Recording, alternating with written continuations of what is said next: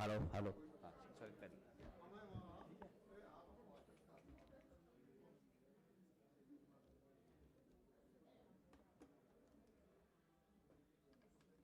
कहाँ लगा रहे हो? मैं लगा दूँ? चलो।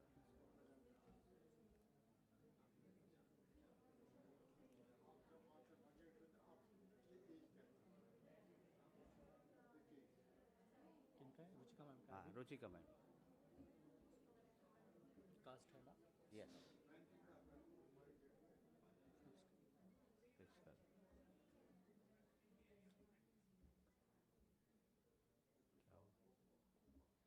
हो?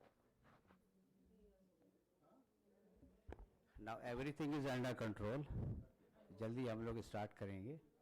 और ये तो सेशन है, हमारी फ्लाइट्स लेट हो जाती हैं, जहाज़ों की मशीनें ख़राब हो जाती हैं। ये तो छोटा सा लैपटॉप और केबल था, तो इंशाल्लाह हम लोग जल्दी शुरू करेंगे। और हम इसमें एक काम ये कर सकते हैं कि जब फ्लाइट्स डिले होती हैं तो लेकिन पहुंचती अपने वक्त पे हैं, वो स्पीड को जो है थोड़ा सा बढ़ा देते हैं। तो हम लोग भी कोशिश ये करेंगे थोड़ी सी अपनी स्पीड बढ़ा दें और जल्दी से अपने जो लेक्चर्स हैं वो जल्दी जल्दी डिलीवर करके उसको ख़त्म कर देंगे, ताकि हमारा सेशन जो है ये वक्त पे कंप्लीट हो जाए। Sir yes, yes please madam come.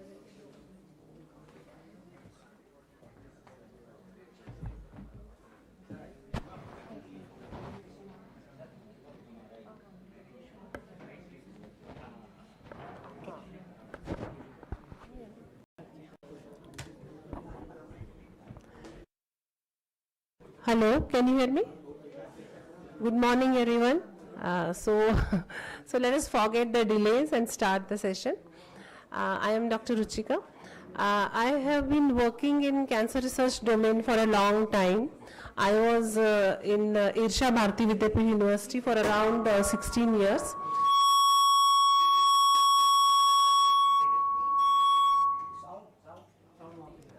Where I was heading the cancer research lab, and I did lot of research in medicinal plants and in cancer domain. Particularly I have worked in breast cancer, cervical cancer, prostate cancer, oral cancer, and I got lot of funding from AYUSH.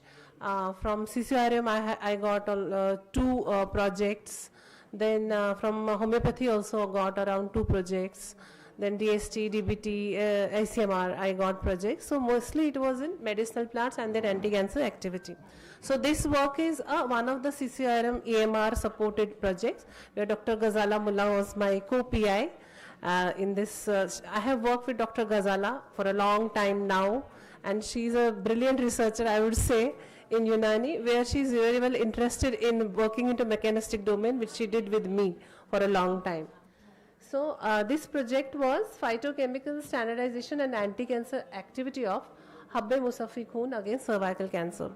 So I have been associated with Unani also for a long time. I was a SAC member committee for almost 3 years, I think 2015 to 18. And in that way I came to know about what is Unani medicine. It's like Ayurvedic medicine, only similar things, names are different and some things are different.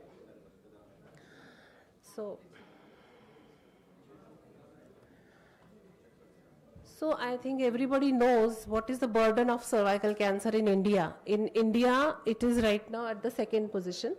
So globally, it is 4th most common cancer and 4th leading cause of death in women.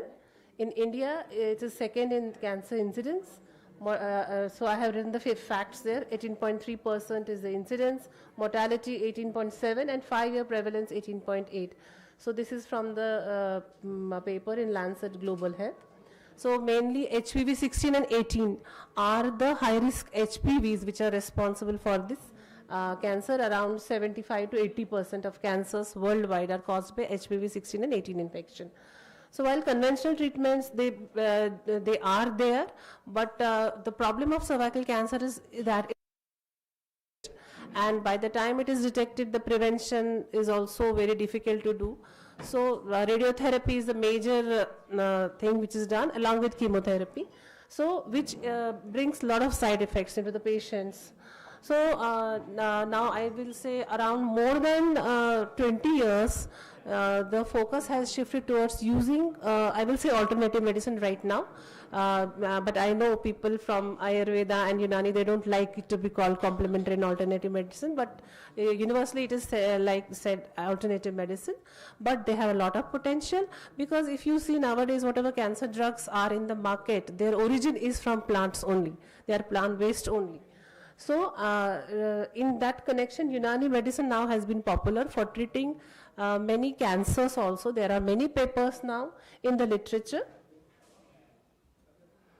So numerous Unani drugs have shown anti-cancer, and various in vitro experiments have been done. By in vitro, I mean to say in different cancer cell lines, wherein mechanism has been deduced, why, which genes are involved, what proteins are involved, how these Unani drugs, they can control the expression of these proteins and genes.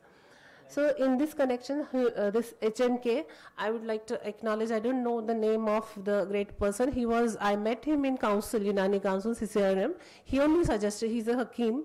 I don't remember his name, sorry to say. But he told me to work on this drug because he is giving this to his patients. And he told me, you write a project on this. That's how I stepped down to this. So it is a compound herbal formulation, that is a polyherbal formulation containing 16 ingredients. The names are written, and traditionally it is known to purify, it is a blood purifier which is known to treat skin issues like boils, scabies, etc. And the various ingredients of HNK I have short form I have used, Habbemosaficun. So various ingredients have been shown to have anti-cancer activity. So now what did we do? So these are the ingredients, Unani names, botanical name, and the plant part which is used in preparation of this compound formulation. So what we did, we tested these aqueous extract we made, and as per the Unani pharmacopoeia, following exactly the same, and then we tested in cancer cell lines. We have used CHA, HeLa, which are HPV 16 and 18 positive. C33A is non-HPV cell line. So here what you can see, HeLa, CHA, C33A. C33A is not a HPV, it is a cervical cancer but non-HPV. Both the HeLa and CHA are 16 and 18 plus. And this drug we tested till 640 microgram per ml. There was a reduction in the, there was a killing viability, there was a reduction in the viability. So the cells were getting killed.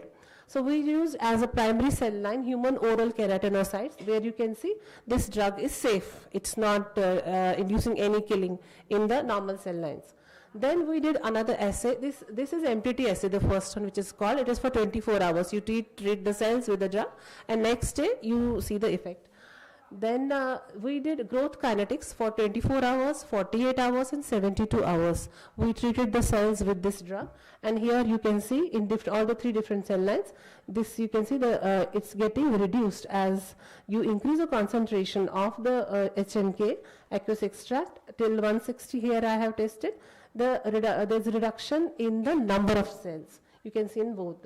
So all these p values are there, like it's written p less than 0.1 indicates statistically significant differences. So this paper is published. I have not written it.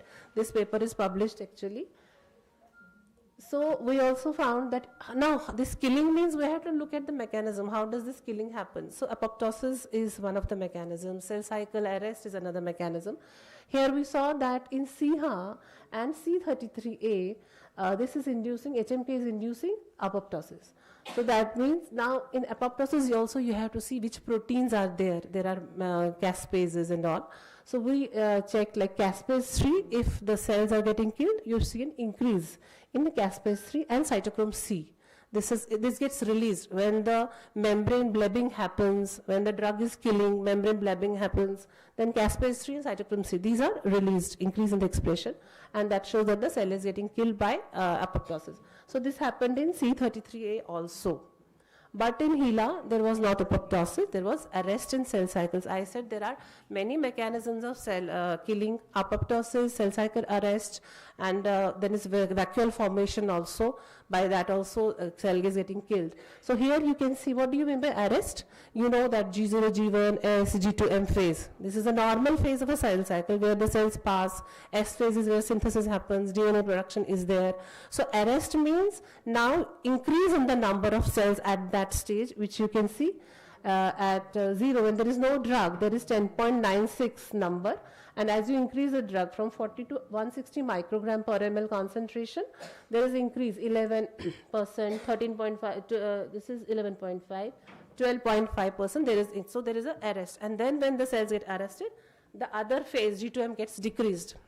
So there are no cells to go back in this cycle. Then we found that, as you know, in cancer, how do they proliferate cancer cells? There's increased in expression of vascular endothelial growth factor, VEGF. So when that's more vessels are formed. When VEGF is increased, more vessels are formed so that more cells can grow. So when you put an anti-cancer drug, you should see that VEGF is getting down-regulated, and that's what we found, that in all the 3 cell lines, when you treat it with, now we have come to even lesser concentration at 80, because if you see this in pharmacology, they say that it should be below 100 microgram, then only the drug has the potential. So that's why we tested till 80 only, and you can see, and they are statistically significant. 3 stars means highly significant. So then also we checked MMP2 expression. What is MMP2? Matrix metalloproteinases. Again, they help in migration. So these are the properties of cancer cells. So when they proliferate in number, the cells, this increase in the expression of MMP2. There are many MMPs. MMP2 and 9 are one of those. And we saw that these are also getting reduced. That means the drug is inhibiting the migration of the cancer cells. Then we found the mRNA expression of potential metastatic markers. So MMP2, I said, microRNA 21 and 20A.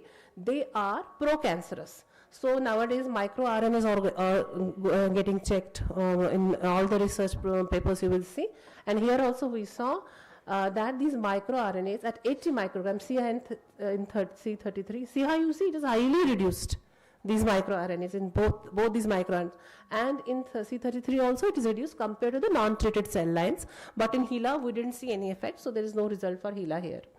53 is tumor suppressor protein, and in cancer it is down-regulated. Now if your drug is an anti-cancer drug, it should increase the expression of tumor suppressors and decrease the expression of tumor oncoproteins, and that's what we saw, that you see this compared to the 0, that is untreated cells, at 40 and 80 in all the 3 cell lines, the p53 expression is getting increased, and MDM2 is an oncoprotein, so that is getting decreased. You can see here MDM2, that expression is getting decreased. So again here we have used MIR, this is a tumor suppressors they are. microRNA 143 and microRNA 138, they are also getting increased in HeLa. So then after doing these initial assays, initially we thought, let us see what is the phytochemical composition. So these all 16 ingredients individually, we subjected them to LCMS, all individually, and the whole formulation also was done. So here this is a presentation of the whole formulation. So how many ingredients are there present? And most of them have anti-cancer activity, reported anti-cancer activity. So around 59 components we could find. Okay. So, one second, sorry. So around 59 you could see chemical moieties you can find, and most of them have anti-cancer activity. Then what we did molecular docking against, so you know, as I said, cervical cancer is caused by HPV 16 and 18. So we thought, let us see, can these bioactives inhibit the active site of HPV E16, E6 protein?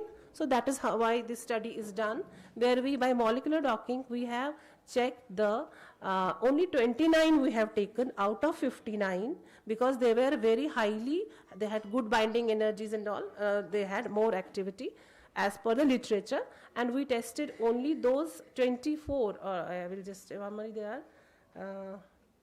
24. Only 24 we checked, docked them against the active site of HPV E6 oncoprotein. So, here it's written, out of 24 bioactives screened against HPV 16 E6 protein, 5 compounds, robinetin, luteolin was a control which was also used, chirosoirol, alloimodin, and methyl delta ionoin showed good binding affinity. That means it inhibited that active site of HPV E6 oncoprotein. And here there are the binding energies. Highest binding energy means more strong affinity for that active site where it can inhibit the activity of the HBV-E6 oncoprotein. So all compounds form hydrogen bonds and hydrophobic interactions, which is required for these bioinformatic based studies. Robin et al. Showed strongest in multiple hydrogen bonding interactions, and these interactions may disrupt what I said, HBV16-E6 functional activity. So this is the pictorial representation of the residues where you can see the ligands. Those are the bioactives, which were 24, and out of that to 6. And that is the pocket of, that is the active site of the HPV-E6. 5 were shown the best, and this is also one of the experiments where you check how strong the interaction is. So based on these parameters. So if we have seen it is doing at bioinformatics level, these are binding. Now you have to show whether it is doing at cell line level also. And there we saw, we checked the mRNA expression. We tested treated the cells with this HMK, and then we have done mRNA assay, RT-PCR, real-time PCR assay, where you can see the HPV-E6 is getting down-regulated. So whatever bioinformatics data we got, we could see it here, at least for E6 also. And E7 also, E7 we have not done the bioinformatics, that may be done in the future. So it's getting reduced. So to summarize it all, HMK demonstrated significant dose and time dependent anti-cancer activity against HPV positive, HeLa-CH and HPV negative C33 cervical cancer lines by reducing the viability and altering their growth kinetics. It induced S-phase arrest in HeLa and triggered mitochondrial membrane mediated apoptosis in CHA. So by increasing the calcium influx, activating caspases, etc. It downregulated VEGF, MMP2 and HV oncogenic markers E6, E7 and upregulated tumor suppressor P53 in cervical cancer cell lines. It suppressed oncogenic microRNA 20 and 21 and simultaneously it enhanced the tumor suppressive microRNA 143 and 138. And the key photo compounds which we found from this extract, luteolin, aluminium, chirostol, etc., they showed high affinity towards HPV-E6 oncoprotein, which supports the therapeutic potential of this drug. Thank you all. Any questions? Thank you, sir. No, aqueous.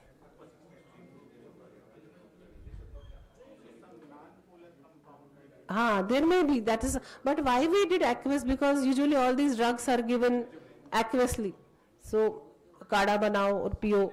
So that is why we try to mimic that situation. What is that doing, that extract? So what is it having? But yes, we are seeing many good compounds will be in those, which can be then active components, which you can make as separate, like tablets of it, where their active ingredients are there. I do agree with you. Any other question? Can I ask one question? See, we have done the cell line study. So, how it is different with the animal study? Animal we have done the animal study also with it, but it was only showing 30% reduction in the tumor volume, only 30% compared to cisplatin. Cisplatin was showing around 90% decrease. So when it is 30% there, we have to see again what is different, because there are many factors. If we are getting the source, it's the batch to batch variation of the drug, we have to see that also. So those things we have to work properly, because if we are getting this in cell line level, we should, but yes, immune organ index was improved in the mice. That means in the anti-cancer drugs, they reduce this, there is a megaly, splenomegaly, that we showed that with this drug, there is not that much. I think it's like normal, the size is happening of the spleen and the liver. Excuse me, ma'am, do you have any future program for this drug? Because we are working for this drug from since long. And we have done some work on acne vulgaris and boils also. What about your future program for this drug? Yeah, I think it should be tested in the patients. It should be tested because it is a traditional formulation. And in traditional formulations, you do not need DCGI approval and all. So we can test it in patients. Thank you, ma'am. Thank you for that beautiful presentation. Ma'am, that side. Yeah, Sujam? Yeah. Okay, now so we will proceed for our next speaker. That's Dr. Amisha. Dr. Amisha, presentation. Since we are already late, we'll have only 2 questions. We'll just have 2 questions per speaker, please. Can I?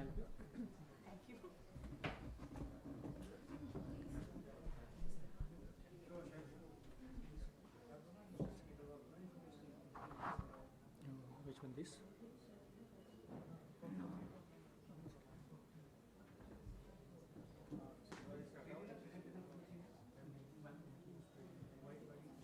हाँ मैं उसमें ही है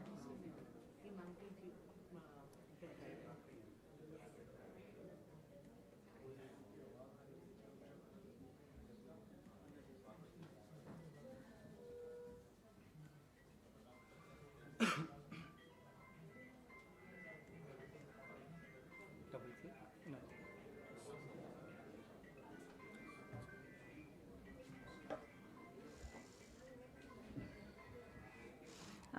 Very good morning to everyone. I am Dr. Amisha Vora. I am from School of Pharmacy and Technology Management, SVKM's NMIMS Mumbai, and I am Associate Professor in the Department of Pharmaceutical Chemistry. So at an outset, I would like to thank the organizers of this Unani Day 2026 to invite me and giving me an opportunity to deliver this talk. This is about neuroprotective potential of Majunisya. It's in amyloid beta-induced animal model of Alzheimer's disease. Majunisya.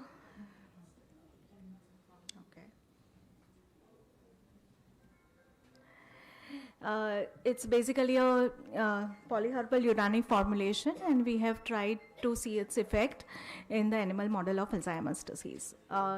So to begin with, Alzheimer's disease is a progressive neurodegenerative disorder, as everyone knows.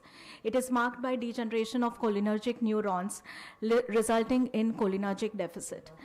About the statistics, in 2019, there was an estimated 3.69 million active cases of Alzheimer's disease, and about 8.8 million Indians over the age of 60 years suffer from dementia. It's a complex disease with complex pathophysiology.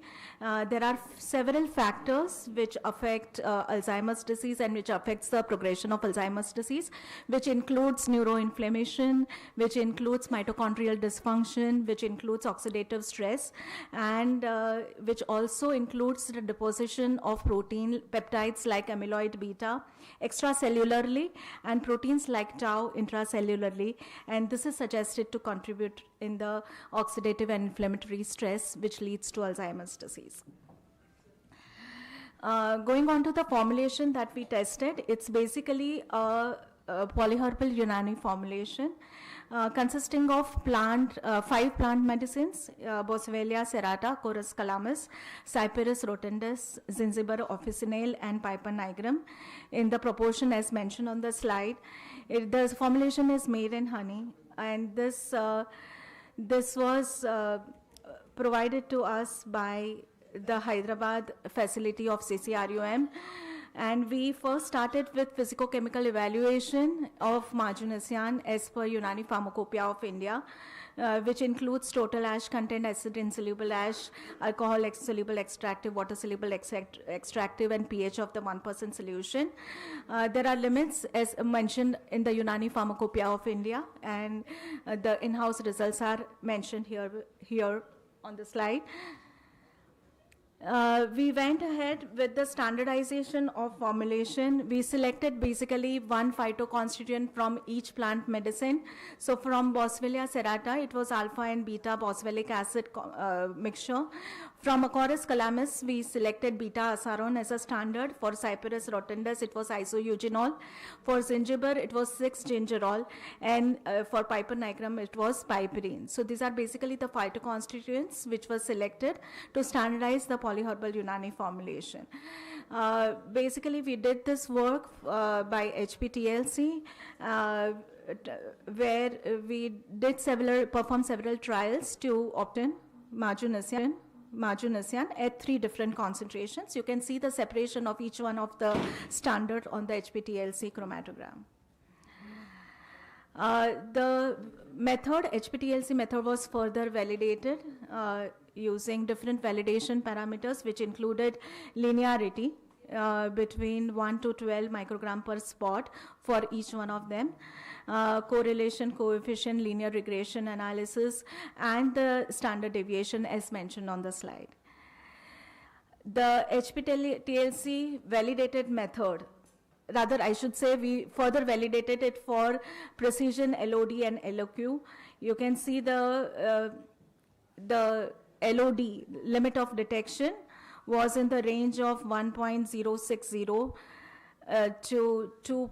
to approximately 2 microgram per spot, and limit of quantification slightly higher, almost 3 times the LOD, the intraday precision and interday precision as mentioned on the slide. We also validated the method for accuracy, and the accuracy was found, for the method was found between 80 to 120%. After developing the HPTLC method and validating it, this method was used for the quantification of each one of its standard in the final formulation, and its quantity in milligram per gram of the formulation is mentioned on the slide. We also used, as the previous speaker mentioned, we also used the LC-MS-MS method for the quantification of each one of them. I have not presented the results here, but it has been carried out. We're going on to the preclinical studies in the amyloid beta-induced animal model of Alzheimer's disease. We divided the groups into 7 groups. The group 1 consisted the control group. Group 2 was sham-operated control group. Basically A-beta peptide was injected intracerebroventricularly in the brain to induce Alzheimer's disease, and the treatment was given at 3 doses. There was pre-treatment as well as post-treatment approach. So basically before induction, we dosed animals for 30 days. This was followed by the surgical procedure where we injected A-beta into the brain, and this was after the surgical care. After 4 days of rest, the animals were further given for 30 days the formulation. The formulations were given at 3 doses, 500 milligram per kg, 1000 milligram per kg, and 1500 milligram per kg. Behavioral parameters were analyzed by Morris Water Maze, which basically describes the escape latency of the animals and the number of entries in the target arm.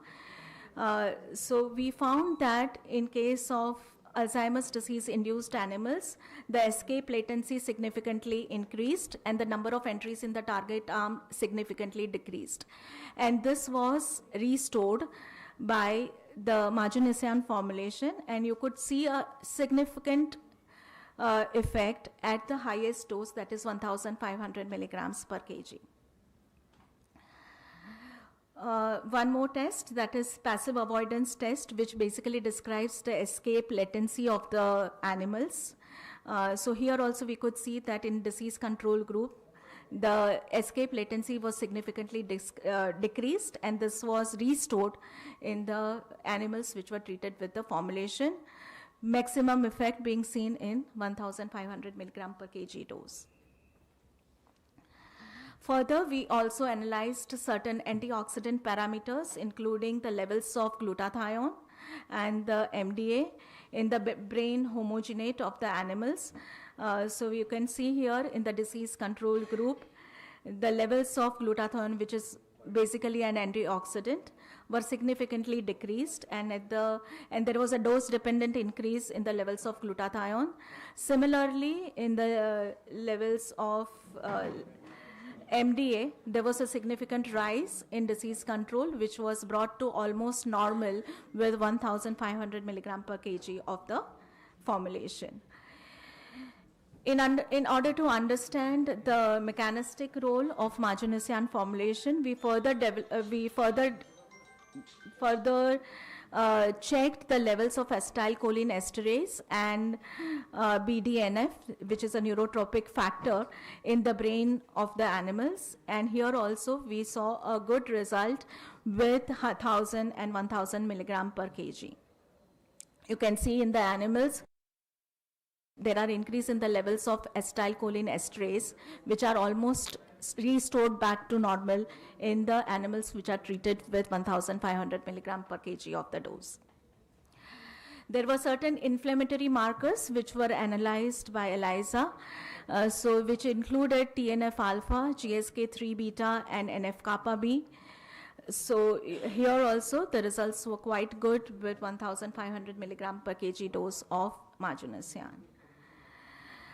Further, the histopathological analysis was carried out for the brain tissue. And here we can see the results, how there is neuronal degeneration, decreased cellularity, and in case of the disease control group, which was almost, you can see the score there, 0-0, in case of marginesian formulation 1500 milligrams per kg.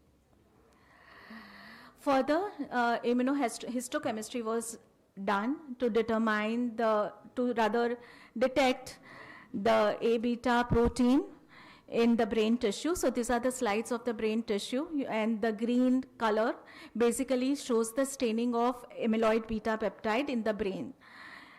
So we can see A is normal control, B is sham control, C is the disease control, where you can see the levels of A beta being very high. And D is donepezil, which was used as a positive control. And the E, F, and the G are the slides of representative brains from animals treated with 500,000 and 1,500 milligram per kg of the marginesian formulation.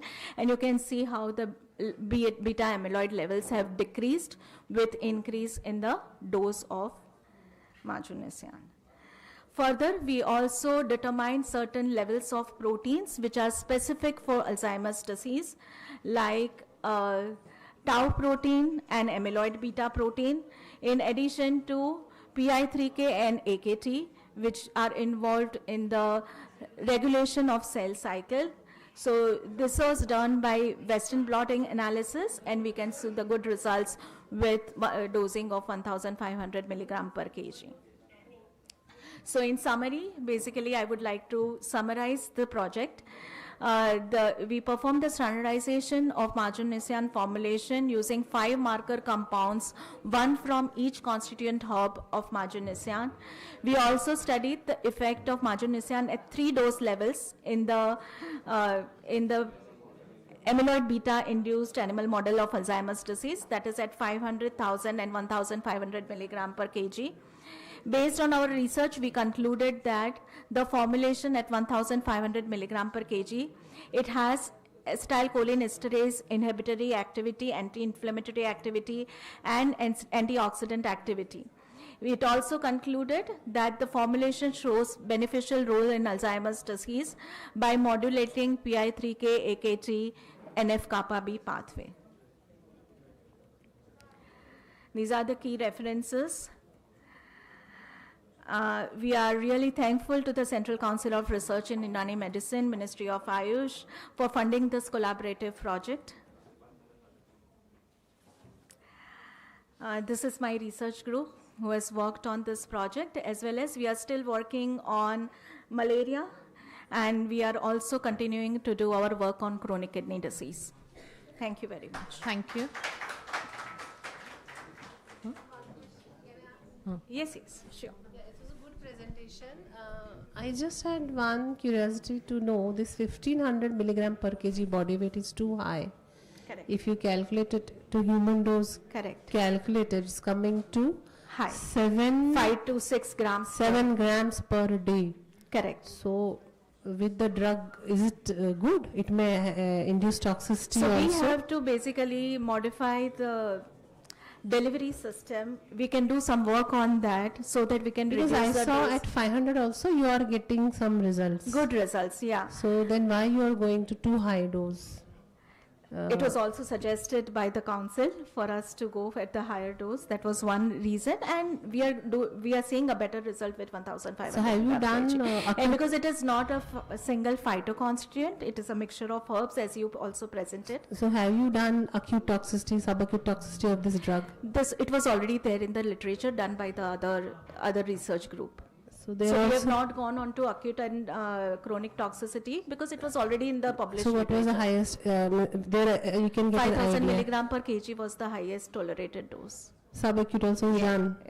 Subacute will be, of course, lesser than that. Acute toxicity is LD50 is more than 5,000 milligram per kg. Okay, thank you. It was already in the literature, so we did not do the toxicity.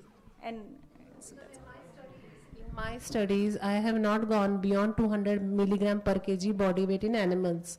All my tumor experiments, and they have given good results. correct. So that's why I just asked this Yeah. question. I'd like to make a little clarification because, you know, tablets, the dosage is less, but when ma'am is doing in Majun, so the dosage for Majun is a little more. Yes, So- because of 70% sugar. Honey is the major component of the formulation, and the individual components are to a very less extent. Okay, so now now we'll proceed. Thank you, ma'am. Thank you so much.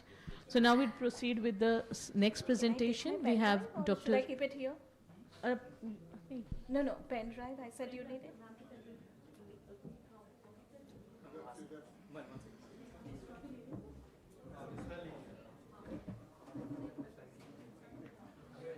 pen drive.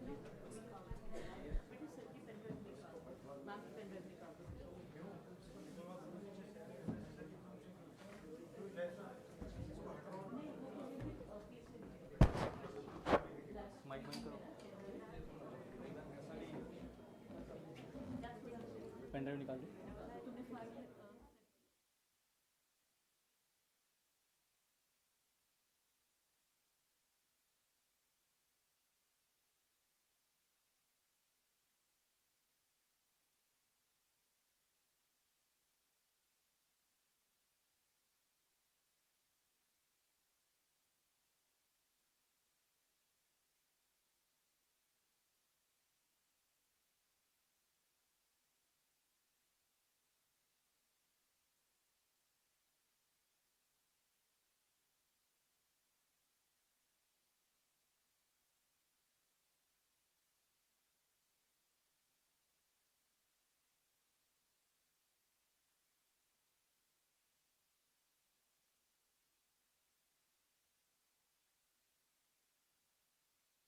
Okay, so now we have Dr.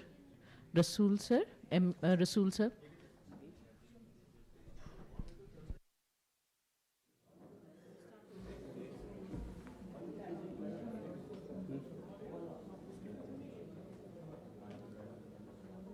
Okay. So, good morning to all. Today I am here to present my research findings. That is nothing but exploring the therapeutic potential of Majun Vishwa and Unani medicine against psoriasis with reference to IL-17A cytokine signaling.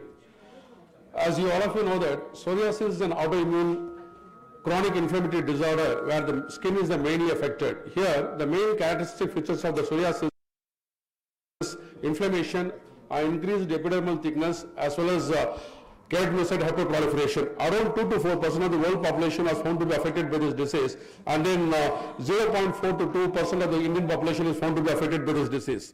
Okay, so when you are saying this immunopathogenesis of psoriasis, if you are asking what is the etiology, till this date there is no proper etiology. But still the researchers who are working throughout the world, what they have identified, the stress and then infection, and then if there is any injury caused to the keratinocytes, these injured keratinocytes will release some cell debris, especially the self-nucleotides as well as some antimicrobial peptides LL37. What it will do, it will go and bind to the TLR7 which is present in the dendritic cell. This dendritic cell will get activated, especially this plasmacytoid dendritic cell. Then this plasmacytoid dendritic cell, what it will do, it will release IL-23 and cytokine. This IL-23, what it will do, it will go and activate the naive T cell. Then the naive T cell will undergo differentiation to form TH17 cell. the TH17 cell is the major one type of subset of T cell which releases one cytokine called IL-17. Here we are going to give more concentration on IL-17. IL-17 is a master cytokine which promotes the inflammation in your body for most of the inflammatory disorder. Recently in 1993 only the cytokine was first identified. In 2000 and early 2000 only the cells which secretes this IL-17 was recognized. So that most of the researchers across the world, they concentrated towards this IL-17A, and then they found that the IL-17A plays a very important role in the pathogenesis of psoriasis by increasing the infiltration of immune cells as well as the increasing the proliferation of keratinocytes. As all of you know that the skin, when you are seeing the skin, it is made up by the dead cells, okay, the keratin. So usually it will take 30 to 40 days to undergo the wear and tear mechanism, normal healthy keratinocytes. Whereas the psoriasis, due to the increased hyperproliferation of keratinocytes because of the IL-17, what will happen? Within 3 to 4 days, the keratinocytes will undergo that cycle, and then that keratinocytes, the immature keratinocytes will come to the skin, especially to the epidermal region, where it will undergo, it will die, so that it will cause a lesion and itching and redness, which will cause the scaly patches. So we thought here, is there any strategy to inhibit the secretion of IL-17? If any compound which found to block the secretion of IL-17A, or it found to reduce the secretion of IL-17A, that will be the important strategy for most of the autoimmune disorder, especially the psoriasis. Here, why we have to give importance to the IL-17 means this IL-17, which is secreted mostly by the TH17 cells, as well as by the natural killer cells, as well as by the cytotoxic T cells. This cytokine is found to increase the keratinocyte proliferation, which causes the epidermal thickness and scaly patches in the skin, as well as this IL-17 is responsible for increasing the infiltration of immune cells in the skin. This infiltrated immune cells, what it will do, it will promote inflammation, which will cause redness and itching. So we have to, as the researchers, we have to concentrate on how to downregulate the secretion of IL-17, as well as how to block the IL-17 binding with the target cell, so that it will be a good strategy to control the pathogenesis of autoimmune disorder, not only psoriasis, for other autoimmune disorders also. Here, first, for example, a lot of research has been carried out to show that the importance of IL-17 in pathogen in psoriasis. We can see that one antibody which has been directed against the IL-17 is found to inhibit that pathogenesis of psoriasis. And then in my own lab, we found that one compound called DIM, it is found to inhibit that, it acts as an IL-17 inhibitor. It inhibits the IL-17 binding with the receptor, so that it decreases that pathogenesis of psoriasis. We found that. And then other compounds also found to act as an IL-17 inhibitor, and then they found to decrease that IL-17 activity so that the psoriasis is found to be decreased. And then see here, these are all, when you are seeing this treatment for the psoriasis, from the 1950 up to this date, there are a lot of treatments are available. Okay, so from the traditional to the conventional and to the modern medicine, including that IL-17 inhibitors and TNF alpha and then IL-6. But whatever the inhibitors are available to downregulate that secretion of this cytokine as well as to control the pathogenesis of psoriasis, but all these monoclonal antibodies, it is applicable only, it is affordable only by the rich peoples and to the developed countries. It is not possible to get for the common people. So as a researcher, what we are going to contribute? So in that search, we found that our traditional medicine, our Indian system of medicine, especially Unani medicine, is there any possibility to control this pathogenesis of psoriasis? Is there any possibility to prove that that it is working on the psoriasis? In that search, what we did, we came across one drug called Majunishba. It is a polyherbal Unani formulation. This drug, it has been practiced by the Unani physician for a long time, and then it has been found to have a very good anti-arthritic activity. Okay, here, previously some researchers, they did some clinical studies, and they found that it is found to have a good anti-psoriatic activity in clinical patients, especially in psoriatic patients, and then it found to decrease that symptoms of psoriasis. But whatever it is, nobody has found that molecular mechanism how this drug is acting on the psoriatic patients. Okay, this increases our curiosity, and then in 2014, we worked on this drug. We found that this drug is having a potent anti-arthritic activity. Okay, so this is the results what we got. In 2014, one project was sanctioned by Ministry of AYUSH, and then we did this research, and then we found that this drug is having a potent anti-arthritic activity by decreasing the proliferation of fibroblasts like synovial cells, and then it decreasing the secretion of rankle, a compound, a protein which is necessary for the bone erosion. By that way, we came to know that this Majunushba is able to have a potent, promising anti-arthritic activity in rats. With this promising results, what we did, since we came to know about that anti-arthritic activity, we had the curiosity whether it can able to work on psoriasis. So that since it is having an IL-17 inhibitor role, so we proposed this hypothesis. Here, what we did, all of you know that,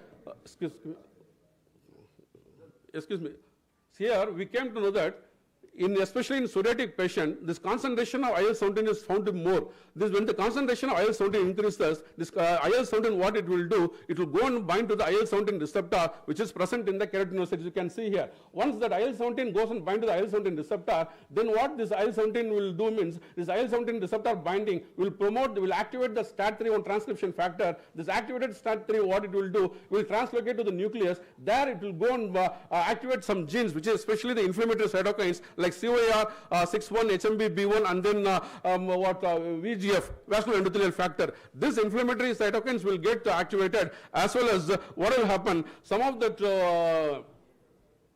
antioxidant enzymes are found to be downregulated, which will increases the process called ferroptosis. Okay, so all these things what it will do, it will increases the pathogenesis of psoriasis. So we had a question whether this drug can able to inhibit the binding of IL-17 with IL-17 receptor interaction binding, as well as it can able to downregulate the STAT3 activation, as well as it can able to downregulate, inhibit the translocation of STAT3, and then can able to downregulate the expression of these inflammatory genes. With these questions, we proposed this work, and then we started to work. So here what we did, we took the mice, and then we induced psoriasis in the mice by applying one cream called imiquimod. Imiquimod is a cream which acts as an TLR7 agonist. What it will do, this imiquimod, it will go and bind to the TLR7 in the dendritic cell, and then the dendritic cell will get activated, and the dendritic cell will release IL-23. The IL-23 will go and bind to the naive T cell. The naive T cell will go and activate, will undergo differentiation of TS17 cell, and the TS17 cell will differentiate, will secrete IL-17. So this IL-17, which is getting secreted by the IL-17, which is getting secreted by the TS17 cells, will increase the proliferation of keratinocytes, and then it will increase the infiltration of immune cells, so that it will cause itching, and then it will increase the epidermal thickness. This is the mechanism which is how that imiquimod is inducing the psoriasis. So after applying the imiquimod to the mice, we saw that the scaly patches started to appear, and then after 6 hours of imiquimod applying, then we administered Majunushba. Since the psoriasis is a skin disease, so giving the oral administration, it will have less meaning. So that what we did, we established a cream, Majunushba composed cream, and then we applied it topically also. We checked both the topical administration as well as the oral administration, and then what the results we got, we can see that mice which we administered the imiquimod has got that psoriasis, whereas that mice which applied with that Majunushba topical cream as well as the oral administration, we can see that scaly patches is found to be reduced. Okay, and then we checked that skin weight, because the skin is a major secondary lymphoid organ where all that immune cells will get matured. So any autoimmune disorder, the spleen will get enlarged. Okay, so that we checked whether the spleen is having any impact on the psoriasis pathogenesis. As expected, we saw that during the psoriasis, that the spleen is found to be got enlarged, which results in splenomegaly. Whereas in the drug administration, when the psoriasis is found to be downregulated, the spleen weight is also found to be reduced. So it shows that it is having an impact on the spleen. Okay, and then we checked that inflammatory cytokine level in the serum, especially the IL-17 and IL-23, and then interferon gamma. As all of you know that IL-7 plays a very important role in the psoriasis, and then IL-23 is responsible for differentiation of Th17 cells. Interferon gamma, which is released by the dendritic cell, is responsible for activating that macrophages. So all these cytokines are found to be reduced in that serum by the administration of Majunushba. Okay. And then we checked the epidermal thickness in the skin tissue. As expected in the psoriasis tissue, we can see that the epidermal thickness is found to be increased because of that keratinocyte hyperproliferation. Whereas in that Majunushba topical administered mice, you can see that the epidermal thickness is found to be reduced, which shows that this drug is having the capacity to decrease the proliferation of keratinocytes. Okay, here we checked the immunohistochemistry of phospho-STAT3 and Ki67. The phospho-STAT3 is that activated form of STAT3, which is responsible for the activation of the inflammatory cytokines. And then Ki61 is the marker for the cell proliferation. We checked, and then we saw that in psoriatic animals, this concentration is found to be high, whereas in directed Majunushba treated animals, this concentration, this activation of the STAT3 and then Ki61 is found to be downregulated. By that way, the psoriasis pathogens are found to be decreased. And then we checked the gene expression of inflammatory mediators, especially COR61. Why we choose this COR61 means the COR61 is the inflammatory mediator which increases the infiltration of immune cells in the skin. So if any drug which blocks that secretion of COR61, that will decrease the infiltration of immune cells in the skin, so that the immune cells infiltration is decreased, so that the redness and then itching will be controlled. That is the importance of COR61. Whereas this HMB1, it is a damp particle. This death-associated molecular pattern. This DAM is responsible for activation of dendritic cells. So this DAM, whenever there is a secretion, downregulation of this HMB1, this activation of dendritic cells will be reduced, so that the psoriasis will get controlled. And then we checked the VEGF. This is one of the vascular endothelial growth factor, which is necessary for the vascularization, so that this psoriasis will be controlled. Okay. And then when we are coming to the summary of the preclinical findings, we found that the Majunushba is able to decrease that imiquimod-induced psoriasis inflammation in mice, as well as the topical formulation is found to be having good efficacy when compared to the oral administration. And then this Majunushba is able to regulate the expression of phospho-STAT3 and downstream targets. If you know that this IL-17, which is getting secreted by the Th17 cell, it will go and bind to the IL-17 receptor in the keratinocyte. That is inside the keratinocyte, the STAT3 will get activated, and then it will release these inflammatory cytokines. So what we did the proliferation assay. So we took the Hackett keratinocytes, which is a primary human derived immortalized keratinocytes. What we did, we checked that proliferation of keratinocytes in the presence of IL-17. Okay, so we know that the IL-17 is the major cytokine. So what we did, we exposed these keratinocytes with the IL-17, and then in presence of IL-17, this proliferation was found to be increased. Whereas in Majunushba treated Hackett cell lines, that proliferation of keratinocytes is found to be decreased. So from this, we came to a conclusion that when you are activating that keratinocyte proliferation in presence of IL-17, after the administration of Majunushba, this keratinocyte proliferation was found to be decreased. Okay, and then we checked that STAT3 activation and JAK2. Here, this STAT3 and JAK2 activation is found to be increased in IL-17 treated keratinocytes, whereas this Majunushba downregulated the activation of STAT3 and JAK2 in IL-17 stimulated keratinocytes. And then we checked that COR61 where it was found to be downregulated, and then we checked this DAMP, it was also found to be downregulated in IL-17 stimulated keratinocytes. We checked VEGF, it was also found to be downregulated in IL-17 stimulated keratinocytes. Okay, now what we did, we checked whether during the psoriatic conditions, whether there is any reactive oxygen species generation in presence of IL-17. In presence of IL-17 stimulated keratinocytes, this ROS was found to be increased. We checked that ROS by estimating the intensity of the fluorescence intensity of that the ROS. Here in IL-17 stimulated keratinocytes, the intensity was found to be, the ROS generation was found to be increased. And then very good interesting thing here, we checked the mitochondrial membrane potential. All of you know that mitochondria is very important for the cell for production of the ATP. Once the cell is found to be healthy, the mitochondrial potential will be good. Once the cell will undergo damage, the mitochondrial potential will come down, it will be dysregulated. here, especially in healthy cells, when you are checking the mitochondrial potential, you will get the red fluorescence in presence of JC1 dye. Whereas in case of that IL-17 treated keratinocytes, this the mitochondrial potential was found to be less. Okay, because of that, the mitochondrial intermitochondrial membrane is found to be damaged, so that it indicates that cells are not in good shape. So whereas in Majunishba treated what IL-17 administered keratinocytes, this mitochondria, you can see that the red fluorescence is restored, which indicates that mitochondria is found to be healthy.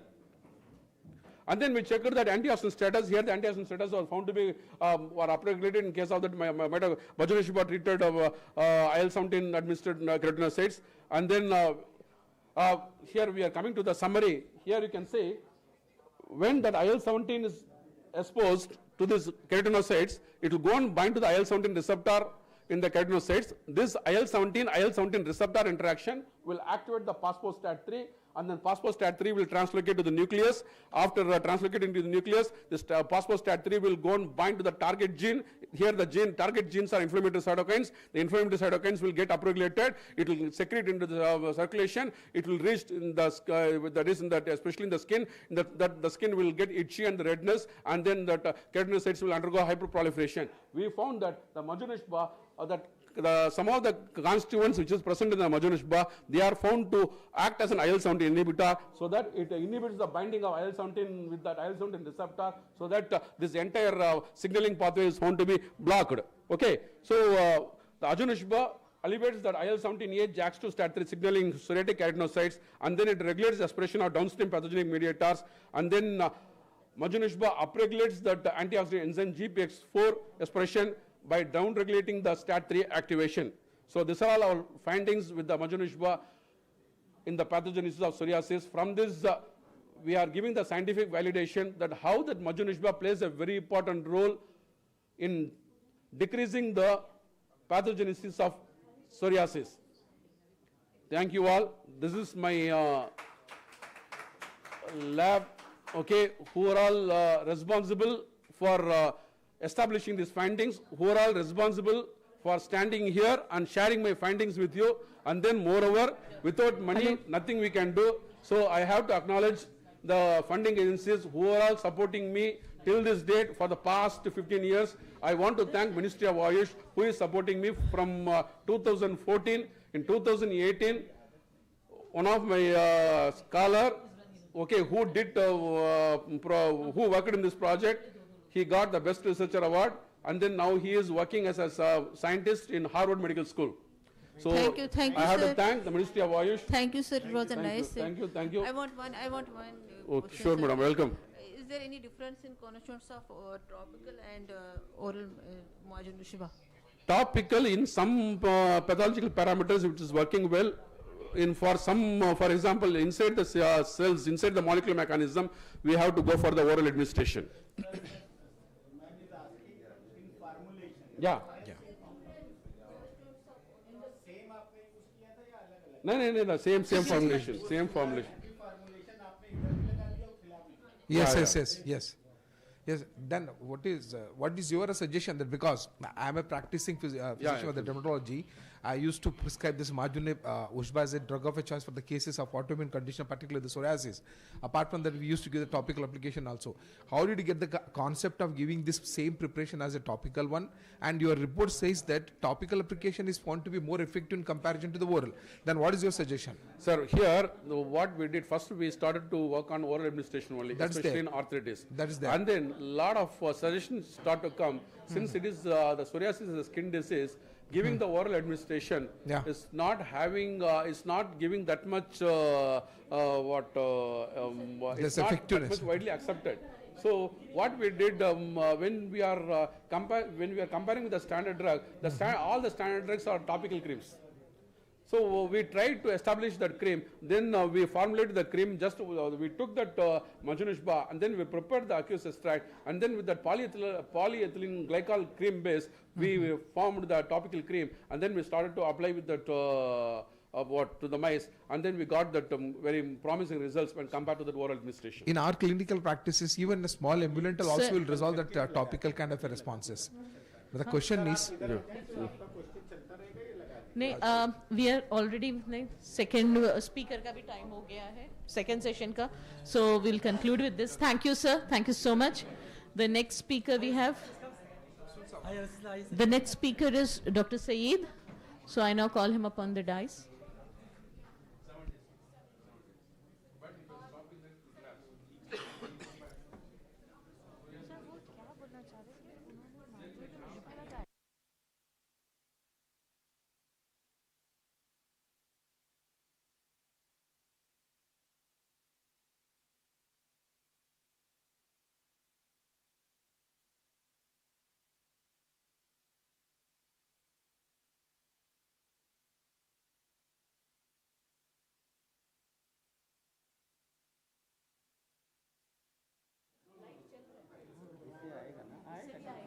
उससे photo भी खींचेगी ना, पता चलेगा. हम impersonate नहीं करवा रहे हैं. It's okay. हाँ ठीक है.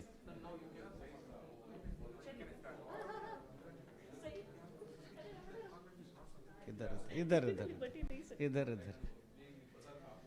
So good afternoon, assalamu alaikum. I will take just a little time and pointer आ गया नहीं है. Little time to speak something about just Unani, what I am doing in my laboratory, okay? And topic is metabolomic profiling to strengthen evidence-based Unani medicine. Next करेंगे भैया. Yeah. This is not slide changer. Yeah. So, School of Pharmacy I belong next, and then बेटा भागते रहो. Yeah, हाँ, this नहीं रुक जाओ. This is Center of Excellence of Unani Medicine, a laboratory next. So this is the next. Coming to Unani medicine. So you all know that we started from Hippocrates and with the different avenues. Now here we are here in India next. And then since this is Unani Day and we are not going to talk about Hakim Ajmal Khan, then it's not good. So Hakim Ajmal Khan worked mainly on Asrul and isolated Ajmalin. Not Hakim Ajmal Khan, in fact, isolation was done by Dr. Salimuzama Siddiqui under the supervision of Hakim Ajmal Khan, and that's why he have named those compounds, many compounds he isolated from Asrul and given the name of, in the memory of Hakim Ajmal Khan. And then again he did a lot of work on neem also and isolated many compounds. Next. Some definitions, even Professor Iram is here and many other Unani and other Unani physicians and scientists are working. Some confusions are there. So I just wanted to clear it here. What are these things? What is food? That is essential for your life. Those things are going to come in my presentation. Any substance which is essential for our life is food. And then talking about drug. Drug is anything if you are taking and this is going to change your physiology. Like sugar you are taking, not changing anything in your body. This is a food. This is essential for your life. If you are taking a chili powder, एक चम्मच ले लिया आपने, बहुत कुछ change होगा, आप जानते हैं, and that's how it is a drug. Okay. Then nutraceutical and dietary supplement, and then coming to medicine first. So what is medicine? If any drug taken as or even food taken for therapeutic purpose, then that only it is medicine. Okay. Talking about nutraceutical and dietary supplement, these are neither drug nor food.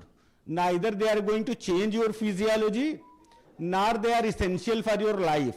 Simple definition. And then if they are going to support your physiology, support your well-being, that is nutraceutical. Ayush medicine is the only thing which is reported in Schedule 1. Any other thing that is not any Ayush medicine. And then Ayush Ahar is the Ahara or food developed from the substances reported in Schedule 1. Rest other things are not coming in AYUSH. Next. Traditional medicine, what is ASU and H medicine? That is not characterized. Okay. Modern medicine is chemically characterized. I am not going to other thing. Next. So what is current need in these things? Means in Unani we need scientific validation. Right now we need synergy based combination. Synergy based combination, if you are going to prepare mixing 1 plus 1 in any of the Schedule 1 drugs, those are not patentable.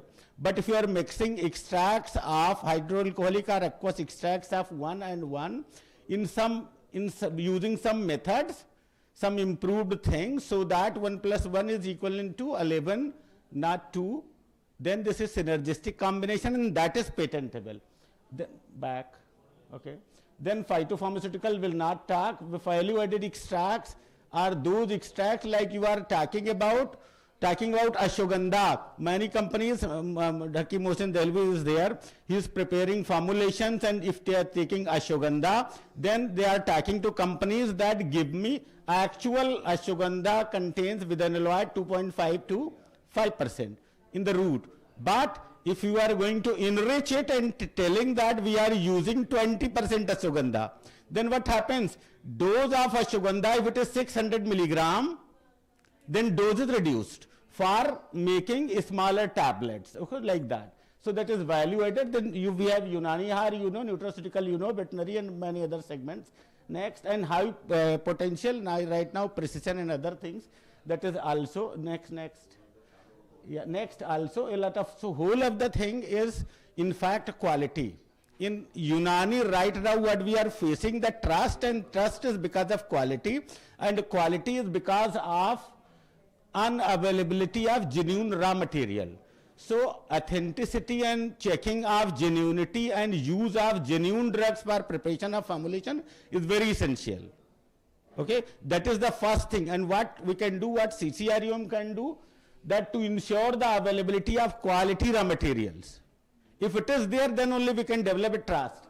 If we can ensure WHO GMP, you can see in Ayurveda and you can see in any other things, we have lots of WHO GMP. We do not have any one, even Hamdard is also not. So we can have some WHO GMP and some have uniform policy of each and every companies, so that they can talk to that WHO GMP and get their formulation prepared, and so that they have uniform standard.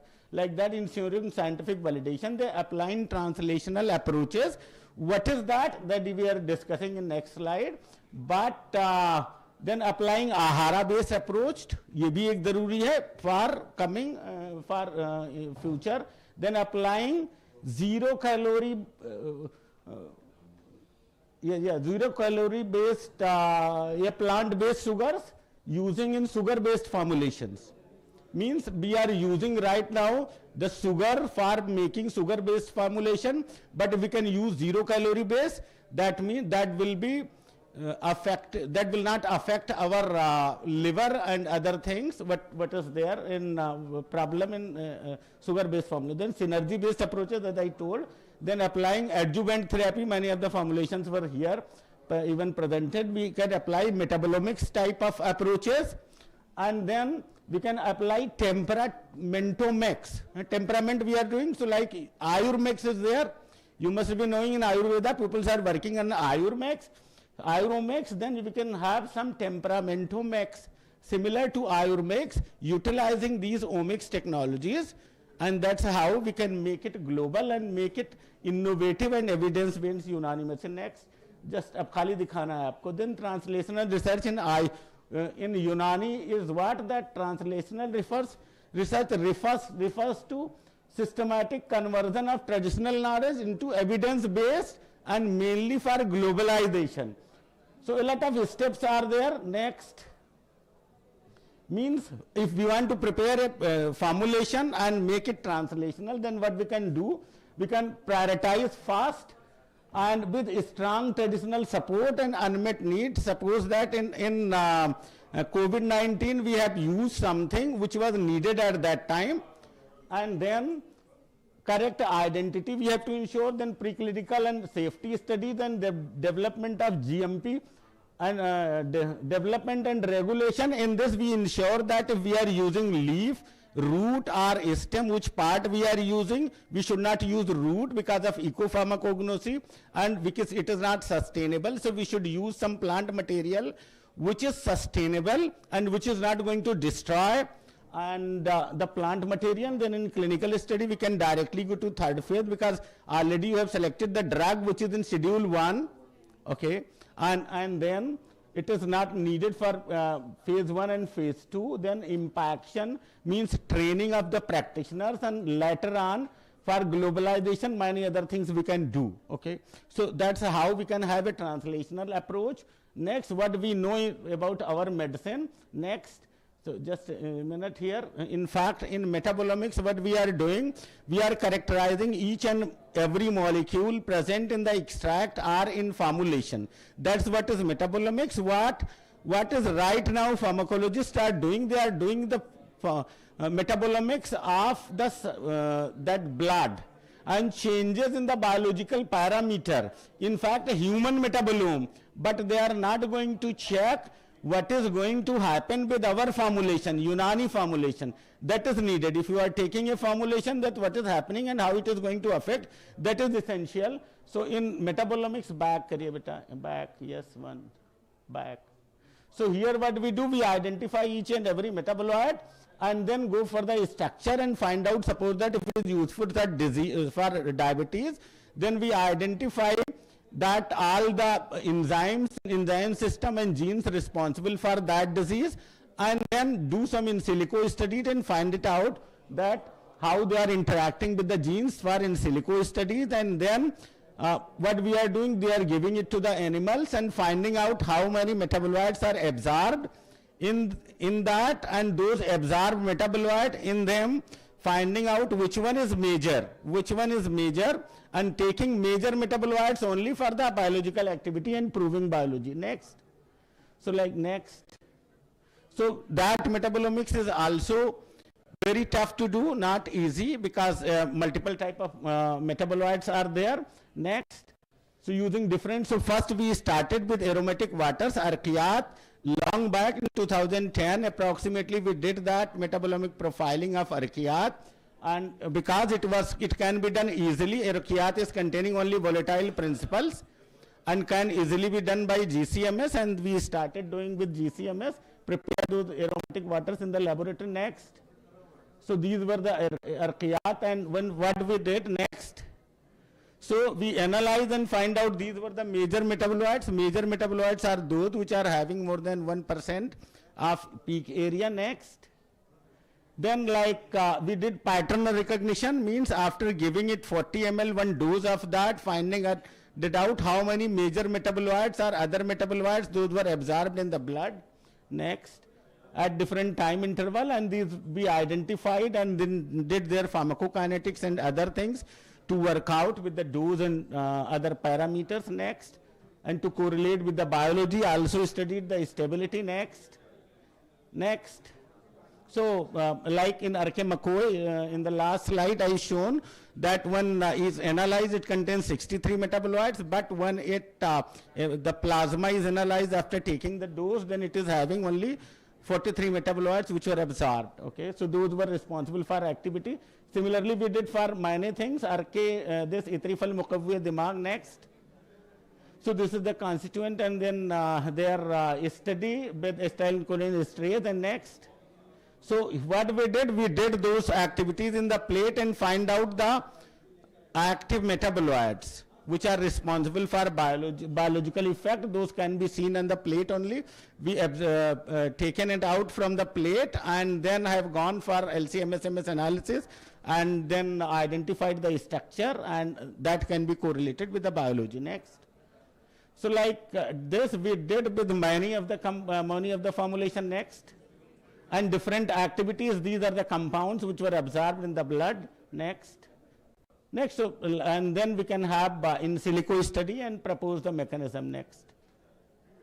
Next, similar to biology, biological effects. So, what we do, we take the chemistry of Unani formulation and then correlate with in silico and in vivo biology. So, different type of activities and different things we do in our laboratory. Next, not going much in detail how they are going to up next.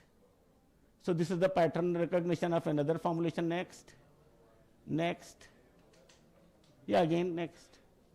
So, this is the outline of network pharmacology. That's how we do. Next, and then we are getting this type of results and how they are interacting with different genes to find out the mechanism. Next, then these are the publications. Next, similarly we are doing on nephroprotective activity. Next, so here these are like for nephroprotective activity we selected about 21 plants which are reported in Ayurveda and Unani in different formulations. And next, so out of them when we screened, we found about 5,000 reports, 5,000 papers published, and then screened in different way and find out these 21 selected. And out of these 21, when we did the in vitro activity, we found one, you can see that Daucus carota and one APM gravulans were having the best activity. And then we selected them and mixed their extract in different concentration, approximately 96 combination. Out of 96 combination, we found one that is best synergistic to make a patentable formulation.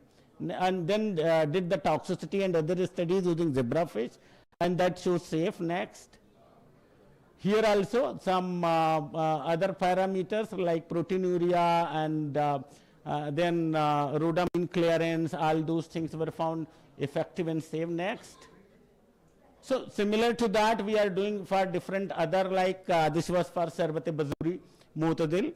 Next, so this was for nephroprotective effect of some other formulation. Next, so this was for Ziamase single. And next, and this was for Glycyrrhiza glabra. Next, yeah, some activities we are doing in our laboratory on zebrafish, and that is having approximately 70% matching with the genes of human, and 84% disease is matching. So we just finished.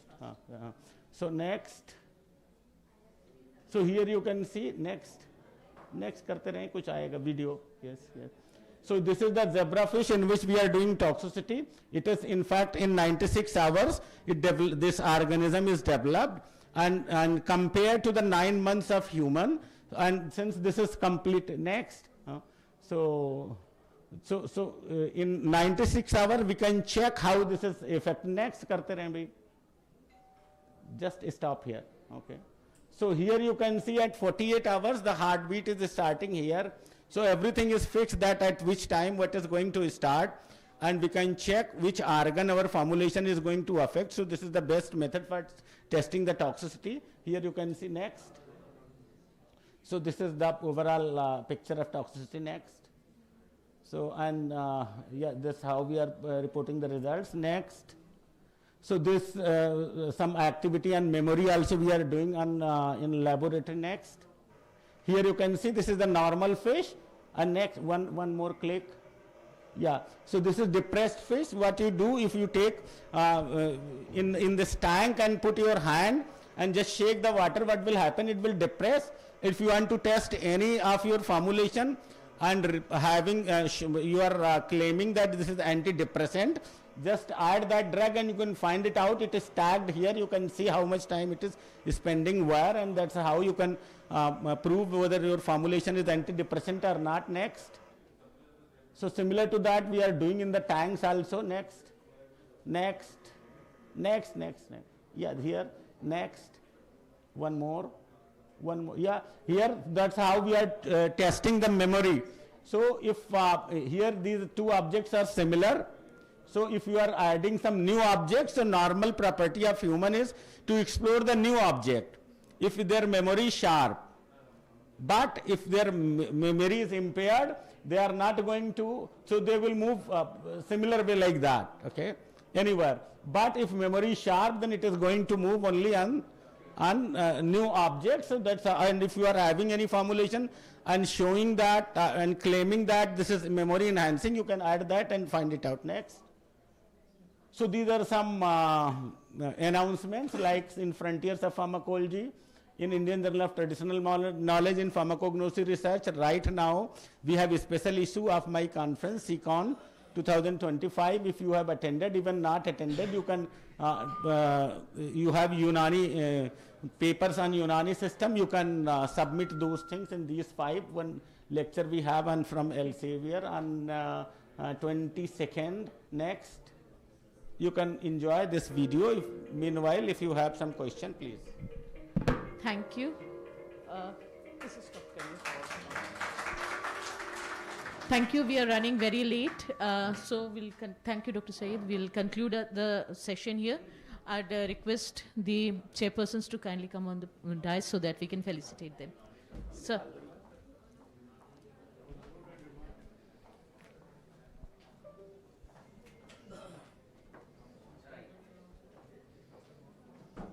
निकालो सब सामान.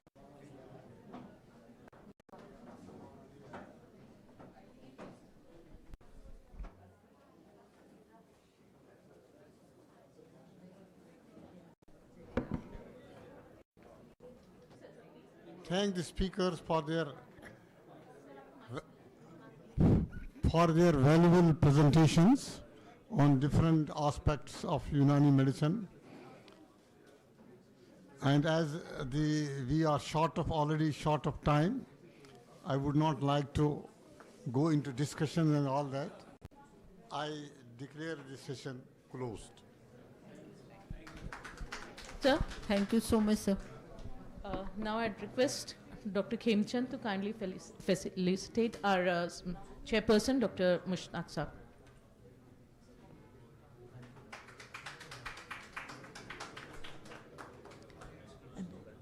नहीं पहले आप लोगों के करेंगे ना. Now I'd request Mushtaq Saab to kindly felicitate Dr. Irfat ma'am. Irfat ma'am. और वो भी ना फोल्डर भी दे दो साथ. फोल्डर भी. खेमचंद, मुश्ताक साहब को दे दो.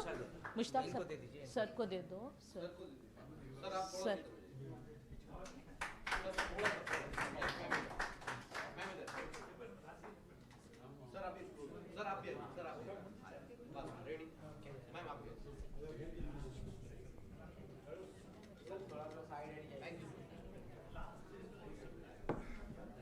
Folder दे देंगे बाद में देंगे. Now I request Mushtaq Saab to kindly felicitate Masroor Saab. दो ना ये रखे दो. ये कर लो, ये दे दो. मुश्ताक साहब को दे दो. Masroor Saab.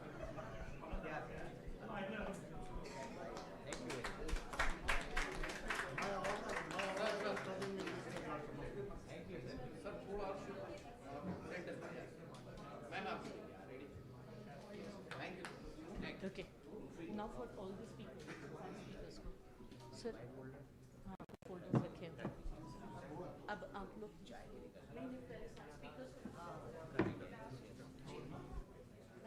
Now I request Masroor Saab to kindly facilitate Dr. Ruchika. Dr. Ruchika, is she here? She's left. Gone. Then we have Dr. Rasool. Dr. Rasool.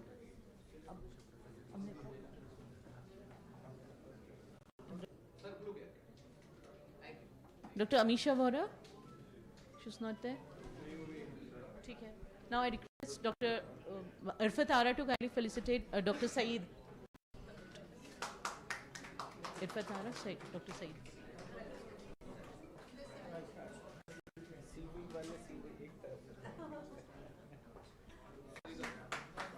Can we have a group photo of the session, Dr. Rasool? Group picture. Ajay? Saeed भी अच्छा है. And Ruchika, Dr. Ruchika भी नहीं है ना. आप भी Ajay? The keynotes, the rapporteurs. बस.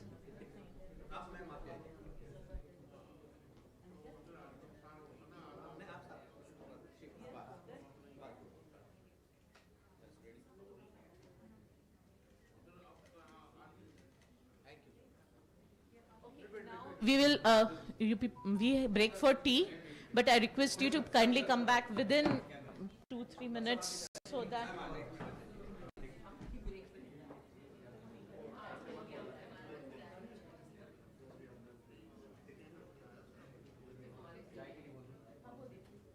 For tea, but I request the audience to kindly come back soon so that we can start the second session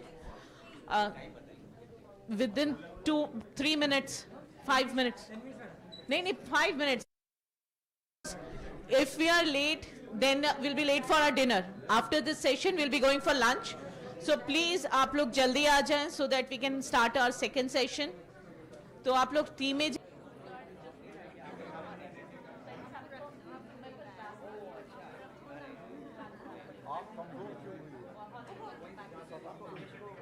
ज़्यादा सता भी नहीं रहा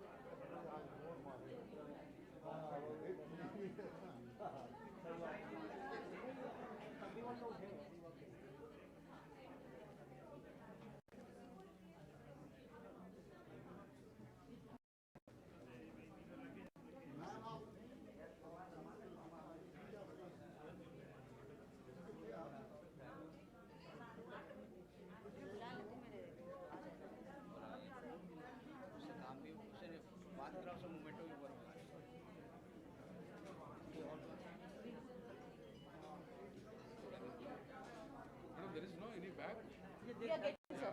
Getting the bag. हाँ, mic off कर दो.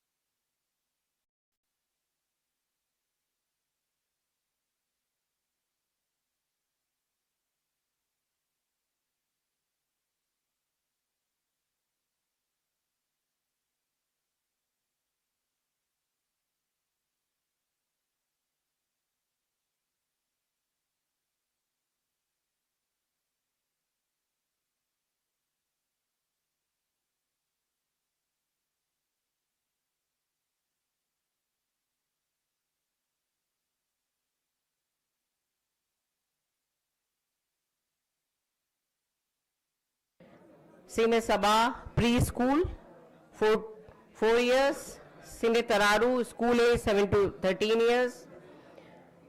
Sine Rihaq, puberty 13 to 19 years. And Sine Fatah, late adolescence 20 to 25 years.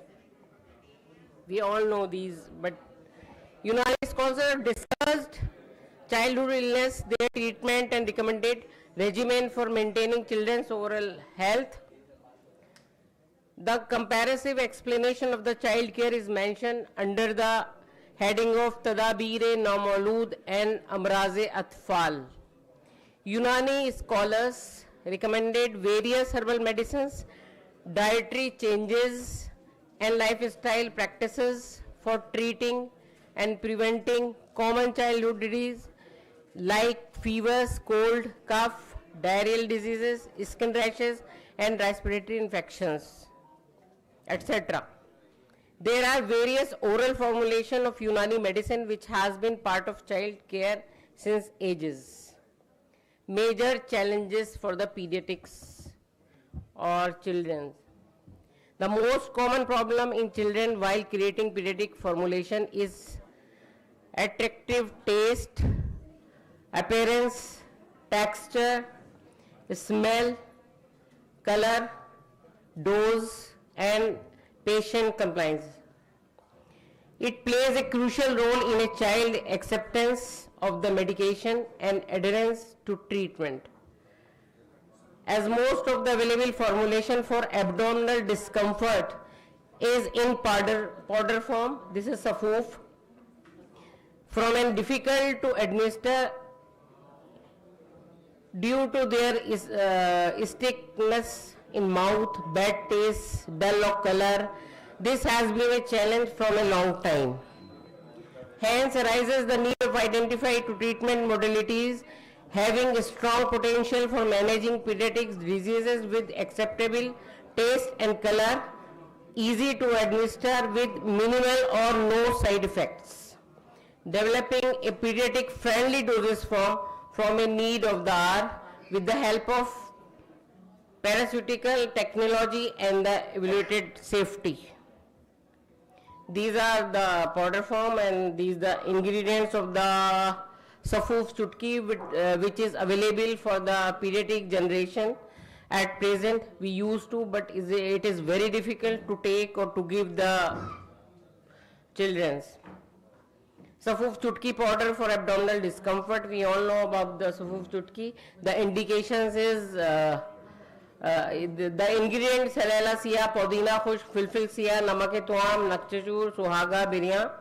Action is anti-diarrheal, Hazim, digestive problems, anti-diarrheal, again Badhazmi, dyspepsia as written in classical literature. Dose is 500 milligram in children, 1 gram in adults. Again a challenge, 500 milligram to give the age group of my study is 5 to 12 years. Dosage from Safoof to syrup, it is because it's working on this, the new formulation, and comparison with the Safoof Chutki and the Colicade. Colicade is in market already available and people are using for the spasmodic pain for the children. Algae, in syrup form.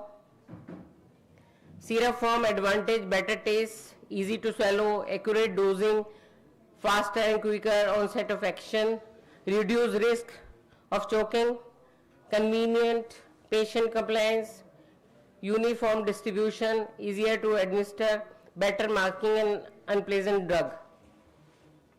This is the powder we know. Novel formulation for abdominal discomfort is 5 gram of each powder drug crushed or neem kofta soaked in water. I think we all know the procedure of this. Till volume reduce the 1/4 of the original decoction, and this is the procedure we all know. Laboratory parameters, experimental standardization of the extract, TLC, total flavonoid, DPPH, assay, formulation development and characterization, heavy metals, pesticides, aflatoxins and total microbial load. Already done. These are the some pictures, TLC results, total cyanide, this is all the results. DPPH already done, heavy metal, all positive results are fine. Test for specific pathogens, these are the E. coli and the Staphylococcus, Pseudomonas, yeast. And test for pesticides already done. Aflatoxin, all tested aflatoxins were below quantification limit. These are the reports. Characterization of the syrup.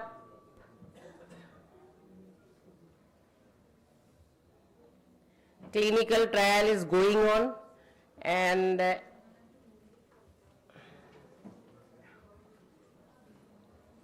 these are 3 groups in clinical trial. One is for the novel formulation, and the second one is Safuf Chutki, which I have shown in syrup form, and the third is Colicade. So there are 3 groups in the trial, and that is trial is going on with good result, satisfactory results.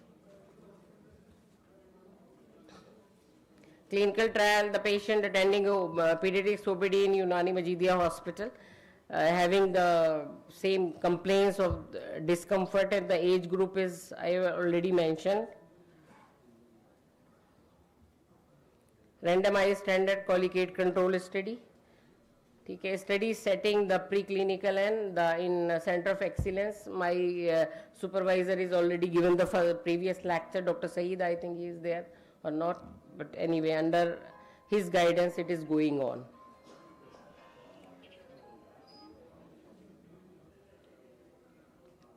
These are the groups which I have already told.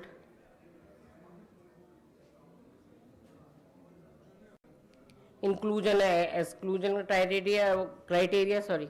Colic pain, bloating, constipation, nausea, vomiting, flatulence, diarrhea, children of either gender, parents or guardian of the patient willing to the sign of the written consent. We know about the trial. And exclusion, less than 5 years or more than 12 years. Congenital disease, bacterial infection. Informed consent already, yes. It is must for the trial, and before anything the ethical clearance also, especially for the children, already done.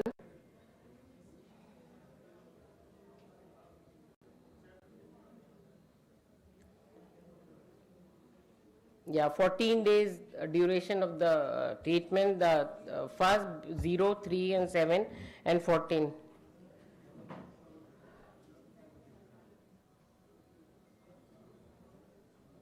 Assessment criteria, clinical sign, symptom, investigation. The basic investigation, hemogram, LFT, KFT, and stool routine microscopic.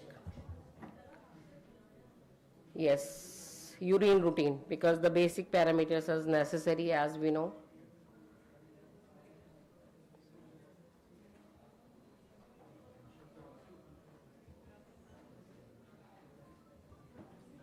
So that is the minimum and conclusion of my study, the novel formulation comparison with the Safuf Chutki and the market available Colicade syrup with the same age group for the complaint of the antidiarrheal, colicky pain, nausea, vomiting, the common problem of this age group. So thank you very much. Thank you.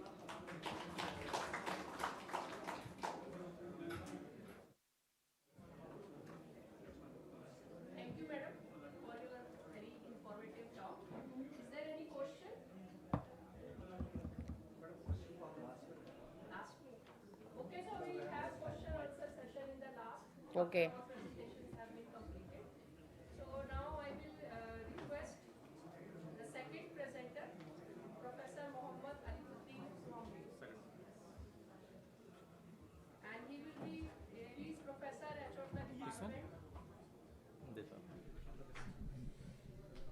Head of the Department, Ambre Zilwa Tazian, Skin and Cosmetology. Yes. National Institute of Unani Medicine, Bangalore. And he will be sharing his experiences, his evidences on evidence-based Unani care in skin disorders. So please, I welcome you, sir. Please listen to him. No talking in between.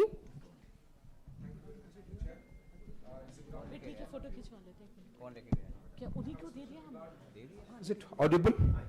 Yeah. With a special regards and submission to the chair and all the dignitaries who are attending this, considering this is one of the academic discussion of this program.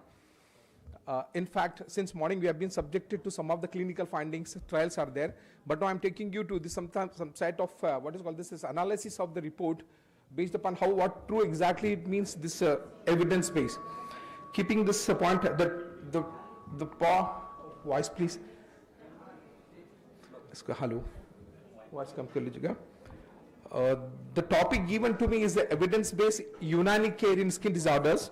Let me take you, as all of you know that today if you look at the globally, skin conditions are very extremely common global wise, and mostly what happened collectively if you look about the other conditions, these are among ranked in the highest cause of disability associated burden, otherwise they are not fatal. कहने का मतलब ये है कि if the person is suffering with any skin disease, they are not going to die, rather than they are going to cause disability associated life activities.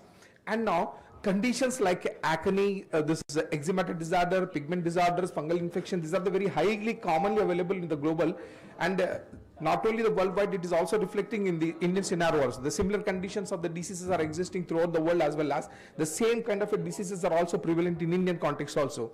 And what is the impact? What is happening if this skin diseases are there? It causes a lot of a psychosocial impact, like people who are suffering with the loss of a self-esteem, and social interaction is deprived, work productivity is decreased, and people who are going to the school children, their performance also decreased. This is what the impact of the condition of skin condition diseases. As the topic is, we are going to talk about evidence-based Unani care in skin diseases. I have segregated this topic into three different the portion. Let me try to explain you what exactly this evidence-based, why we are talking more about the evidence-based. In fact, my dear friends, this is the evidence-based is a part of the medicine system. It is a new approach, modern approach, where the people are trying to make a medical decision by the practitioners to provide them the best of the best possible care to the patient. I mean to say, this is a new concept, approach of providing a treatment to the patient that can be very decisive. And now, this is supposed to be David Sackett is the father of epidemiology. This is evidence-based medicine who conceptualized this definition in 1996. According to him, says that evidence-based medicine is a conscientious, explicit, and judicious use of current best evidences, that is for making a decision about the care of the patient. This is what the gist of this evidence-based medicine. As I said, this is a new approach. Before that, nobody is talking about evidences. There are only the people are thinking about the effectiveness of the systems. But now the effectiveness of the systems are going to make a documentary evidences of evidences. And now, if you take this a brief description of the evidences are nothing but the facts, the science, what you are going to find. And now ultimately, you are believing that whatever the approach or the treatment you are going to take adopted as evidence, that makes you to believe that these are something it is true. Let me take you to some other part, adding the actually definition of the evidence-based medicine. When we call it as an evidence-based, because everybody is talking about evidence-based, evidence-based, evidence-based. Mere based upon a single study, nobody can claim about this is evidence-based. Truly, the evidence-based of medicine is an approach which is supported by a large amount of what is called as the rigorous research, the scientific systematic research. I sincerely request the people, please keep the aura of the auditorium. Otherwise, it is a distraction to the speaker here. Thank you. I hope that you are listening to me. In fact, the definition of the evidence is it is an effectiveness of an approach is supported by large amount of data, large amount of scientific studies only. Mere based upon one study, nobody can claim that this is an evidence-based generation. Right. Second thing is, if you wanted to make any study to be considered as evidence-based, there must be a triad. Three things should be there. First of all, the first thing is the best available research evidences, and these best available researches evidences can be generated through our RCTs. That is a primary source of evidence generation.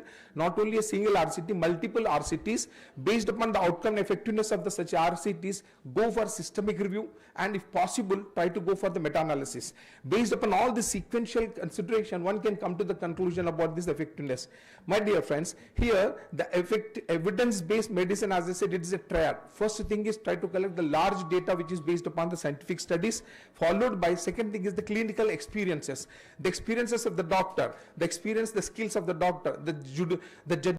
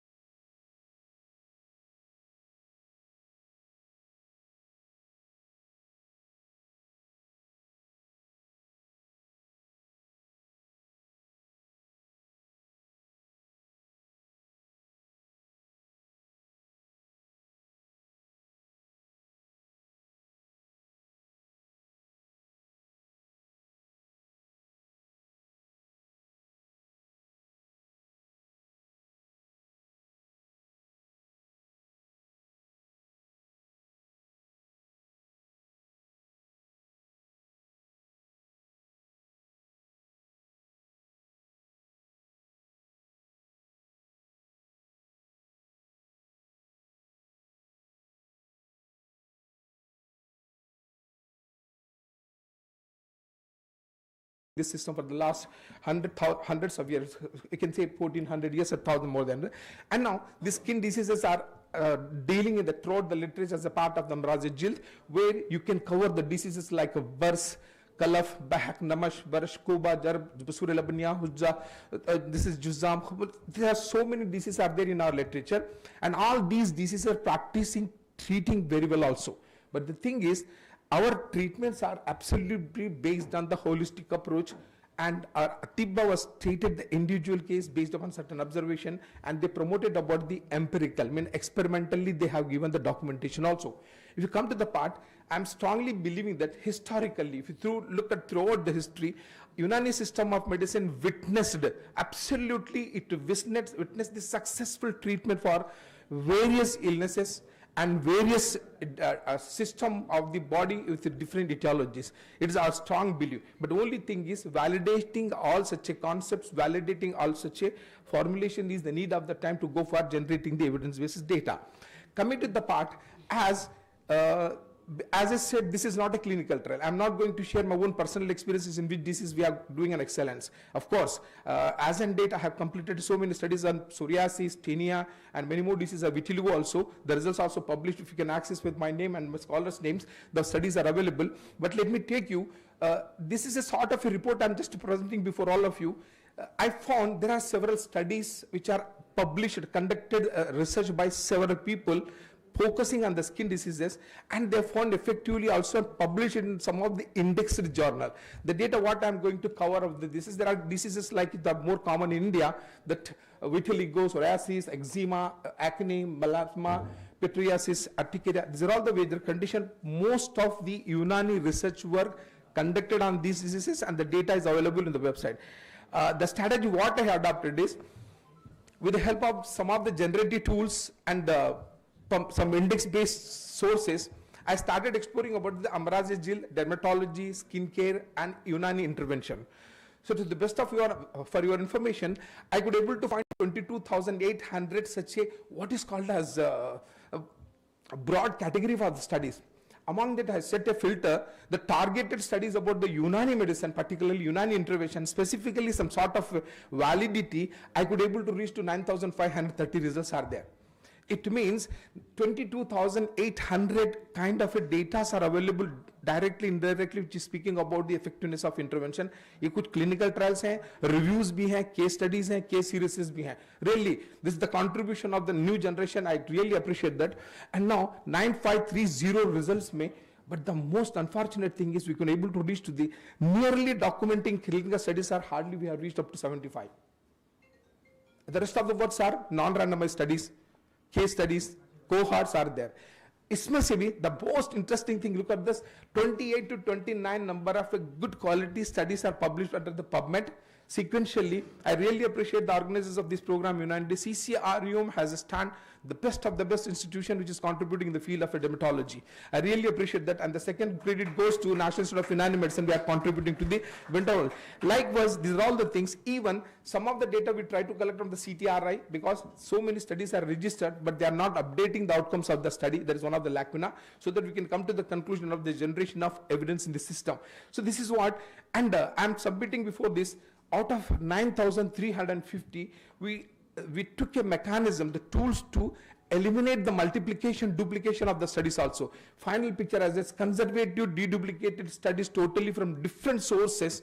Altogether, we got 75 studies which are giving some grading system of the evidence. My dear friends, the methodology, the CRE framework, which we adopted, globally the people are adopting to set two of the things is the level of evidence of the clinical trial and the certainty of the outcome. Because everybody is claiming that my intervention is absolutely effective. Does it really effective? The outcome is really quality oriented or something like assumption. So many studies are there. But here I have tried to bring you some 13, many more are there. These are the valid tools globally people are using. Among these 13, the two first grade approach and this Oxford approach, they are the most commonly using tools to assess the level of evidence and the certainty of the study. अब हमने इसमें क्या किया? The first procedure what we adopted is out of these studies clinically for the Amrazajil, the Tazina, the effectiveness.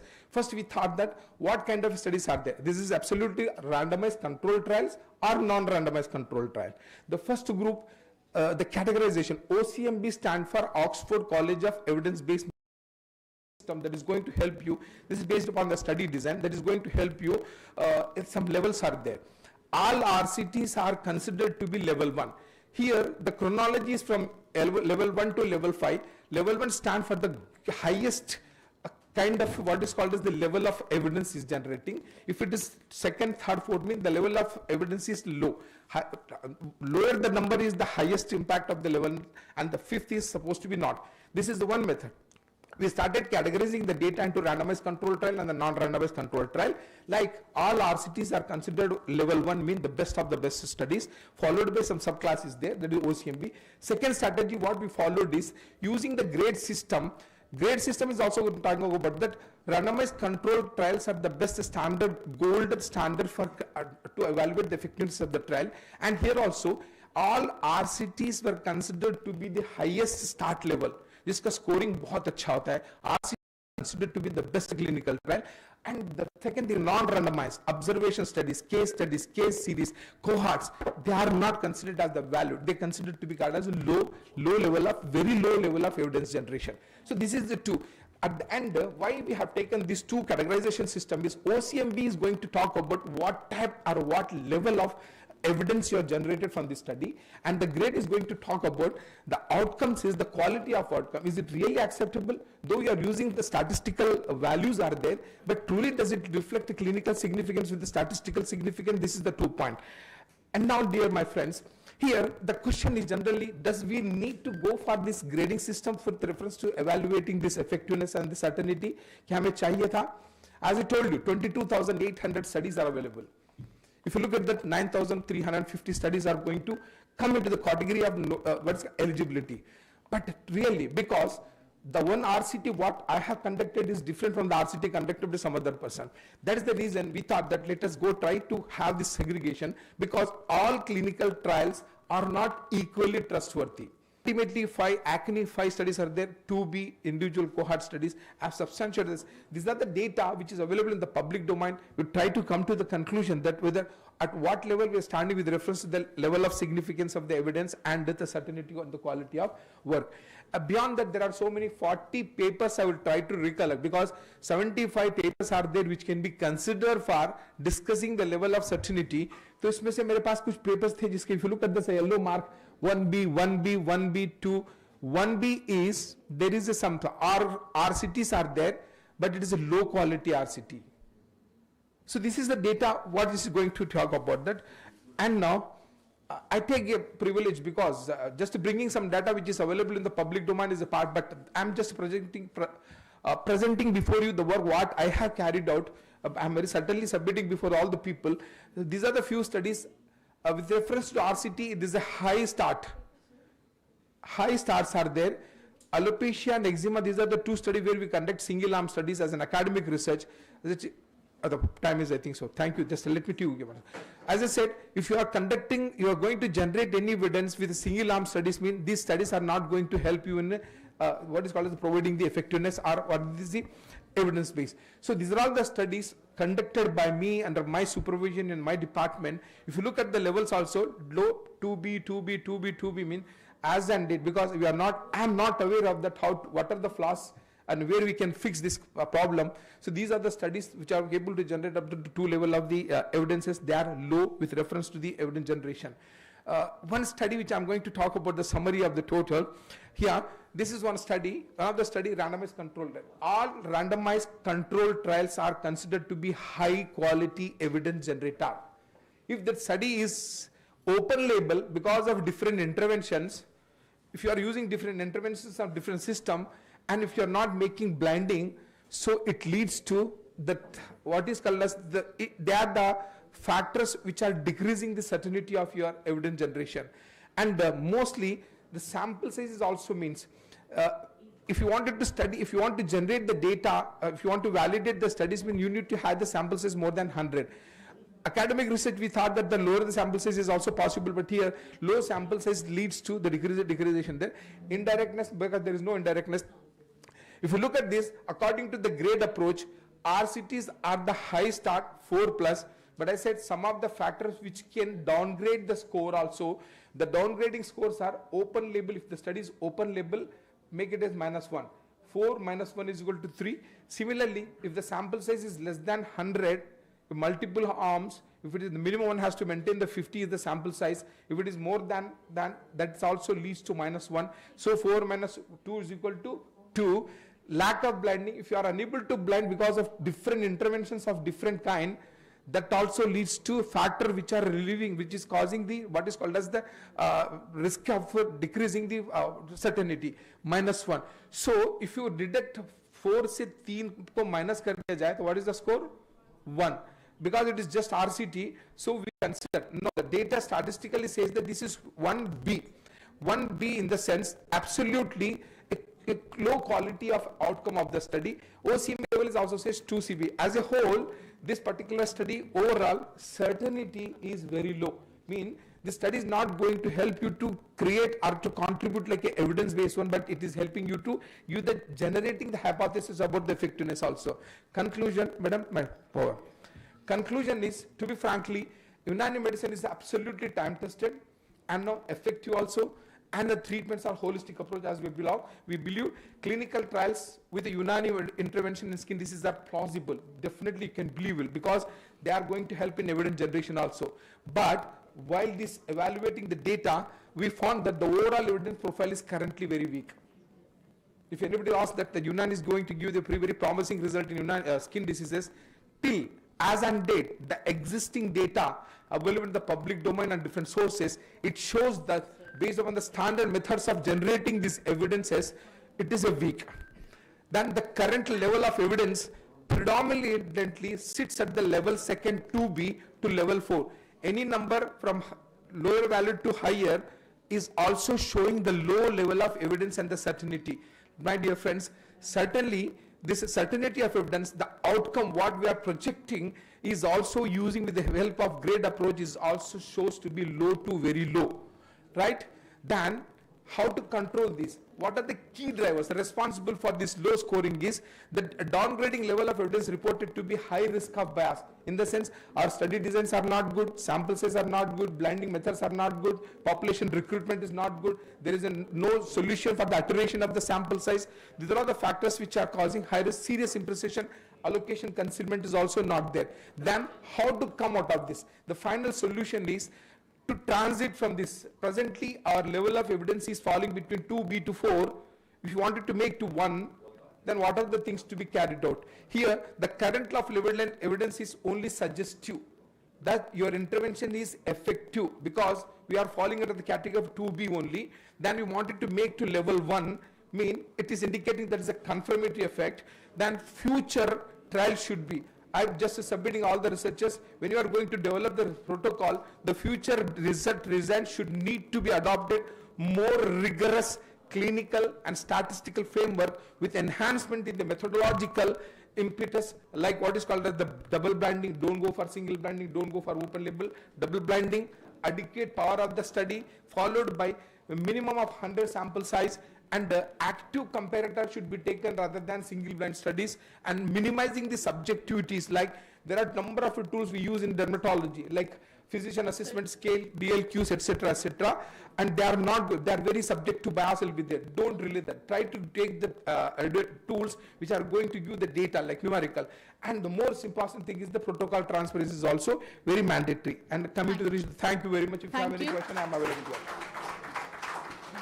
We are running late, so we'll skip the question answer session and we'll go on to the next speaker. Thank you very much. Thank you, sir. Now I call upon Dr. Ghazala Mullah. She is the Vice President and HOD, Department of Physiology, ZVM, Unani Medical College, Pune. Dr. Ghazala Mullah, please.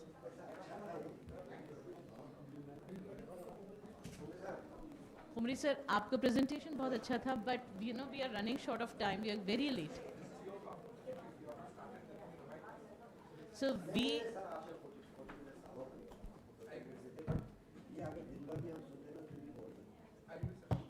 each topic is an ocean in itself, and knowledge is something that is endless right from the day one till the day end. We are students. So now the stage is all yours, Dr. Ghazala.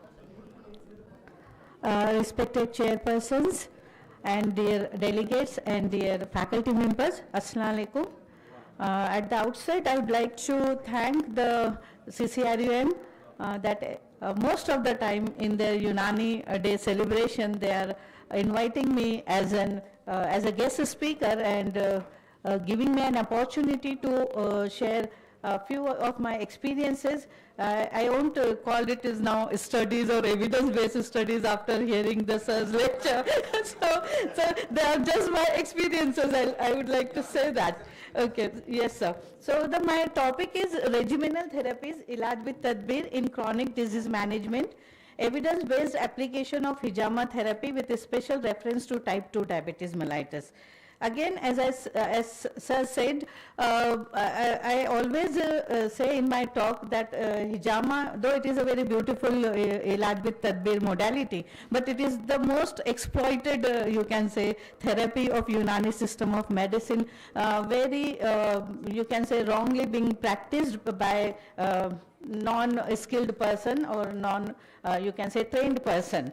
And again, the next topic which I have selected is type 2 diabetes mellitus. So the rationale of my study is that if you look at the prevalence of diabetes, what we can see that type 2 diabetes mellitus, it affects over 500 million adults worldwide, and it remains major public health challenges, with India facing one of the highest burden, as India is known as the hub of the type 2 diabetes mellitus. So the latest data from 2024 shows significant prevalence across global, national and state levels, predominantly type 2 cases, that is overall 96%.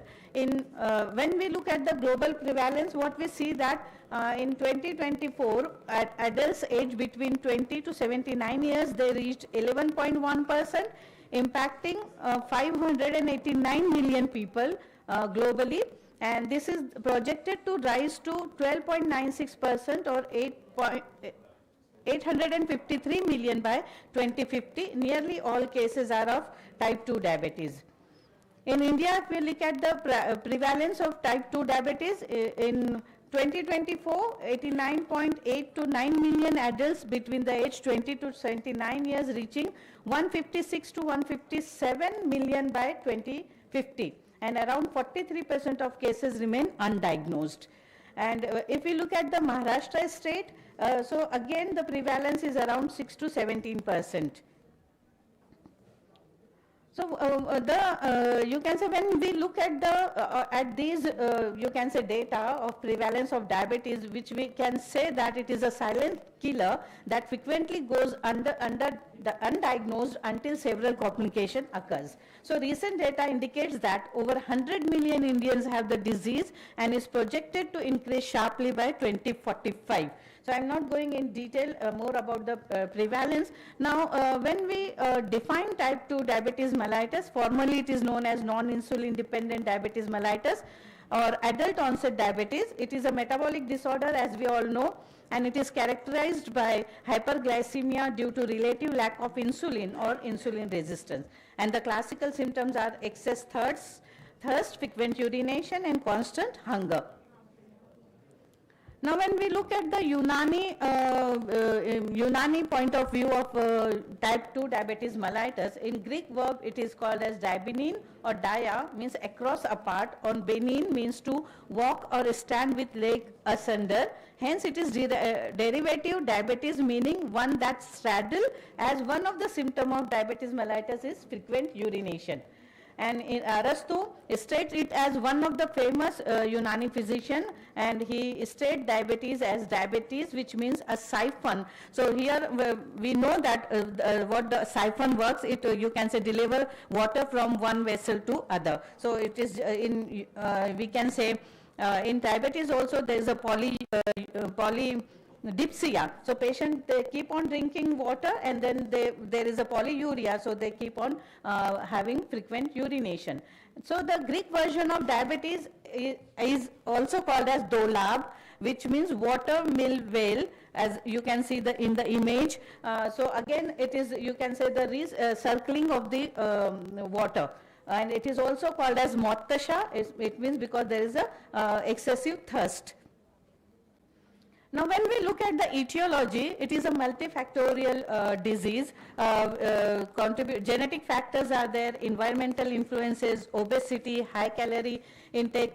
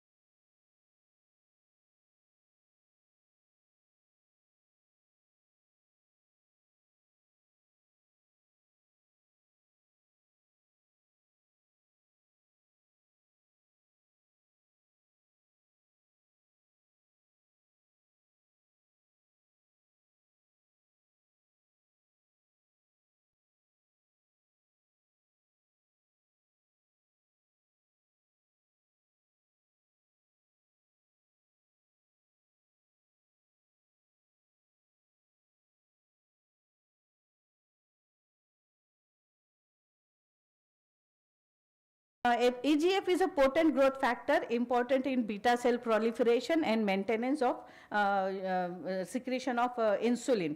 So we have hypothesized that decreased EGF expression level is associated with type 2 diabetes mellitus, and there are several papers already been published stating the, you can say, decreased EGF expression in type 2 diabetes mellitus. So what we have done, we have, as you know, the EGF A61G is a functional single nucleotide polymorphism observed to modulate EGF level, and then we have studied this EGF gene, A61G gene polymorphism as a marker of risk of developing type 2 diabetes mellitus in Indian population. And we have also studied the mRNA expression in type 2 diabetes mellitus and its comparison with healthy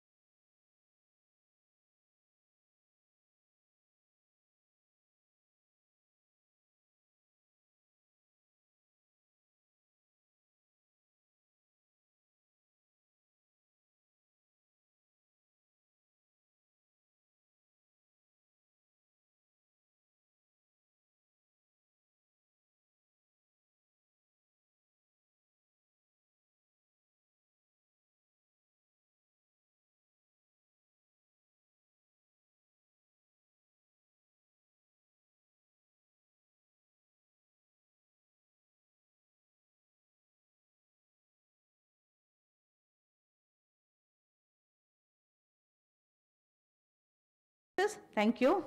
Thank you for your patience listening.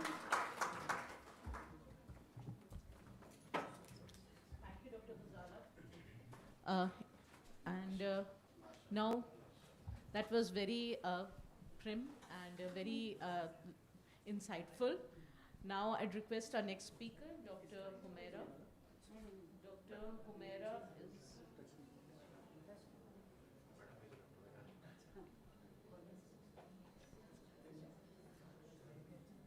Dr. Himara, she is Research Officer Unani, from Scientist Level 4 from Regional Research Institute of Unani Medicine, Mumbai. अस्सलाम वालेकुम, good afternoon everyone. सुबह से सब लोगों ने काफ़ी जो है डिफ़िकल्ट और टफ पेपर सुने हैं। मैं ज़रा लाइट और सबको यूनानी पे लेके आती हूँ वापस, बहुत लंबी जर्नी कर ली।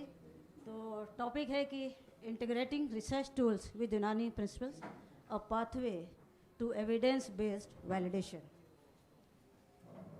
तो first question is there key factor, हम क्यों इंटीग्रेशन करना चाह रहे हैं? This is the main question. तो अबू सैल मसीह का कौल है कि तहकीक का मकसद मौजूदात की जिन्स पर गौर करना और इजादात करना है। The purpose of research is to observe taxonomies and move forward to invention and री इन्वेंशन।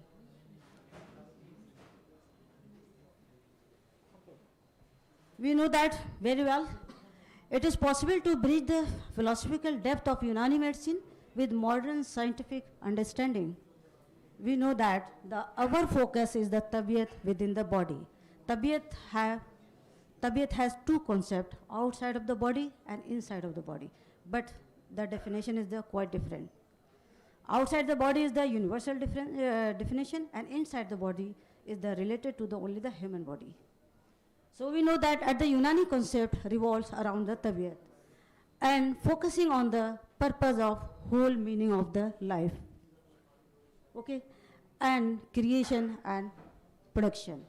क्या पर्पज़ है? हमारे पूरी होल लाइफ का जो पर्पज़ है वो क्रिएशन एंड प्रोडक्शन है। This is the only thing, और यही बढ़िया होना चाहिए, इसी के लिए सारी मेहनत है। हम जानते हैं कि इंसान जो है, human body is not only the material, it is the composition of the matter, material, soul and nerves. So we cannot violate this composition and this theme. Okay. So tabiyat is the central axis of the Unani medical science, grounded by the elements. First of all, our study starts from the elements. We have to know completely what is the element and what is its kafiyat. What is its kafiyat? And balanced by the temperament. We must know the temperament. Not only on the paper, this is the temperament, this is the temperament. Okay, we have to measure the temperament. And structured through organs, faculties, and sustained by the reproduction. So this is the element, mizaj, organ, tabiyat, and then generation and production. Okay. So the philosophical depth of the Unani medicine has successfully bridged in modern era or modern science. Let's take these points. This is the bridge discipline. Number one is the biology. Number two is the engineering. Number three is the physics. And number four is the psychology. Number five is the computer science and cosmology, and then AI. Now, it's the latest one. So system biology in the a small concept. System biology, homeostasis regulation, and autonomic nervous system, genetic regulation network, under the consideration of the biology. We can consider this system or this fact. And the genomic and epigenetics demonstrate how control is encoded and modulated. And the cybernetic or AI models, feedback loop, simulates tabiyat as a conductor of the multiple subsystems. Okay. So way of integration, we have two ways, only two ways. या तो हम ये कर लें कि जो कुछ हमने अभी तक पढ़ा है और हम मॉडर्न साइंस को लेकर के मिला के कह दें this is mine, this is ours. This is very easy way. ये बहुत आसान है कि हमने मॉडर्न कंसेप्ट को लिया, उनके मार्कर लिया, सेलुलर स्टडी ली, all things we can take and we align our knowledge and we can say that this is ours. लेकिन ये easy है. But second point is our enhance the original knowledge principle, and the first is to fully integrate our knowledge and science with an understanding of the modern era, and the second is to build existing knowledge and integrate its principle with the emerging scientific trends and technologies. So first of all, we had to understand our principles, and we enhance our principle, and we generate the terminology. We generate some tools to understand, not to take from the modern science and we can say this is ours, and we can measure our concept on the modern tools and modern parameters. This is not the Unani research. This is not the Unani research. Certainly, the second method is the real path to progress, and it shows that we possess an intellectual treasure and know how to advance it with the time. Next. So, Unani principle for sort of तबीयत, छोटा सा मैंने 2-3 लिया है. तबीयत की definition जो है वो काफ़ी जो स्टैंडर्ड टर्मिनोलॉजी में दिया है वो बड़ी सी उसकी डेफिनेशन है, बट मैंने 3 टर्म लिए इसमें से कि it is the physics, operator, conductor and the controller of the human body. So modern alignment integrate the system biology, homeostasis regulation, autonomic nervous system and genetic regulation network. So nowadays we can see and understand. हम जानते हैं कि हर organ की अलग consistency, अलग उसकी जो है property और अलग उसके manifestation है. तो जो भी investigation के tool develop हुए हैं वो बिल्कुल organ से relate करके ही develop हुए हैं. अब heart से हम ECG लेते हैं, हम heart का जो है sonography नहीं कर सकते. तो that is the neuroimaging EEG is the electrical energy. हम समझिए कि तबीयत जो है different types of energy है, तो हम कैसे इसको measure कर सकते हैं या कर रहे हैं आज के दौर में. This is the electrical energy. MRI is the magnetic and radio frequency energy. Something wrong? Okay. So, an electrical energy. ECG is also electrical energy recording. And the fibroscan is elastography is the mechanical energy and sonography. So these are the different. These are the different. Back. ये मौलियाते वक्रातिया की वो है definition. फिलासफा के मुताबिक तबीयत हरकत और सुकून की इब्तिदा का नाम है. मफहूम ये है कि तमाम तबई और हैवानी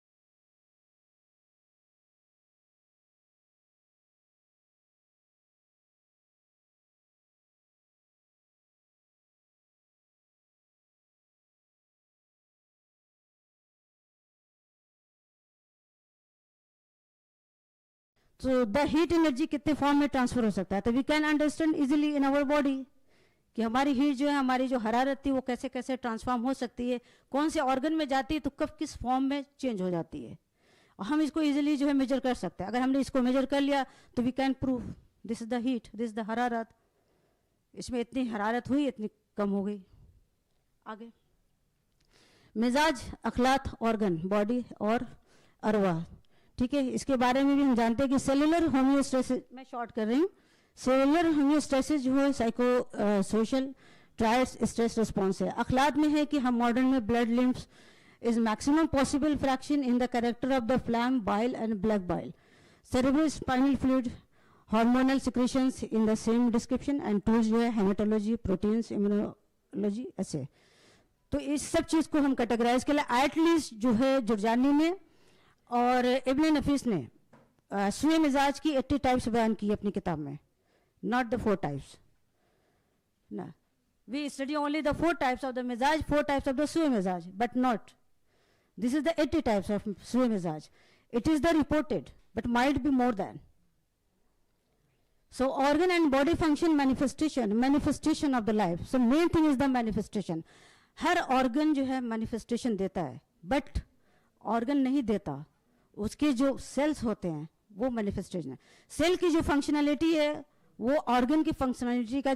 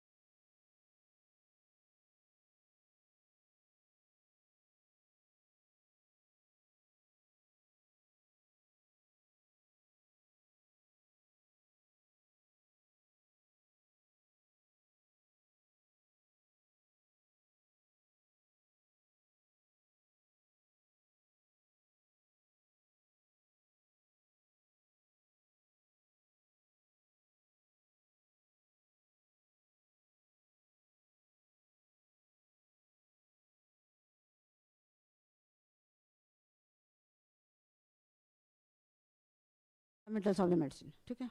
आगे दिस इज अ ड्राइनेस। इतनी ड्राइनेस कब होती है, कब होती है इतनी ड्राइनेस? बिल्कुल उसका जो है क्रैक हो गया है ना, सफरा है उसमें मिला हुआ,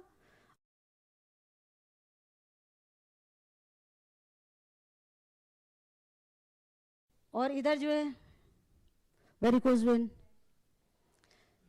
आगे सबके कैरेक्टरिस्टिक अलग हैं, सबकी डेफिनेशन अलग है, सबको डिफाइन किया जा सकता है। दिस इज द, चलो आगे कर लीजिए। ये एक केस स्टडी हम खाली दिखा रहे हैं। हमारी ओपीडी में रोज केस स्टडी हैं, सैकड़ों हैं, लेकिन खाली एक प्रेजेंट करने के लिए कि जो है इसकी एज कितनी। पीसीओडी का एक केस है और ये पेशेंट को जो है ड्यूरेशन ऑफ द डिजीज जो है इतने साल से थी और यूएसजी हमने उसका कराया, तो उसको क्या क्या फाइंडिंग्स थी, फिर बाद में क्या क्या फाइंडिंग्स हुई मेन कंप्लेंट के अकॉर्डिंग। आगे ये एक और पेशेंट का है, ये हमारे मेल पेशेंट है जिसको यूएसजी हमने पहले कराया था, तो ये फाइंडिंग्स थी। उसको जो है स्टोन थे, मल्टीपल स्टोन थे और बीपीएच था। फिर आफ्टर स्टडी जो है उसका सब कुछ सबसाइड हो गया, खाली थोड़ा सा उसको जो एक स्टोन रह गया, बाकी सब खत्म हो गया. So conclusion, innovation through the understanding of the fundamental science, innovation through the application of basic theories of Unani system of medicine, innovation via developing tools to measure the human body precisely in normal or abnormal conditions, and innovation to exploration of and differentiation of each health and all its possible subdivision with the characteristics. Thank you.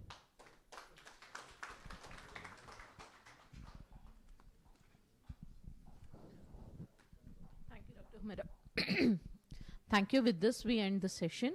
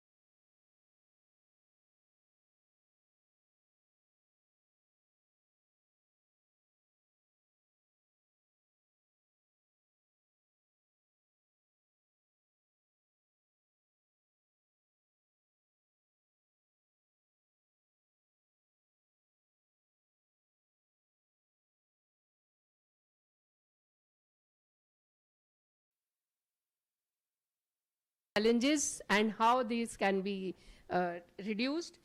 Then our second presenter, Dr. Mohammad Alimuddin, he has given many skin disease or evidences for the skin diseases, and it was very informative, especially the data evidences he has made available.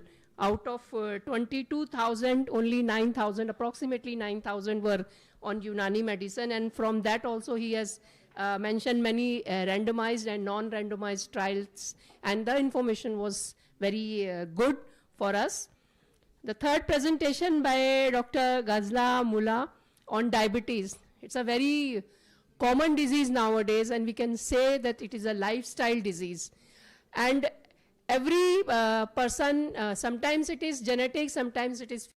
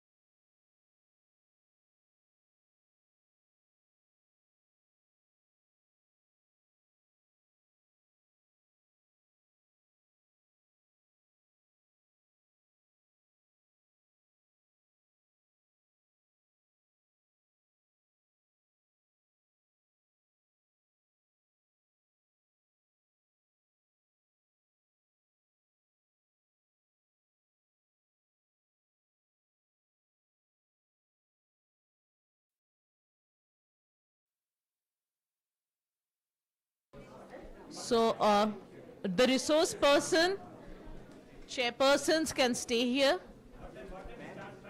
We come back at 2:30, please. We are already late, so please come back at 2:30.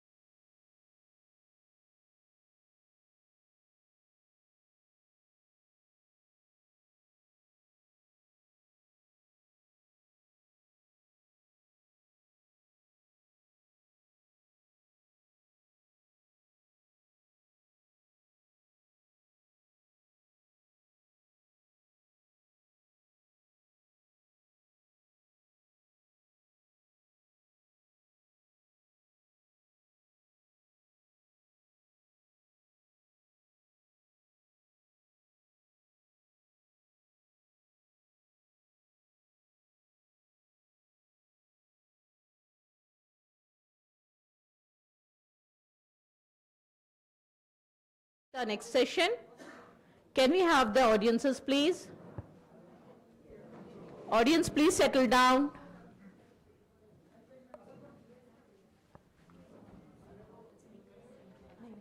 कुछ नहीं कर रही हूँ मैं बस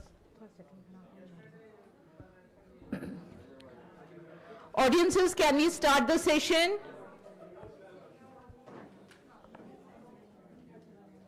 Attendance के लिए भेजो पीछे से शुरू करो उनको पता चल रहा है attendance लग रही है बेटा सुनो पीछे जाओ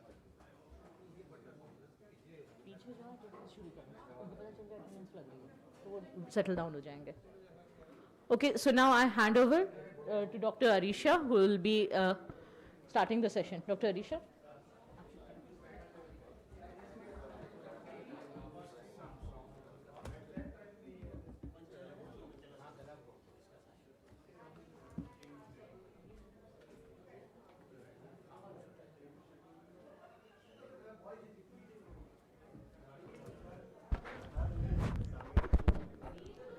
A very good afternoon to all the distinguished dignitaries, respected chairpersons, eminent speakers and dear participants. I am Dr. Arisha Shahid, Research Officer Unani, and it gives me immense pleasure to welcome you all to the 8th scientific session of this 2-day national conference on innovation and evidence in Unani practice. This session is based on a highly contemporary and forward-looking theme, that is the role of genomics and artificial intelligence in research and development of Unani medicine. Unani medicine, rooted in centuries of wisdom, is now entering an era where we are talking about exploring and validating classical concepts through genomics, molecular biology, and artificial intelligence. This integration represents not just modernization, but a scientific strengthening of our rich heritage. At this juncture, it is my proud privilege to invite our esteemed chairpersons to kindly grace the dais and preside over this scientific session.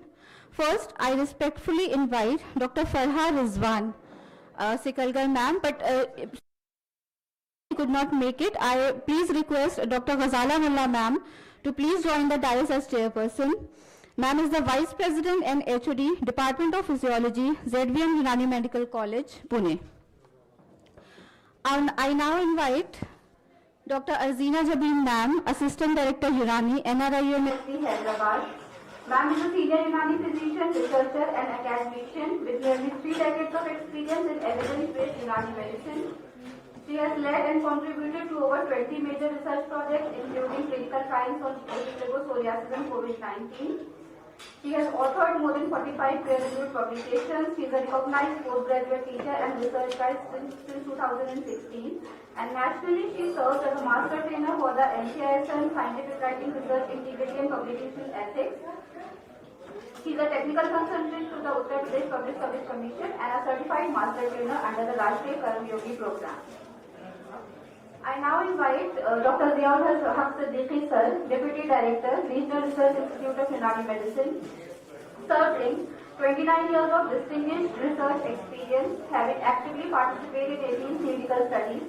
Under his leadership, RRI in New Delhi has witnessed significant advancements, including the development of enriched barley water and the revival of Talvina. He has also facilitated the Institute's NABL accreditation.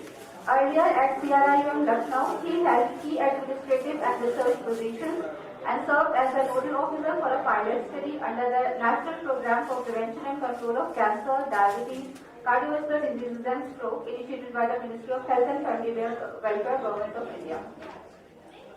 Thank you to the chairpersons for joining the dais. I request Dr. Ashok to kindly welcome the chairpersons with flowers.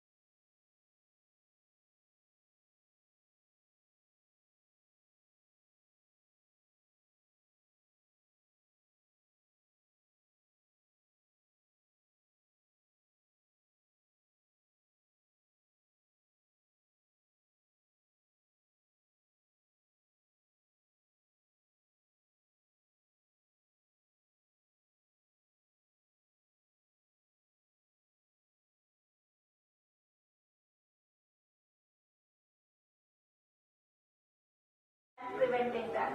So today I would like to just give a brief introduction and tell about the basic concepts of the genomics, so that these genomic concepts can be applied in Unani medicine.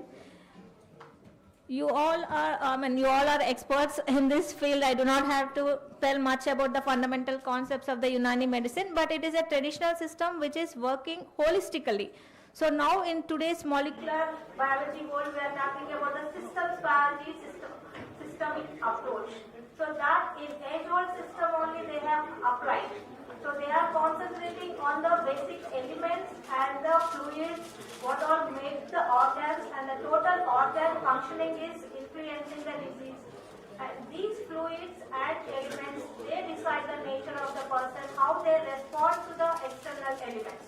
So that's what Unani is focusing on, and they are trying to treat the disease holistically, not focusing on disease itself. So the modern medicine is disease-oriented, but the traditional medicine is holistic. It is focusing on the disease treatment as well as in the prevention mode too. So it is identifying the root cause and then trying to treat these diseases. So you all, there are so many lectures now talking about various diseases, how they have been treated by the Unani successfully. Like just now I heard about the arthritis and tuberculosis and also vitiligo, autoimmune disorders. Most of the autoimmune disorders, people prefer Unani.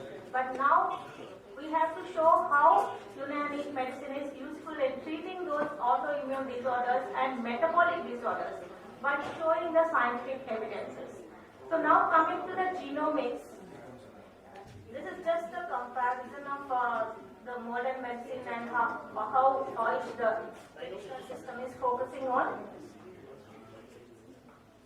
So coming to genomics, it is an interdisciplinary field of molecular biology focusing on the structure, function, evolution, mapping and editing of genomes, which are the complete sets of DNA in organisms. So the difference between the genetics and genomics is genetics we talk only about the gene, its structure, and then how it is specific, how the transmission is. But in genomics, we try to cover the entire gene sequences and their influence on the functionality of the protein, and in total, the total physiology, how it is getting influenced by the genetic sequences. That is the genomics. So you all know that human body is made up of trillions and trillions of cells. There are different organ systems, tissue systems which have different functions. But in each cell you find the DNA which is same. So that has come from the zygote itself.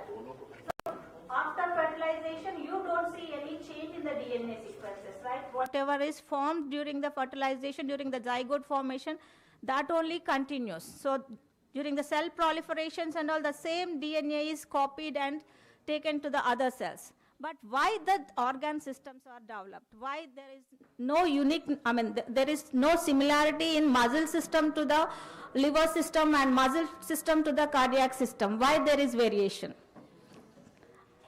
Yeah, you just think of that. I'll come to that in the next slides. So the genetic sequences, the arrangement of the genetic sequences only decide the functionality of the person. So so here one important thing you have to understand is the genes are deciding how many cycles the DNA has to undergo the replications and how the genes have to be translated into the protein form.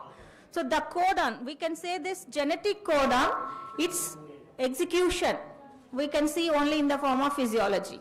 So the functionality, it is coded in the DNA, and how that DNA code is translated. So that is from mRNA to the protein. So the protein function itself is influencing the systems, the cardiac system or the liver system, nervous system. All these systems function because of the proteins are functioning well. Then how these proteins are synthesized, if you go back, the proteins are coming from the mRNA, and that mRNA is transcribed from the DNA. So if you know the gene sequence, can you write the protein sequence? No. because there are some transcriptional, translational changes are taking place here. So initially from the gene you get the pre-mRNA. So this pre-mRNA is exactly the copy of the complementary copy of the gene. But some of the fragments will be chopped off and then the functional mRNA will be synthesized. And this functional mRNA, it gets translated into the protein. So when we study biology, we all study, even from 10th class onwards, we know the replication, transcription, translation. But how this is being regulated and how the protein function is regulated and how the protein function is associated with the disease, that is what the omics is telling us now.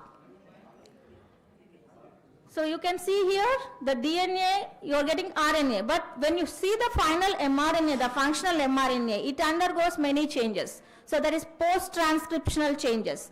Then mRNA is translated into protein. So that is like pre-mRNA, after transcriptional changes getting mRNA, and then after translation you are getting the polypeptide chain. So when you study the translation process, you are looking at how amino acids are arranged in the polypeptide chain form. But when you look into the protein, do you see the single ribbon kind of polypeptide chain? No, you get multimers. If you take the hemoglobin or globin protein, you have tetramers. So these tetramers means multiple polypeptide chains, they are folded and coming together and then making the functional protein. So will the globin gene decide how these globin polymers need to be folded and how they have to align together? No, there are some other genes which are determining the process, the folding process and also the alignment of these globin chains and globin polymers into the functionality. So that is what you have to understand when you are trying to understand the disease biology. And also the post-translational modifications. So once the polypeptide chain is synthesized, there are some other chemical moieties from the sugar moieties and lipid moieties, fatty acid moieties are added, and that's how you get the lipoproteins, glycoproteins, lipopolysaccharides. So all these molecules are synthesized and which have unique role. Each one has its own role in properly regulating the cellular functions. So how these post-translational modifications are taken place? If I know the genetic sequence, can I directly tell about the function of that protein? No, I have to see how the protein is functioning and then study how the protein is arranged, the structure, and then what are the other chemical moieties added onto the protein. So I am just giving some intro so that this can be applied for your own field. You can see simple example is insulin. When it is synthesized, it is in the pre-proinsulin form and then it is processed to proinsulin, and when it is released into the serum, it is in the insulin form. So this proinsulin to insulin change you get because of the stimulus from the nervous system. So when it receives the stimulus from the nervous system, then only proinsulin will be converted to insulin and then it will be released. Then what is that stimulus? Then again you have to look at the glucose homeostasis. When the glucose levels come down in the circulation, then that signal will be sent to the brain, and then from brain it will lead to the pancreas, and the pancreatic cells then they release the insulin. So this whole system has already been understood by the ancient people, and that's how they have developed the traditional systems. So now we are trying to apply this new molecular biology concept to the traditional system so that we can show some scientific evidences. So this is one simple example, like that all the proteins have some pre-form and then functional forms. So after Human Genome Project report, we know where the genes are located on chromosomes. If the gene's location is changed, then the function will be changed. And sometimes you do get the changes in the chromosomes.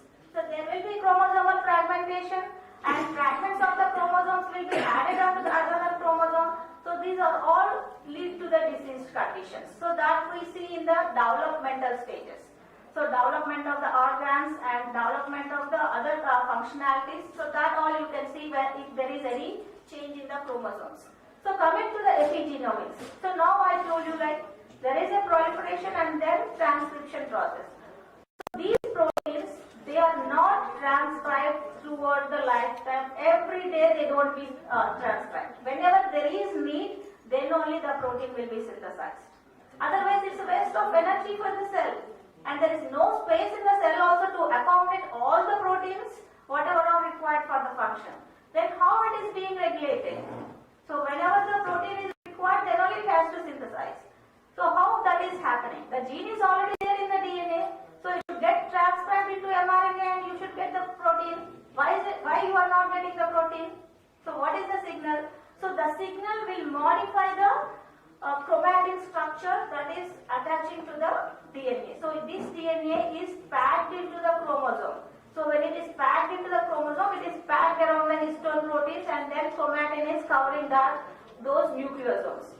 So now this DNA, whichever is hidden into the chromatin, that should be exposed and that should be accessed to the transcription factor. So that is happening because of the methylations, acylations. So that we say histone modifications.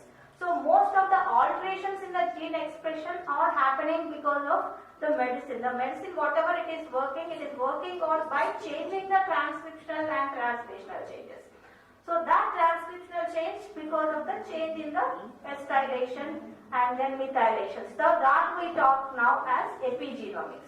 So whatever the nutrient factors or the environmental factors, they are changing the protein levels and the hormone levels. How they are changing? By changing the methylation status or acetylation status. So that comes under epigenomics. And then now with the latest technology, we can read all the sequences whatever present in our genome. The entire genome can be sequenced and you can read, you will get that data. But how you have to apply to the pathology or the disease biology. So that you should know. So sequencing is not tough task now. Previously it was difficult. But now you are getting the entire information, whether it is gene specific or the genomic. So all data can be acquired with the latest technology. So if you have the entire gene sequences, that is the functionalities, you talk about genomics. And if you are understanding about the mRNA structure, mRNA sequence, and the total mRNA pool that is present in the cell, that comes under transcriptomics. And then proteomics, if you are studying about the protein. In the proteomics, you will be understanding about the amino acid sequences and the interactions within the group or within the multimers. So now the latest approach is in understanding the pathology is systems biology. So in systems biology, we try to read the gene sequence and how that is getting transcribed and how that is leading to the change in the mRNA, that is transcriptomics, and then how the mRNA is translated into the proteins. So that is proteomics, whether the protein structure or the peptide sequences are altered. And then we are trying to understand about the metabolomics. So the metabolomics is the study of the metabolites whatever are present in the cell. So the metabolites, simply if you take during the respiration cycle, you get various types of metabolites like pyruvates and also the fatty acid derivations. So all these are the metabolites. So the metabolite concentration will change if there is any alteration in the whole system. So that leads to the disease. So whenever we are doing the diagnosis, we are trying to look at the metabolites in the serum and then we do the diagnosis. So now why those metabolites are altered, you have to go back and check whether there is any change in the enzyme, any change in the sequence. So if there is any change in the enzyme, why there is change in the enzyme? Is it because of the change in the sequence or because of the other epigenetic changes? And now, Department of Biotechnology, they are trying to sequence the Indian genetics, like Indian genomic sequences, because Indian population, they have diversity in their genetics. So the gene sequences are different from other country population. So the entire human genome is sequenced and it's almost same, but there will be less than 1% of variation is there in the genomic sequences, and that less than 1% sequence variation is contributing for the change in the functionality, and that is giving the susceptibility or resistance to any disease. So these Indian genomics will help us in understanding the disease risk as well as the response to the treatment. So with that idea, the government of India has identified the institutes which can participate in sequencing the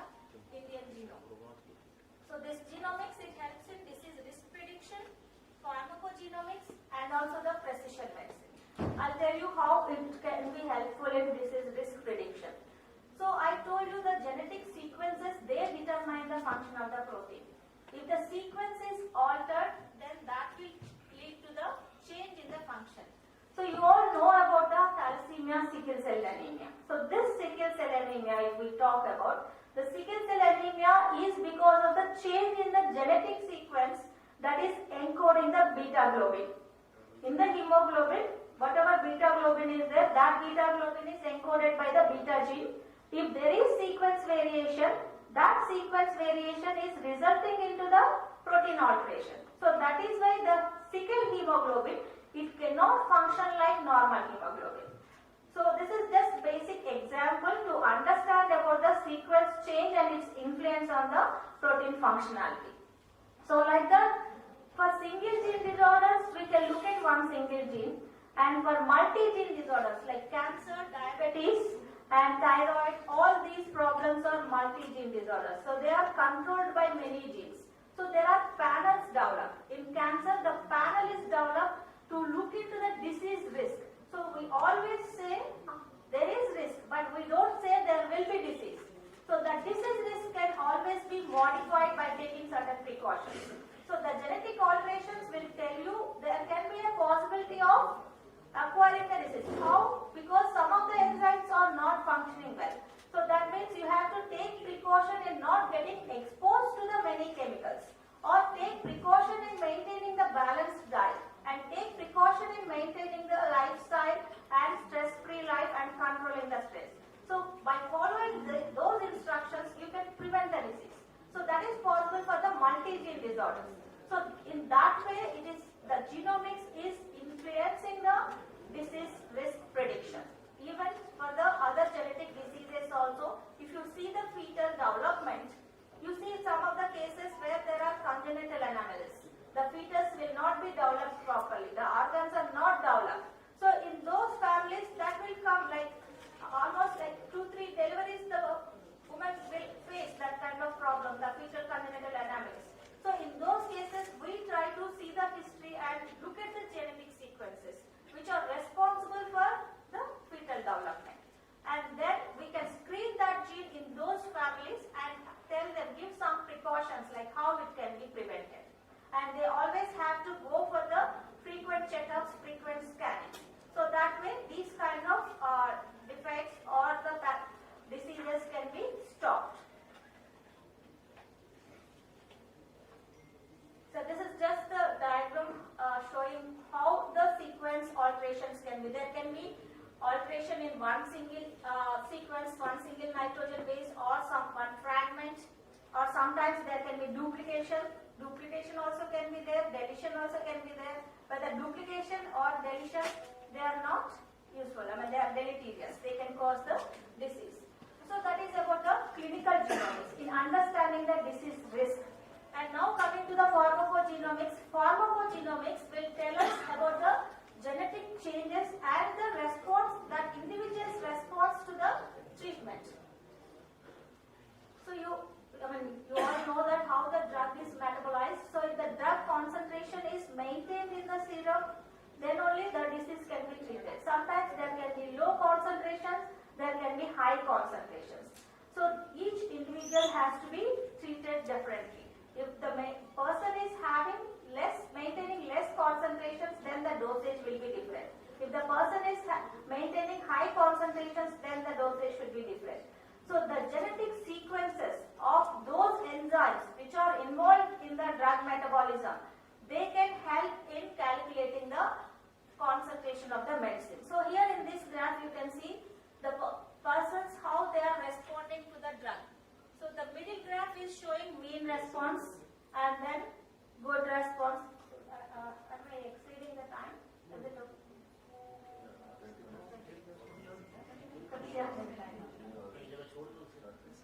Yeah. And mean poor responders. Okay. So these are all hereditary, and those genetic sequences, they can influence the absorption rates, they can influence the drug metabolism, and they can also influence whether the drug will be in the inactive form or it will be eliminated fast, And the genetic sequences, they also influence the receptors that are accepting the drug molecule and acting on the system. So the best example here is the warfarin drug. So this warfarin is anticoagulant.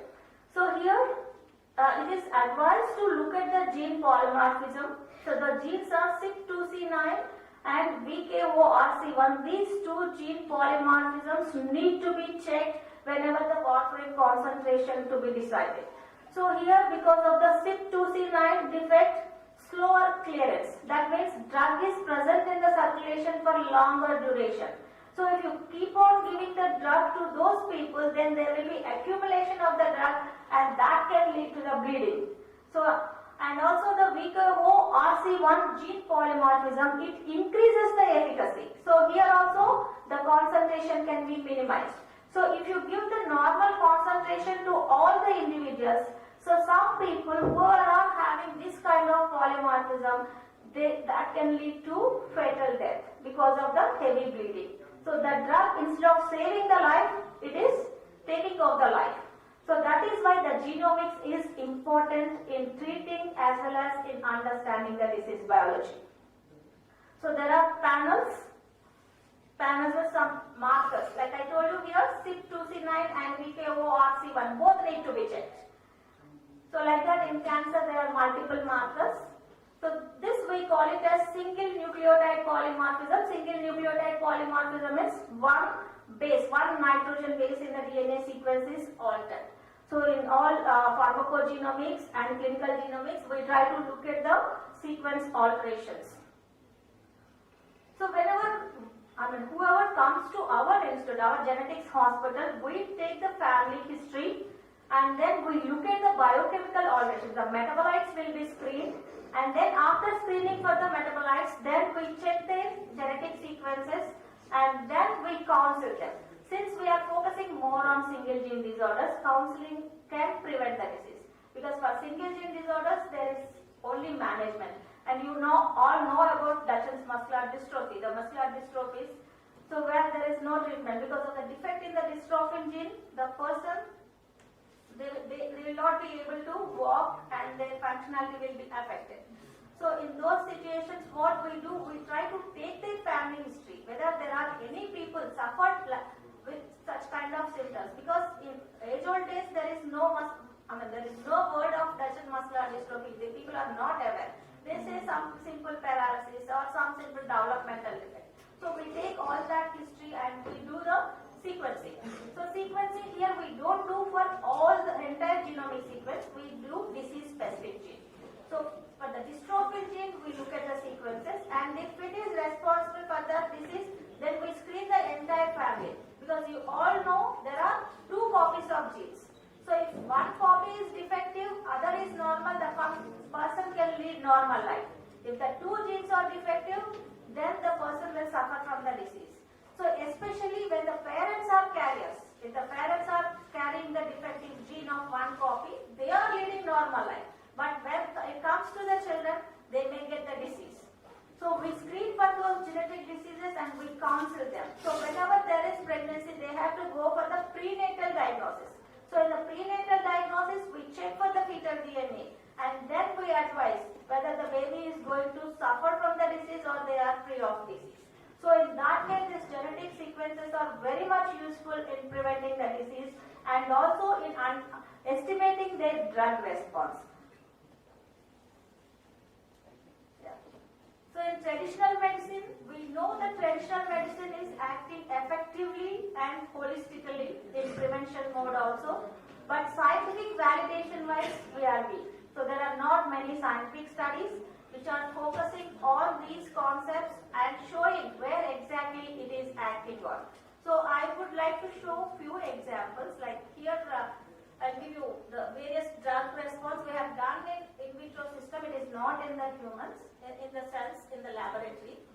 So the cisplatin, which is used for treating cancer, this cisplatin is effective in some people and not effective in other people. So that is controlled by the genetic. And not only the genetic sequences, the intracellular environment also controlled. So here we showed that copper deficiency. If the copper levels are low, then high because the platinum plus 2, copper plus 2.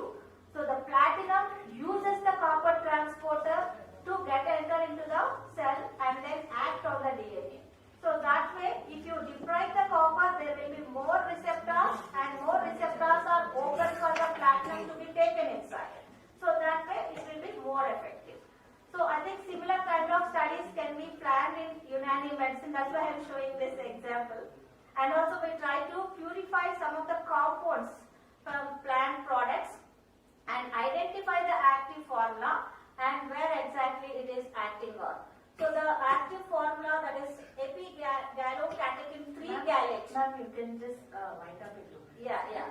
So this is like we identified the active formula and we showed that it is altering the zinc form concentrations, and similarly the crocin and andropropyloid. So since Unani formulations are the combinations of the herbal products, so the genomics and pharmacogenomic studies can be taken up in Unani, and that will be helpful, and that can take into worldwide, because now the lifestyle disorders, as we say, autoimmune disorders, cancer, diabetes, it is increasing, the prevalence, the diseases are increased.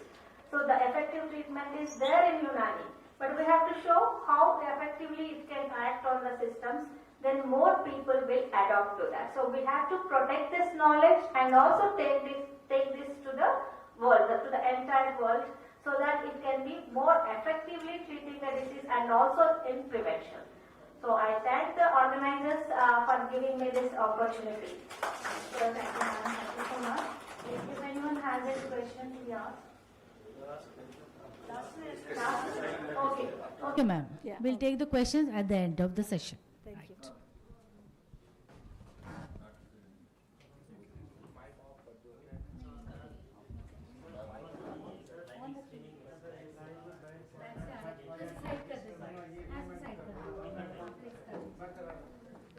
Thank you so much, ma'am, for such a clear description on the concept of genomics.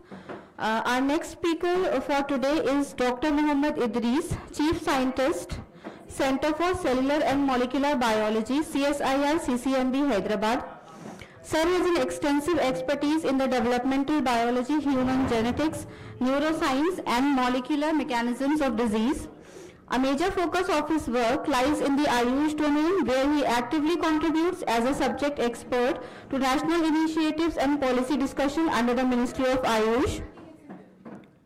Notably, he has contributed to develop DNA barcode for medicinal and herbal plants used in AYUSH system. He leads the regrowth and repair lab at CCMB, exploring the molecular basis of tissue regeneration and aging. His research has identified key genes, proteins, and pathways involved in regeneration and wound healing. Sir will speak on the topic DNA barcoding as a tool for quality assurance in Unani medicine. With these words, I kindly request you, sir, to come to the stage and deliver your talk.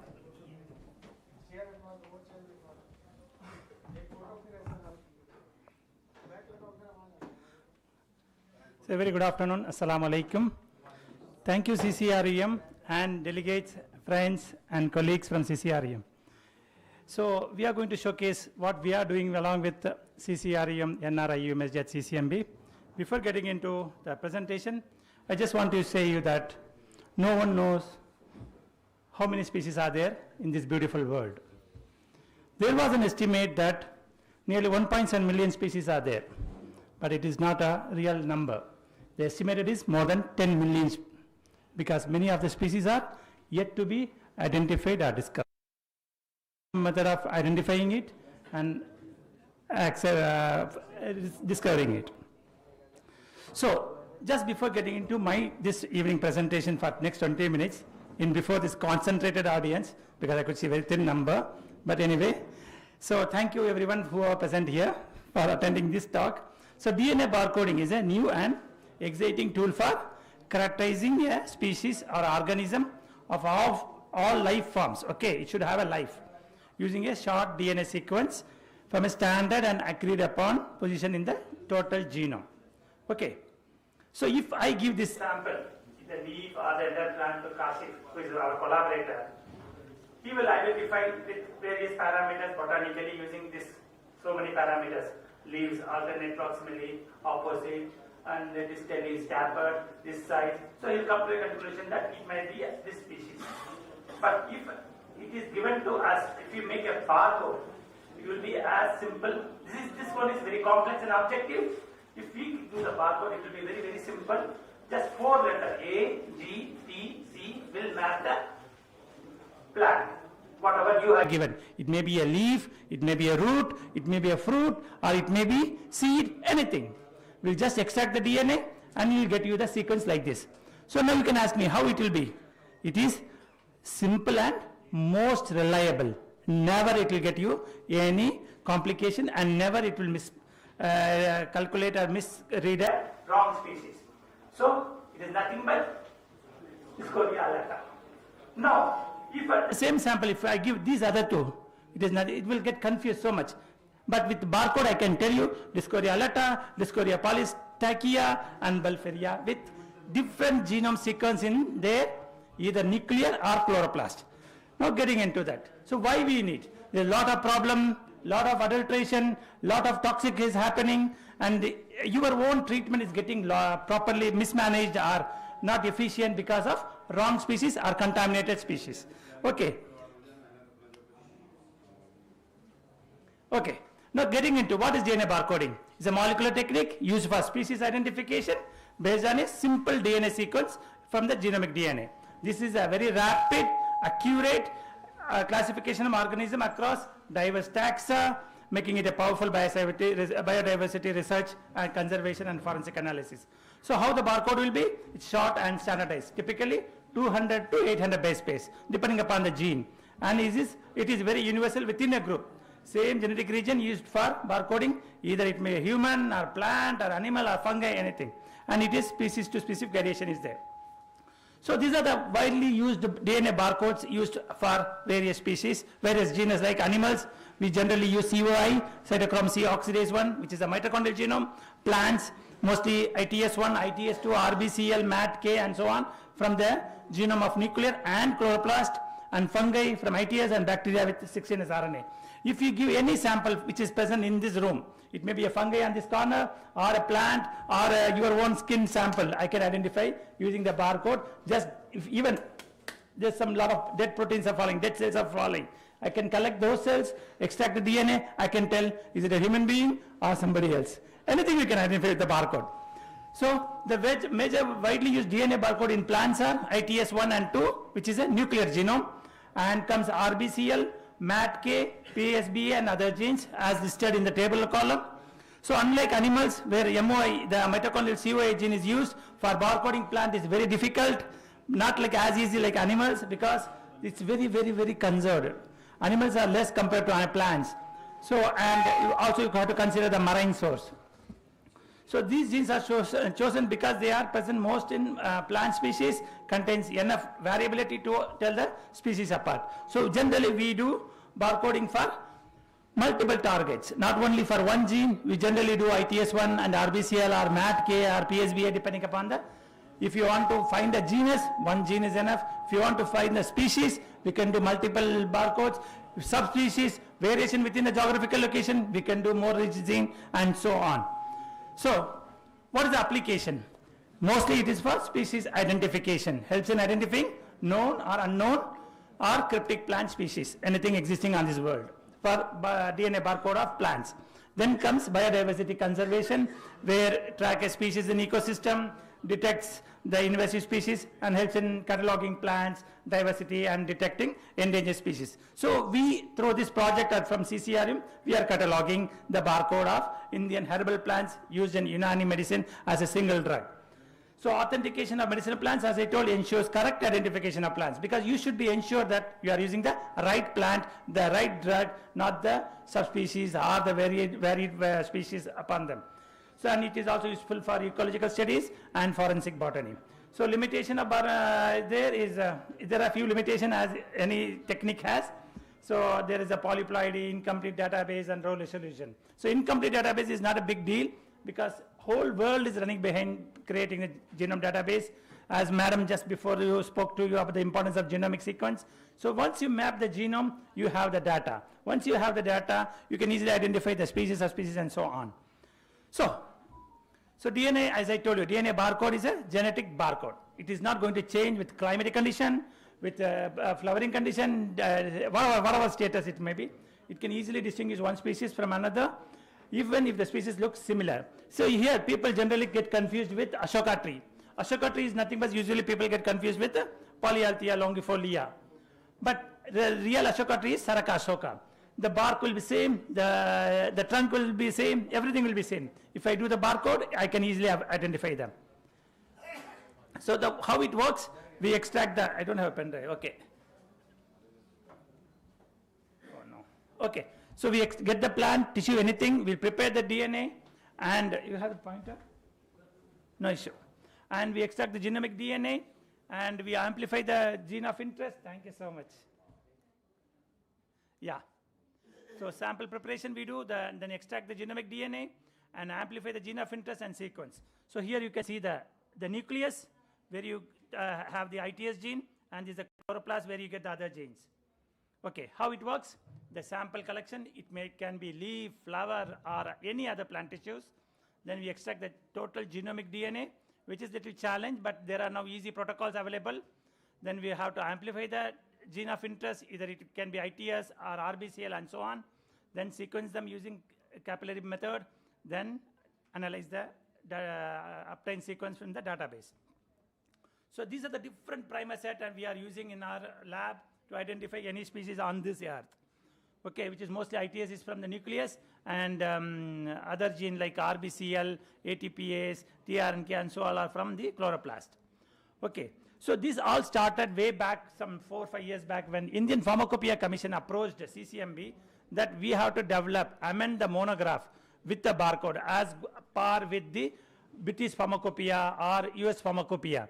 So they came, they don't have a proper protocol how to make the barcode. So we started making the technique, we amended the technique in the protocol, then we made the barcode for nearly 20 plants. Now it is amended in the Indian Pharmacopoeia Commission. And so the same is happening. Yesterday, as Dr. Raman Mohan Singh was mentioning, they are preparing it, they are getting trained from our lab to get this barcode. So this is what they gave us from the Indian Pharmacopoeia Commission. We amplified them, we extract the genomic DNA will be like this, then we amplified them for various genes, and purified it and sequenced and found that this is nothing but neem. Then we generated the barcode, we gave it to them, that has been amended in the Indian Pharmacopoeia Commission monograph for neem plants by the commission. Similarly, they gave another sample, which we amplified, purified and everything, but it is contaminated with some fungus. So we said it is contaminated. That also we can easily identify. When you are collecting a plant for your study, it is not the true sample of plant. There may be sometimes there is infected with a fungus or a microbe or a pathogen. If it is there, that is also going to get in you. So if you rule out the adulteration or contamination with other species, we can easily make our treatment the most efficient. So this is how the monograph has been obtained. And what we are trying to understand from our program is, from CSIR, CCMB and NRI UMSG at Hyderabad, is we are developing the DNA barcode library of plant of origin of single drugs used in Unani Pharmacopoeia for authentication of plant species in Unani system of medicine. So what is the importance? The importance for correct plant identification in Unani medicine is, we can correct identification of plants is fundamental to achieve the desired therapeutic benefits of Unani medicine. Use of incorrect or adulterated plants, which is mostly happening in any system. It can be Ayurveda or it can be Unani or so on, that can compromise efficacy, safety and consistency of drug. This is a very important point I want to emphasize here. This barcode will rule out this. And limitation, we generally identify the plant through macroscopic analysis or botanical classification, like authentication of Unani single drug following botanical identification, macroscopic examination or microscopic so on. And DNA barcoding, a modern used method where it is now officially recognized as a reliable method all world, and DNA-based techniques are well established for identifying crude drugs of plant origin, and even effective even when morphological chemical characteristics are ambiguous or lost. Then comes The role of DNA barcodes and reference library, what we are generating is development of this barcode and the curated library, reference library can enable us accurate authentication of plants, resolution of controversial or close related species, and detection of admixtures or adult trends. And we are planning to generate this UPI, where the legal and authority document defining the quality of for Unani drugs of India, where the barcode will be amended, and which has more than 338 plants. Now we have already completed around 75 plants, and this will become important. Incorporation of DNA barcodes in UPI will strengthen the quality assurance and enhance scientific credibility and facilitate the global acceptance of our drug. And finally, integrating this barcode with traditional methods represent a robust, feature-ready approach to Unani drug authentication. This step will significantly advance the standardization, safety, and international recognition. That is very, very important for Unani system. So this is what the different plants which we selected, the beautiful Unani drug plants, which is all from Unani, there is from the Google. And we have listed, these are the different samples which have been identified by Kashif and co. And we got sample like this. Like this is some sample collected by Kashif and Pratap by visiting the wild forest, which I never been. I don't know anything about these plants or anything. When I get the sample in the lab, we extract the DNA using various approach. It can be the crude method or it can be sophisticated kit-based method. Anyway, you can easily extract the DNA. Once you get the DNA, you have to do the PCR and then amplify the gene of interest, purify it, and sequence it. This all takes less than 1 or 2 days only. We are doing this regular workshop, which I will be showing. So then we get the barcode like this, and the sequence, you can see the purest form of sequence that we generate from all those samples we got by Kashif and co. So here I want to make few stories of whatever we have done. So when Kashif and co, when we got the badam of different regions like Delhi, Mumbai, UP, and Kashmir, and they said, this is Hyderabad badam. Then we said, what is that? Is it really a badam? You can say anything, but I don't care. I want the AGTC code. So what we did, we amplified the ITS1 gene, widely used for any genus identification. Just they will do ITS1 amplification. We got the barcode. When we did the I will show you all the tree analysis. Then also we have done for RBCL gene. We got a beautiful sequence for all the samples, including badam from Hyderabad. And PSBA gene, you can see those sequences, where you can see almost all the sequences are matching except this B5, the badam 5 from Hyderabad. So when we did the final analysis, we found all of the badam Hyderabad is not at all Prunus dulcis, Prunus dulcis, but it is completely outrooting with the other badam of UP, Mumbai, Delhi, and so on. So this is very clear that this is not badam or it is Prunus, it is something else. We are planning to name them very soon.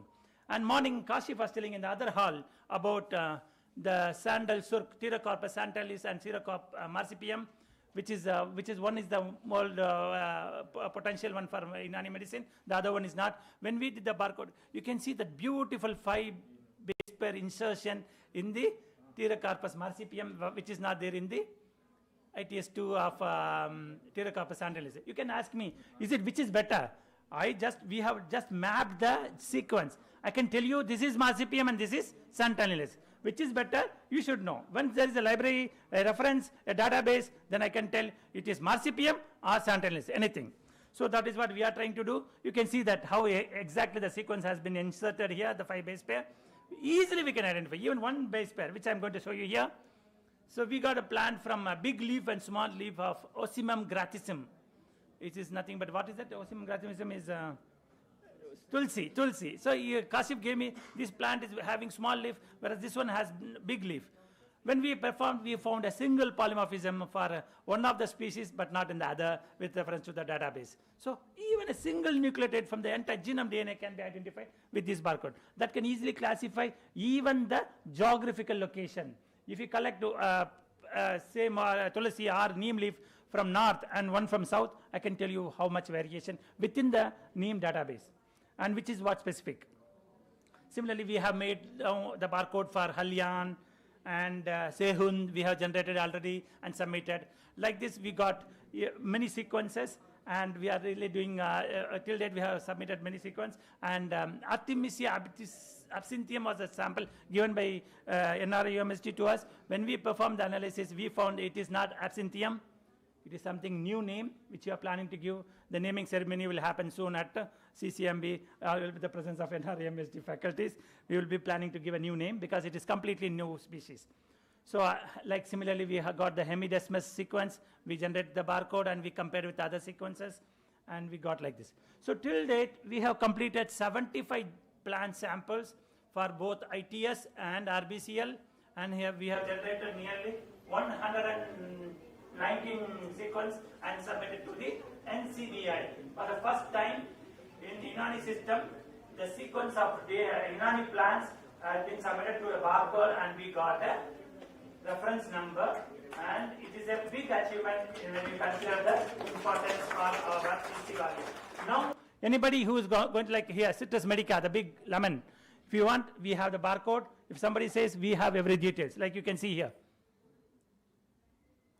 Just like this is Anisolmus indica, we have the complete database here in the NCBI. We have these are the following people authored the particular identification of sequence, and we have the sequence here. So tomorrow, if you have a sample, if you want to know what is this sample, and if you do the barcode and if it matches to this sequence, then it is nothing but this species, Anisolmus indica. So we are to the dot we can identify, not that way that botanical classification or whatever, where we can miss out many things. So I hope I'm clarifying your approach on barcode. So this is how the sequence will look, and it will have all the details. What is the title of your work? Who are the authors? And when we submitted, where is the sample from? All the details. Like this sample came from Rangampet, Tirupati. Dr. Kashif and Dr. Pratap went and collected from all the way from Rangampet in Tirupati. This is the first time we have got this sequence for this species, if I'm not wrong. And as we generated from 75 plants, I thought, let us see, compare all of them, which are from Unani system. I got the sample, different samples, used for different reasons. I got the sequence. All has the same sequence, AGTC, AGTC only, in different fashion. So when I compared all of them, you can see so well conserved. It looks so similar in all of them, but I can identify it as a different species. Now when I do the phylogenetic analysis, you can see they are so variant. Even a single nucleotide vary them, and it will exclude from whether it is nearness or relatedness or far away relatedness. So this is how we have generated. This is going to be a huge database very soon. Now Swarikpa people have already joined us, so we are generating the barcode. So once Swarikpa and Unani, and we will make all the code, then we can make a big library. Already Siddha people are already doing this barcode at in Chennai. They got trained from our lab through various workshops.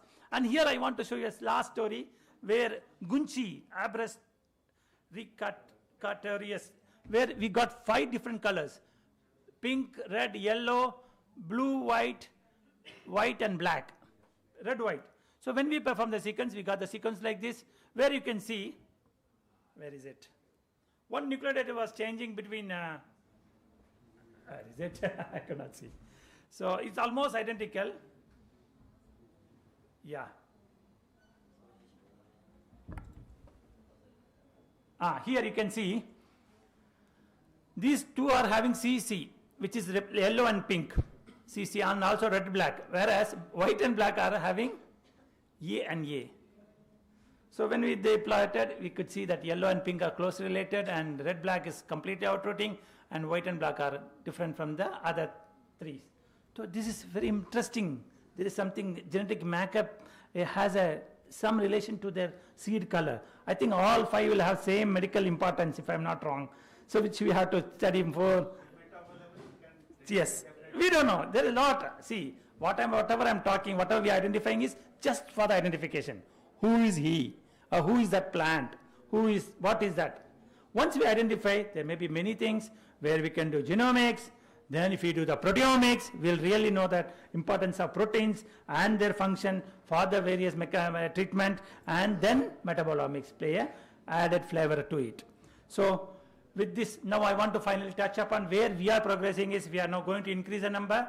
Once we generate this code like this, we can generate the 2D barcode. If you scan this, it will get the sequence. So which is already available in the database. But what if I get the sequence? It's all alphabet for me. How I will know which plant it is? So we are now preparing the tool. Like also it can give you a 2D color. but we are preparing the tool wherein which we will get some German characters like this, what to call Greek characters, and if I scan it, it will tell you in the mobile phone the sequence, the plant name. That is what we are planning, for which we need a lot of fund and things, but yeah, let's see how we are progressing. And no, it's a CCRM has to support. So this is going to be a path breaker. If we get to know, I tell you, everyone who are present, who are practicing Unani, where is your herbal plant is the medicine. You are not believing on any chemicals or something else. Your everything, your medicine is the plant. So you can identify easily with the sequence. If I have got a sequence, so what will happen in your drug pack, the bottle where you have the tablets or the syrup or the powder, all along with all the details, this code should come. By just scanning with your mobile phone camera, it will tell you the plant species. Either it is ashwagandha or some other gandha. That is the importance now. If we don't know this, then we are working on a blindfolded. We have to identify the right target. So we have conducted, as I told you, we are through AYUSH Ministry, which requests every time, every year. They give us money, AYUSH Ministry gives us money to conduct workshop for identification of medicine and herbal plants. So we conduct 1 week program. We conducted phase 3 recently, where so this is the 3 times we conducted. Also very recently, Mafsu University from Maharashtra projects, and we conducted 1 more workshop for them, where we have, their aim is to identify the bacteria, fungi, and if you give me any meat sample, I can tell you what is meat sample. So everything can be done through barcode. That's what I want to tell you. And these are the different workshop. Kashif is here, who got trained say 3 years back, and this guy, Sunil from Unani, left side, yeah, Siddha, he already published 200 sequence, who got trained from our lab and got a very good funding, nearly 2 crores money he got, and he is now generating the barcode. So why I am showing this picture is, you can all have to contribute. See, this is not that I will collect sample and I will keep on publishing. No, I don't want to do that. It is not my job actually. I'm doing some research. But if you contribute into this, you are strengthening the Unani system in AYUSH. Nothing else. Also, total AYUSH is getting strengthened, but Unani if you strengthen, then how AYUSH will strengthen. And your treatment will be strengthened, and it will be approached. So I would like to acknowledge Munshi Saab, Kashif Saab, Pratap Saab, who are here from NRI UMSD, and my students Anusha, Adira, and Anuhya, who have contributed very much. Shukran, Jazakallah Khair. Thank you, Dr. Idris. For your information, Dr. Idris belongs to Hyderabad, and I have visited his lab in person, and it's a high-end lab where he is actually storing all those in the fridge, and he showed each and every equipment where he works upon. It's a brilliant, brilliant work that he is doing. So we can hope that in future we'll get authentic medicines for our diseases. The cure for our diseases lies in the authenticity of the medicine. So inshallah, in near future, we will be having all those barcodes for the medicines that we actually practice in our Unani system of medicine. So thank you, Dr. Idris. Thank you so much. Forward, everyone. Please come and contribute in the generating the barcode. Identifying your own. Yeah, even we can like if we fund him, he will also give us training also. Yeah. That is the important thing. Anyway, next year very soon we'll have. This year we conducted the workshop sometime 2 months back. More than 25 people trained. 25 people. Actually, applications was 85 from AYUSH stream, and we have we had shortlisted, and they all had a wonderful training. Thank you. Yeah, last January, I think. Yeah, January 14 to some. So thank you, Dr. Idris. Thank you so much. Thank you. Can we have the next speaker, please? Thank you, sir, for your informative lecture. Our next speaker for the session is Dr. Osama Akram, Research Officer, CCREM, New Delhi. Sir is currently serving as the head of IT section, CCREM headquarters, and also involved in IPR related issues, IUSH Hospital Management Information System, National AYUSH Morbidity and Standardized Terminologies Electronic Portal, Systemized Nomenclature of Medicine Clinical Terms, and WHO ICD 10 and 11. He has published 26 research articles in reputed national and international journals and authored 3 books. He has presented 20 papers at various conferences at national level. Sir will be throwing light on artificial intelligence and digital initiatives of CCRUM. Sir, please come on to the stage.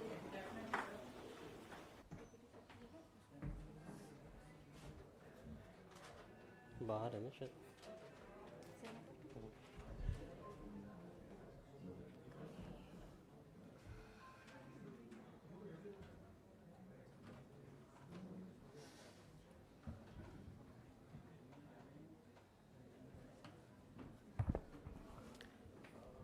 Thank you, Dr. Arisha. Respected chairs of this session, Dr. CHAVAN Sahab, Deputy Director in charge, RN Delhi, Dr. Azina Jalil, Assistant Director, NRMSD Hyderabad, and Dr. Khazana Mullah. Respected audience who have been joined physically and also virtually. I thank to Almighty God, Almighty Allah, first of all, who has given me this chance to present my paper over here. And I am thankful to the Ministry of AYUSH for organizing or for celebrating Unani Day this year at Mumbai.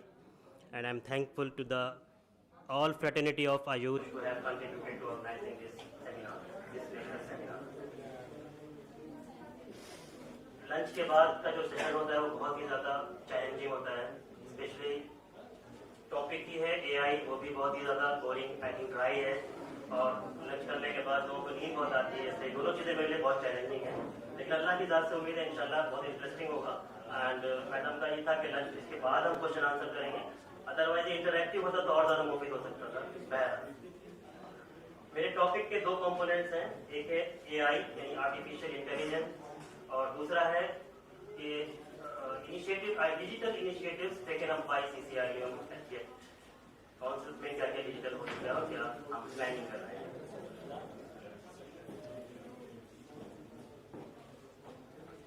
सबसे पहले हम बात करते हैं AI की. AI इतना ज़्यादा famous और कॉमन हो चुका है कि आजकल स्कूल के जो किड्स हैं, बहुत ही जो टॉडलर्स हैं, बहुत छोटी उम्र के बच्चे हैं, वो भी they talk about AI, they are using AI because everything is AI enabled, AI driven. हमारा मोबाइल हो या हमारा लैपटॉप हो, हमारा कंप्यूटर हो, हमारे वेबकैम्स हो, तो जो भी गैजेट्स हो, they are AI enabled. But predicting the future is not magic, it's artificial intelligence. हमारा दिमाग कभी AI की का तकाबुल नहीं कर सकता या उसके मुकाबिल नहीं आ सकता. AI है, हमारा विज़डम, हमारा जो कुदरत की तरफ से दिया हुआ ब्रेन है वो डिफरेंट है. What is AI? The ability to understand, learn and think. ये ऑक्सफोर्ड डिक्शनरी कहती है AI के बारे में. कैम्ब्रिज में है कि the ability to understand and learn well and to form judgments and opinions based on reasons. The term artificial intelligence is the simulation of human intelligence processed by machines, especially computer systems. AI is a branch of science that assists machines to find solutions to complex problems in a more human-like fashion. इन तमाम explanations और in details और definitions के बाद समझ में आता है कि ये हमारा सिर्फ जो AI है वो खादिम है, हमारा ब्रेन ही असल जो है वो फंक्शनिंग है या लॉजिकल है, अदरवाइज सब चीज़ें हमारी असिस्टेंट हैं और ये हमें असिस्ट करती हैं to come up with the decision, to fasten our opinion, to apply on the practical things. जो बड़े बड़े साइंटिस्ट गुजरे हैं उन्होंने क्या कहा AI के बारे में? AI is the main tool behind new age innovation and discoveries like driverless cars or disease detecting algorithm. ये कहना है गूगल के CEO सुंदर पिचाई का. इसी तरह एलन मस्क ने कहा कि artificial intelligence will be vastly smarter than any human and would overtake us by 2025. लेकिन ऐसा हो नहीं सका और शायद मुमकिन भी नहीं है फ्यूचर में. ये उनके अपने ज़ाती नज़रियात हैं. We are now solving problems with machine learning and AI that were in the realm of science fiction for the last several decades. अब हम समझते हैं कि history of intelligence, artificial intelligence क्या है। ये कोई नए ज़माने की चीज़ नहीं है, ये हमें अब पता चली है। 1950s में इसका जन्म हुआ, that time when it is started. 1950s में इसका एक तरह से वजूद में आ चुकी थी ये चीज़। 1955 John McCarthy coined the term AI। 1955 में कॉइन हुआ ये term, and 1974 computers became faster and affordable. In 1980, the year of artificial intelligence, and in 2000, landmarks of AI establishment achieved. So this is the some evaluation of the AI, किस तरह वो develop हुआ। अब हमें ये जानना है कि AI काम कैसे करता है, how does AI works, AI क्या क्या स्टेप्स होते हैं जो हमें AI में चीज़ें मिल जाती हैं, जिसे हम बहुत प्रॉम्प्ट डालते हैं, उसमें चैट GPT सबसे ज़्यादा यूज़ में है। हमने कोई भी चीज़ डाली what is the duty of officer of CCRUM, वो हमें कुछ ना कुछ बताएगा, ऐसा नहीं ब्लैंक छोड़ेगा। तो ये कैसे होता है, इसके पीछे मैकेनिज्म क्या है, इसकी माहियत जिसे हम कहते हैं वो क्या है। तो अगर हम उसके बारे में देखें तो AI के पीछे जो बैक में चीज़ें होती हैं वो बहुत इंपॉर्टेंट होती हैं और बहुत टफ होती हैं, ईजी भी नहीं है। सबसे पहले होता है data collection. AI begins with gathering large amounts of data for training। सबसे पहले डेटा होता है, उसके बाद उसकी ट्रेनिंग होती है। और ट्रेनिंग किस तरह से होती है, जैसे हम इल्मुल अदविया के लोग बैठे होंगे, मॉड्यूल्स बनाते हैं, मॉडल्स बनाते हैं, सॉरी, इस तरह इसमें भी मॉडल्स होते हैं, AI मॉडल्स कहलाते हैं वो। और वो एक साइंस के ज़रिए या कुछ उसके तरीके होते हैं बनाने के, कंप्यूटेशन के ज़रिए वो उसको तैयार किया जाता है। उन मॉडल्स बनने के बाद उसकी जो हमारे पास डेटा होता है बैकअप, उस डेटा को ट्रेन किया जाता है, उस मतलब मैचिंग करके, मैपिंग करके उस मॉडल के साथ उस डेटा को ट्रेनिंग दिलाई जाती है। जैसे हम आज के दौर में ML कहते हैं, मशीन लर्निंग में भी यही होता है, डेटा प्लस मॉडल, इन दोनों का कॉम्बिनेशन होता है, उसकी ट्रेनिंग होती है। उसके बाद फिर जब डेटा कलेक्शन हो, डेटा ट्रेनिंग हो जाए तो फिर डेटा प्रिपरेशन होता है। उसके बाद चूजिंग ऑफ, जैसे मैंने बताया कि मॉडल होता है, choosing of model and training, model के जरिए से उसकी डेटा की ट्रेनिंग हो जाती है। उसके बाद इवैल्यूएशन होता है, इवैल्यूएशन के बाद ट्यूनिंग होती है। इवैल्यूएशन और ट्यूनिंग में खास तौर से उसकी एक्यूरेसी को जज किया जाता है कि डेटा कितना एक्यूरेट है। तो जो अवेलेबल डिजिटल लाइब्रेरीज होती हैं उनके साथ उस मॉडल पे डेटा की ट्रेनिंग होने के बाद उसकी एक्यूरेसी का चेक होता है, जिसको हम टर्म देते हैं ट्यूनिंग। अगर ट्यूनिंग ठीक है और 70-80% के आसपास उसकी अगर एक्यूरेसी आ रही है तो वो फिर लाइव हो जाता है या फिर वो डिप्लॉय होता है, लास्ट में उसका डिप्लॉयमेंट होता है। So this is the sequence and this is the steps how does AI works। अब यहाँ पर मुझे जरूरत महसूस है कि हम बहुत ज्यादा AI यूज करते हैं, तो कुछ कॉमन टर्म्स हैं जो एक आम समझने के लिए हैं, उनको मैंने यहाँ पर बयान करना चाहूंगा मैं कि मॉडल क्या चीज होती है। The AI system itself that processes your prompt। prompt कहते हैं उस इस्तिलाह को या उस टर्म को जो कि आप बोल के चैट GPT को बताते हैं, that is called prompt। तो मॉडल क्या है, the AI system itself that processes your prompt, जो आपके prompt को प्रोसेस करती है वो मॉडल होता है। लाइक जेमिनी, GPT, ये सब चीजें जो हैं ये मॉडल्स होते हैं। इसी तरह training data, the huge collection of text, images like used to teach the AI how to respond, ये ट्रेनिंग डेटा कहलाता है। एक टर्म आती है इसी इस्तेमाल में इंफेरेंस, when the AI is actually generating an answer based on your prompt। बहुत क्लियर है कि आपके प्रॉम्प्ट पे जो आंसर वो दे रहा है, जनरेट कर रहा है, that is inference. Token, word इसमें यूज होता है token. AI doesn't read words exactly like humans, क्योंकि वो हमारा दिमाग का मुकाबला कर ही नहीं सकता है। हमारा दिमाग बिल्कुल डिफरेंट है, ब्रेन जो कि अशरफुल आज़ा भी है, अशरफुल मखलूकात के अंदर दिया गया है, उसका कोई मुकाबला नहीं कर सकता। AI सिर्फ उसकी खिदमत कर सकता है, उसका खादिम है। तो it breaks text into small pieces। जो हम टेक्स्ट दे रहे हैं, उसको प्रॉम्प्ट दे रहे हैं, वो उसको नहीं समझ पाता, बल्कि वो स्मॉल पीसेस में उसको ब्रेक करता है। इसके लिए जो वर्ड होता है वो टोकन कहलाता है। API, application programming interface, a way to connect AI into website, apps और सॉफ्टवेयर, इसके लिए जो वर्ड होता है वो API। Iteration, trying again with a slightly different prompts to improve the output। इसी तरह पर्सोना और role prompting, telling AI to behave like someone, like act as a teacher or act as a research officer or government officer, ये इसके लिए जो word use होता है वो पर्सोना या रोल प्रॉम्प्टिंग कहते हैं। एक वर्ड यूज होता है AI की ही वर्ल्ड में LLM, large language model, type of AI that understands and generates text. ChatGPT खुद अपने आप में एक LLM की तरफ प्ले करता है रोल. Hallucination, when AI, ये मेडिकल वाला हमारा टर्म नहीं है hallucination, बल्कि AI की दुनिया का टर्म है कि when AI gives confident but wrong information. आपने मांगा कुछ प्रॉम्प्ट कुछ दिया लेकिन उसने रॉन्ग इन्फॉर्मेशन दी. उसकी वजह क्या थी कि उसकी ट्यूनिंग सही नहीं हुई है. एक्यूरेसी चेक जब हुआ था मॉडल का ट्रेनिंग के टाइम पे तो वो करेक्ट नहीं था और वो लाइव कर दिया गया था. इसलिए उस कंडीशन में जो चीज सामने आती है दैट इज हैलुसिनेशन. इसी तरह से data set, organized collection of data used for training AI. जो मशीन लर्निंग होती है उसमें जिस डेटा को ट्रेन किया जाता है मॉडल पे वो पहले डेटा सेट्स की शक्ल में होता है. उसको हम डिजिटल लाइब्रेरी भी कहते हैं, लेकिन डेटा सेट्स जो होता है वो लाइब्रेरी का प्रोटोटाइप होता है. लाइब्रेरी तो बहुत बड़ी चीज होगी, जैसे ट्रेडिशनल डिजिटल लाइब्रेरी है, TKDL, traditional knowledge digital library. उसका जो प्रोटोटाइप होता है वो डेटा सेट कहलाता है. डेटा सेट हमारी रिक्वायरमेंट के मुताबिक हमारे जो प्रॉम्प्ट जो हमें देना है, जो इन्फॉर्मेशन हमें फीड करना है, सिर्फ उस प्रोटोटाइप की ट्रेनिंग होती है, मशीन लर्निंग होती है, that is called data set. Multi modal, AI that can understand text, images, audio, video. इन सब चीजों को अगर एक साथ इंटरटेन करता है या एक्ट करता है और आपको रिजल्ट देता है तो that is called multi modal. एक यहाँ वीडियो है मैम, टाइम कितना हमारे पास है? अगर ये 5 मिनट का वीडियो अगर आप देखेंगे तो इससे शायद और ये इंटरनेट चल रहा है तो शायद बहुत ज्यादा बातें होगा, क्योंकि हमारा मकसद है यहाँ पर AI का इंटीग्रेशन और इम्प्लीमेंटेशन विद मेडिकल साइंस और यूनानी सिस्टम ऑफ मेडिसिन. उसमें ही काफी मुफीद हो सकता है.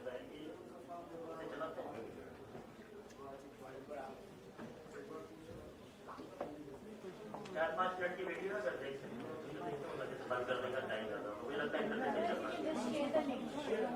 चल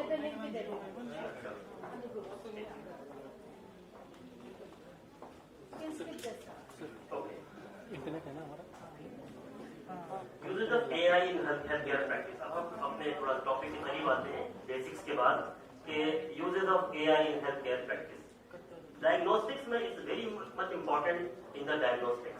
AI tool analyze medical images to assist radiologists in detecting diseases early. Apollo वगैरह में जो बड़े हॉस्पिटल्स हैं वहाँ पर AI enabled भी डायग्नोसिस होती है, इन्वेस्टिगेशन भी होते हैं. और रोबोटिक सर्जरी का जो नाम आपने सुना होगा, रोबोटिक सर्जरी मैक्सिमम लेवल पे AI enabled होती है. AI enabled ही होती है रोबोटिक सर्जरी. इसी तरह ड्रग डेवलपमेंट में हमारे जो AI की जो हेल्प होती है वो AI help speed up the process of discovering and developing new drugs. जो न्यू मॉलिक्यूल्स की डिस्कवरी होती है खासतौर से मॉडर्न मेडिसिन में, इसमें AI का बहुत इंपॉर्टेंट रोल होता है. इसी तरह जो अगर हम हेल्थ केयर प्रैक्टिस में एडमिनिस्ट्रेटिव टास्क जो होते हैं उसमें भी AI बहुत इंपॉर्टेंट रोल प्ले करता है. AI automates tasks like scheduling and billing which improves efficiency and reduces administrative burden. जैसे मैं आपको एक एग्जाम्पल देता हूँ सॉफ्टवेयर की, स्नोमेट सिटी में मैंने काम किया है, इससे मुझे थोड़ा सा उसका आइडिया है. वो है systemised nomenclature of medical terms clinical trials. तो वो सॉफ्टवेयर आज अपोलो में और एम्स में भी काफी जगहों पर इम्प्लीमेंटेड है. तो उसके अंदर ये सारी चीजें हैं, उसमें डायग्नोस्टिक्स भी है, ड्रग डेवलपमेंट भी है, एडमिनिस्ट्रेटिव टास्क भी है और क्लिनिकल सपोर्ट भी है. उसके अंदर टर्मिनोलॉजीज होती हैं और खासतौर से जो एक इंटरनेशनल टर्म्स होती हैं, ICD जिसे हम कहते हैं, इंटरनेशनल, वो इंटीग्रेटेड है आपस में. उसमें 4 लाख से ज्यादा टर्म्स हैं. तो वो सब AI enabled है, AI driven है. Clinical support, AI provides tools that assist doctors with diagnosis, medication management and real-time patient monitoring. इसमें भी AI का बहुत बड़ा सपोर्ट होता है. Patient engagement, chatbots and virtual assistants are used for patient support and to answer common questions. जैसे telepathy होती है या इस तरह की दूसरी जो सहूलियात दी जाती हैं चैटबॉट के जरिए, उसमें भी AI का इंपॉर्टेंट रोल है. अब सवाल पैदा होता है कि यूनानी और AI का क्या ताल्लुक है. पॉसिबल इंटीग्रेशन बताने की मैंने कोशिश की है कि यूनानी के साथ हमारा अभी चूंकि बहुत क्लियरली बताया जा सकता है कि we don't have any AI enabled tool इन Unani system of medicine as yet. अगर किसी ने बनाया है तो वो इस मंजर आम पे नहीं है, इसलिए पता नहीं है किसी को. आयुर्वेदा में AI enabled एसेट्स ये टूल्स आ चुके हैं बट यूनानी में नहीं है. और सबसे बुनियादी वजह यूनानी में यह है कि हमारे पास डेटा नहीं है. अगर हमारे पास एक्यूरेट डेटा हो, डेटा कलेक्शन हो, तो मुझे याद है कि डेटा कलेक्शन में काफ़ी टाइम पहले पूना मेरा जाना हुआ, डॉक्टर गजाला मुल्ला के सेटअप पे मैं गया था. तो तब मैंने वहाँ देखा था कि इन्होंने ब्लूटूथ के जरिए से लिंक किया हुआ है। उस पेपर में जो हिस्ट्री लिखती है पेशेंट की, वो ऑटोमेटिकली क्लाउड कंप्यूटिंग होती है उसकी, और पूरा डेटा जाके जमा हो जाता है। तो this is the way to collect the data and to develop the data sets और डिजिटल लाइब्रेरीज। इस तरह के एफर्ट्स अगर हम यूनानी फिजिशियन की तरफ से हों या इंस्टीट्यूशन की तरफ से हों, तो हमारे पास डेटा सेक्शन होगा, लाइब्रेरीज होंगे और डेटा सेट्स बनेंगे। जब तक डेटा सेट्स नहीं बनेंगे, उनकी मशीन लर्निंग उन मॉडल्स पर नहीं हो सकती, मॉडल तैयार नहीं हो सकते। जब मॉडल तैयार नहीं हो सकते, जब मॉडल तैयार हो जाएंगे तो उनकी ट्यूनिंग की जरूरत पड़ेगी, यानी उनकी वैलिडेशन, एक्यूरेसी चेक, उसके बाद डिप्लॉयमेंट का नंबर आता है। तो we are very far from this methodology. लेकिन हो क्या सकता है यूनानी में? Possible integration of Unani medicine with AI. Unani medicine rooted in classic, तो सबको पता है कि अरबिक मेडिकल नॉलेज है, फोकस्ड ऑन होलिस्टिक असेसमेंट, मिजाज, humoral balance in your class and personalized regiments. AI can significantly enhance research, diagnosis, standardization. Time हो गया, एक ही कंपोनेंट हुआ है। चलिए मैं फास्ट चलता हूँ, क्योंकि एआई अपने आप में 3-4 दिन का मामला होता है, 20 मिनट में समेटना तो समंदर को कूजे में बंद करने के बराबर है। मैं फास्ट चलता हूँ। मैंने यहाँ पर हेडिंग्स बता देता हूँ कि मिजाज है, जैसे टेम्परामेंट है, इसमें हमारा ऑटोमेटिक मिजाज हो सकता है। किस तरह से हो सकता है, बहुत डिटेल्स में जाना पड़ेगा। मॉडल जो बनेंगे उसमें CNN मॉडल होते हैं, वो मिजाज के लिए बहुत एक्यूरेट होते हैं और उसके जरिए से मिजाज को हम एआई इनेबल कर सकते हैं। चैलेंजेस हैं भी बहुत सारे, लेकिन अभी टाइम नहीं है। इसी तरह जो हमारा सबसे बड़ा इंपॉर्टेंट एरिया है वो इलाज की संगीत है, रेटिनल थेरेपी। उसमें भी एआई का काफी रोल प्ले हो सकते हैं। Can optimize the retinal therapy, उसके मॉडल बन सकते हैं और उसका भी वो डिप्लॉयमेंट हो सकता है। इलाज बिल ग़िज़ा, जो कि बहुत ही इंपॉर्टेंट चीज है, आजकल आहार का जमाना है और आहार चल रहा है, तो इसको भी हम अपने इंटीग्रेट कर सकते हैं एआई से। चूंकि उसमें मिजाज होते हैं अलग अलग अवधिया के और इंसानों के, तो उसको मैपिंग करके एक डेटाबेस बन सकता है और उसका भी मॉडल पे वो उसका एवेल्यूएशन हो सकता है। एआई एप्लीकेशन इसी तरह से इलाज बिल दवा, ये तो है ही हमारा, दवाओं पर बेस है हमारा, चाहे वो हर्बल अद्विया हो या मिनरल हो या हैवानी अद्विया हो, सोर्सेस कुछ भी हो, लेकिन एआई ड्रिवन हो सकते हैं ये और इसका इम्प्लीमेंट हो सकता है। Conclusion of this component only. Just 2 minutes I will cover the initiative of CCRM. We honor the past while dealing the future. हम अपनी लेगेसी को यूनानी मेडिसिन की नहीं छोड़ सकते। अगर एआई आता है, एआई को हम इनेबल कर सकते हैं, एआई ड्रिवन हो सकते हैं हमारी ये चीजें, बट हमारी जो यूनानी की असल है, बुनियादें हैं, फंडामेंटल्स हैं, उनको भी उनसे डेविएट नहीं हो सकते। अब मेरा 2 मिनट में इग्नोर कर देता हूँ डिजिटल इनिशिएटिव ऑफ CCRM।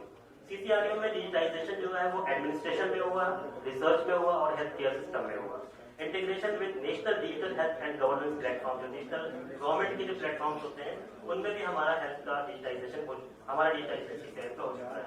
और तीसरा जो सबसे बड़ा एरिया है वो है transparency, efficiency and data driven decision making, इन चीजों में हुआ है। तो वेब इंफॉर्मेशन, जो वेब इंफॉर्मेशन पोर्टल है CCRM का, वो अपने आप में एक डिजिटल है, डिजिटल इनिशिएटिव है। यूनानी जो वेबसाइट जो हमारी होती है, हर साल बनती है, वो भी डिजिटल इनिशिएटिव है। स्पर यानी स्टूडेंटशिप प्रोग्राम फॉर यूनानी रिसर्च है, ये भी एक पोर्टल आ चुका है, ये भी यूनानी का CCRM का डिजिटल इनिशिएटिव है। एडमिनिस्ट्रेटिव की अगर हम बात करें तो ऑफिस हमारे पूरे सेंटर में जितने भी CCRM का हेड ऑफिस हो या पेरिफेरल इंस्टीट्यूट हो, 23 है, उनके अंदर हमारा ये फुल्ली चल रहा है।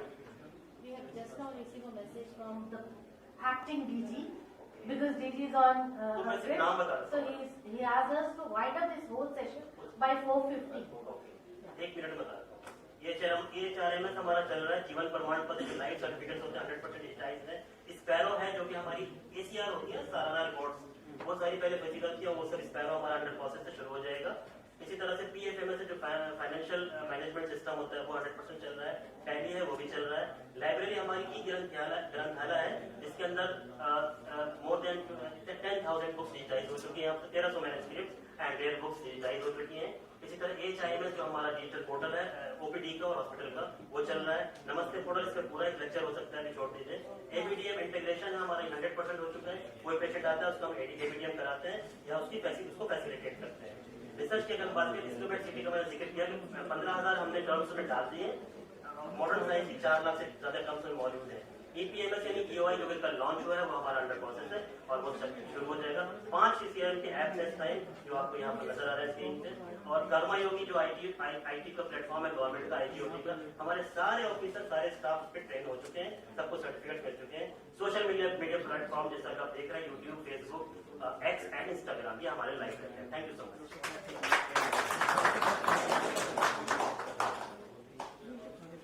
you, Dr. Osama. You're truly an AI for CCRA. Thank you so much.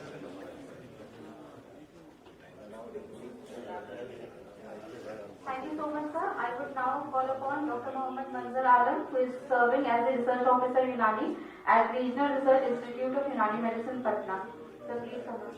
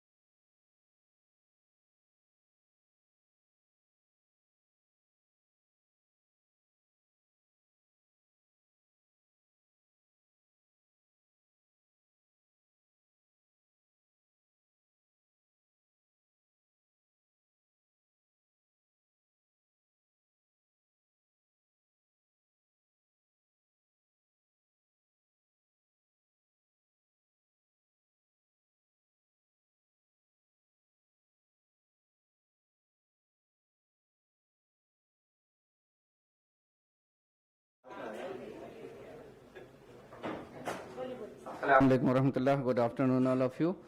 कुछ बेसिक चीज़ें, सबको नींद आ रही है तो 1 मिनट आधे मिनट में शेयर भी सुना दो एआई पर कि ये एआई है जो सोच को रफ्तार देती है, इंसानी ख्वाबों को नई इमारत देती है। कल कलम जो थक गए थे अब जुबान पा गए, एआई के हाथ को इनको पढ़ लगा गए। ना दिन देखती है ना रात का बहाना, एआई ने बदल डाला धरती का ज़माना। इसके हिस्ट्री में बहुत ही कंफ्यूजन है लोगों को, लेकिन ये हिस्ट्री एआई का कोई आज से नहीं है, ठीक है। The history of AI, 1 minute यही इम्पोर्टेंट है मेरा, क्योंकि बाकी चीजें स्किप करो। The history of artificial intelligence is complex multifaceted narrative spanning from ancient philosophical concept to modern technological breakthrough, marked by distinct eras and significant advancement. The genesis of AI can be traced back to ancient Greek philosophers, notably Aristotle, whose work on the syllogism in 4th century BC is considered a precursor to formal logic and reasoning. तो ये बहुत ही important था, इन्होंने Aristotle ने logic और reasoning किया था। Next, ancient Greek contribution, significant advancement emerged during the Islamic Golden Age. Muhammad ibn Musa al-Khalidi, a pivotal figure from this era, established a foundational principle for the modern computation and the AI. His seminal work on the compendious book on calculus by completion and the balancing. This book is in AYUSH, Kitab al-Mukhtasar fi Hisab al-Jabr wal-Muqabala, introduced algebra as a systemic discipline, and his development of the algorithms, structure problem solving methods, profoundly shaped both medieval and the contemporary computational thoughts.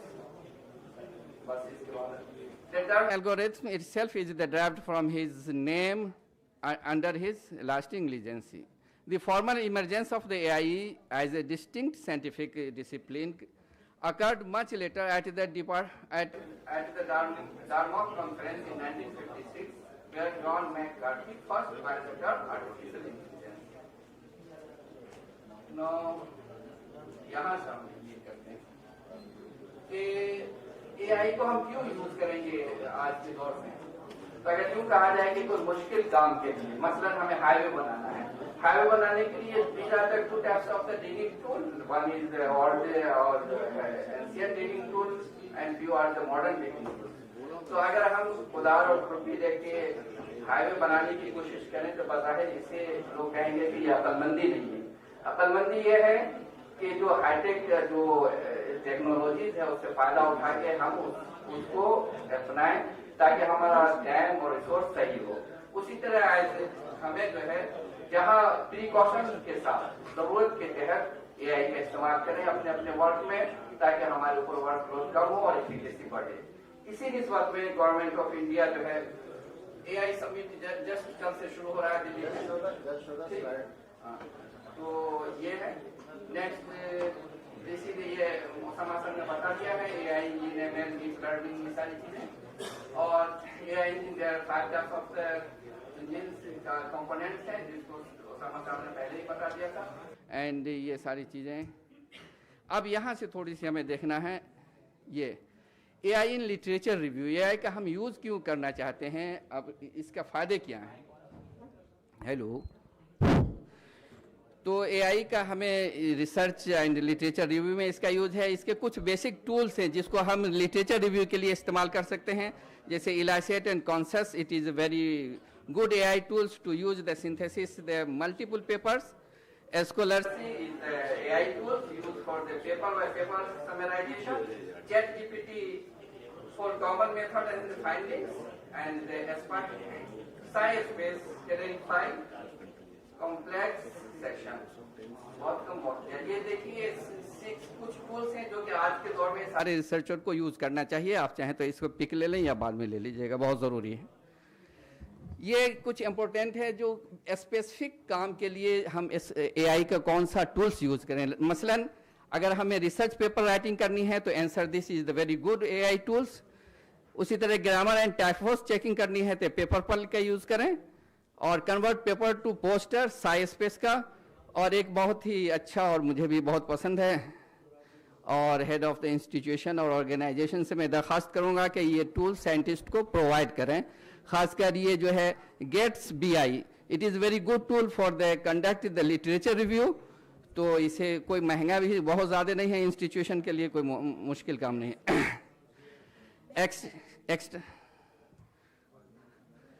अच्छे AI का जो AI for the knowledge architecture, जैसे geo informatics की बात आ गई थी इससे पहले के computational framework that applies the AI particularly the semantic web technology, ontology and the natural language processing. Education and the computational frameworks AI का हम इसको यूज़ कर सकते हैं, और enhance the diagnostic and treatment, जिसको हमारे ओसामा सर ने पहले भी बता Slides you have? Slides in how many minutes I have? इतना बता। You are over time. Overdue. अच्छा। You have no minutes left. 1 minute? For your grade. No, not at all. ठीक है, तो thank you. these are the slides and Yeah. Last इतना कि AI का इस्तेमाल हम जो है प्रिकॉशंस के साथ करें, और इसका एक आखिरी में परवाज है दोनों के एक ही फिजा में। करगस का वो गलत लिखा हुआ है कुछ इसके वजह से गाफ है, इसीलिए वो कंप्यूटेशनल सही पढ़ दीजिए। करगस का जहाँ और है, शाहीन का जहाँ और। वाह वाह। Thank you so much, sir. I would now request Professor Kamruddin, sir.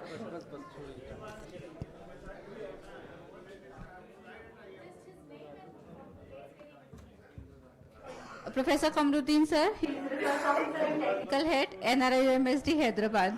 छोड़िए सारे दरों को छोड़ के एक दर पे पढ़ के देख, सारे दरों को छोड़ के एक दर पे पढ़ के देख, पानी जरूर निकलेगा एड़ी रगड़ के देख। Esteemed chairs and distinguished delegates, I am going to present the highlights of fundamental research program of CCRUM MSD Hyderabad. मुझे hand mic they.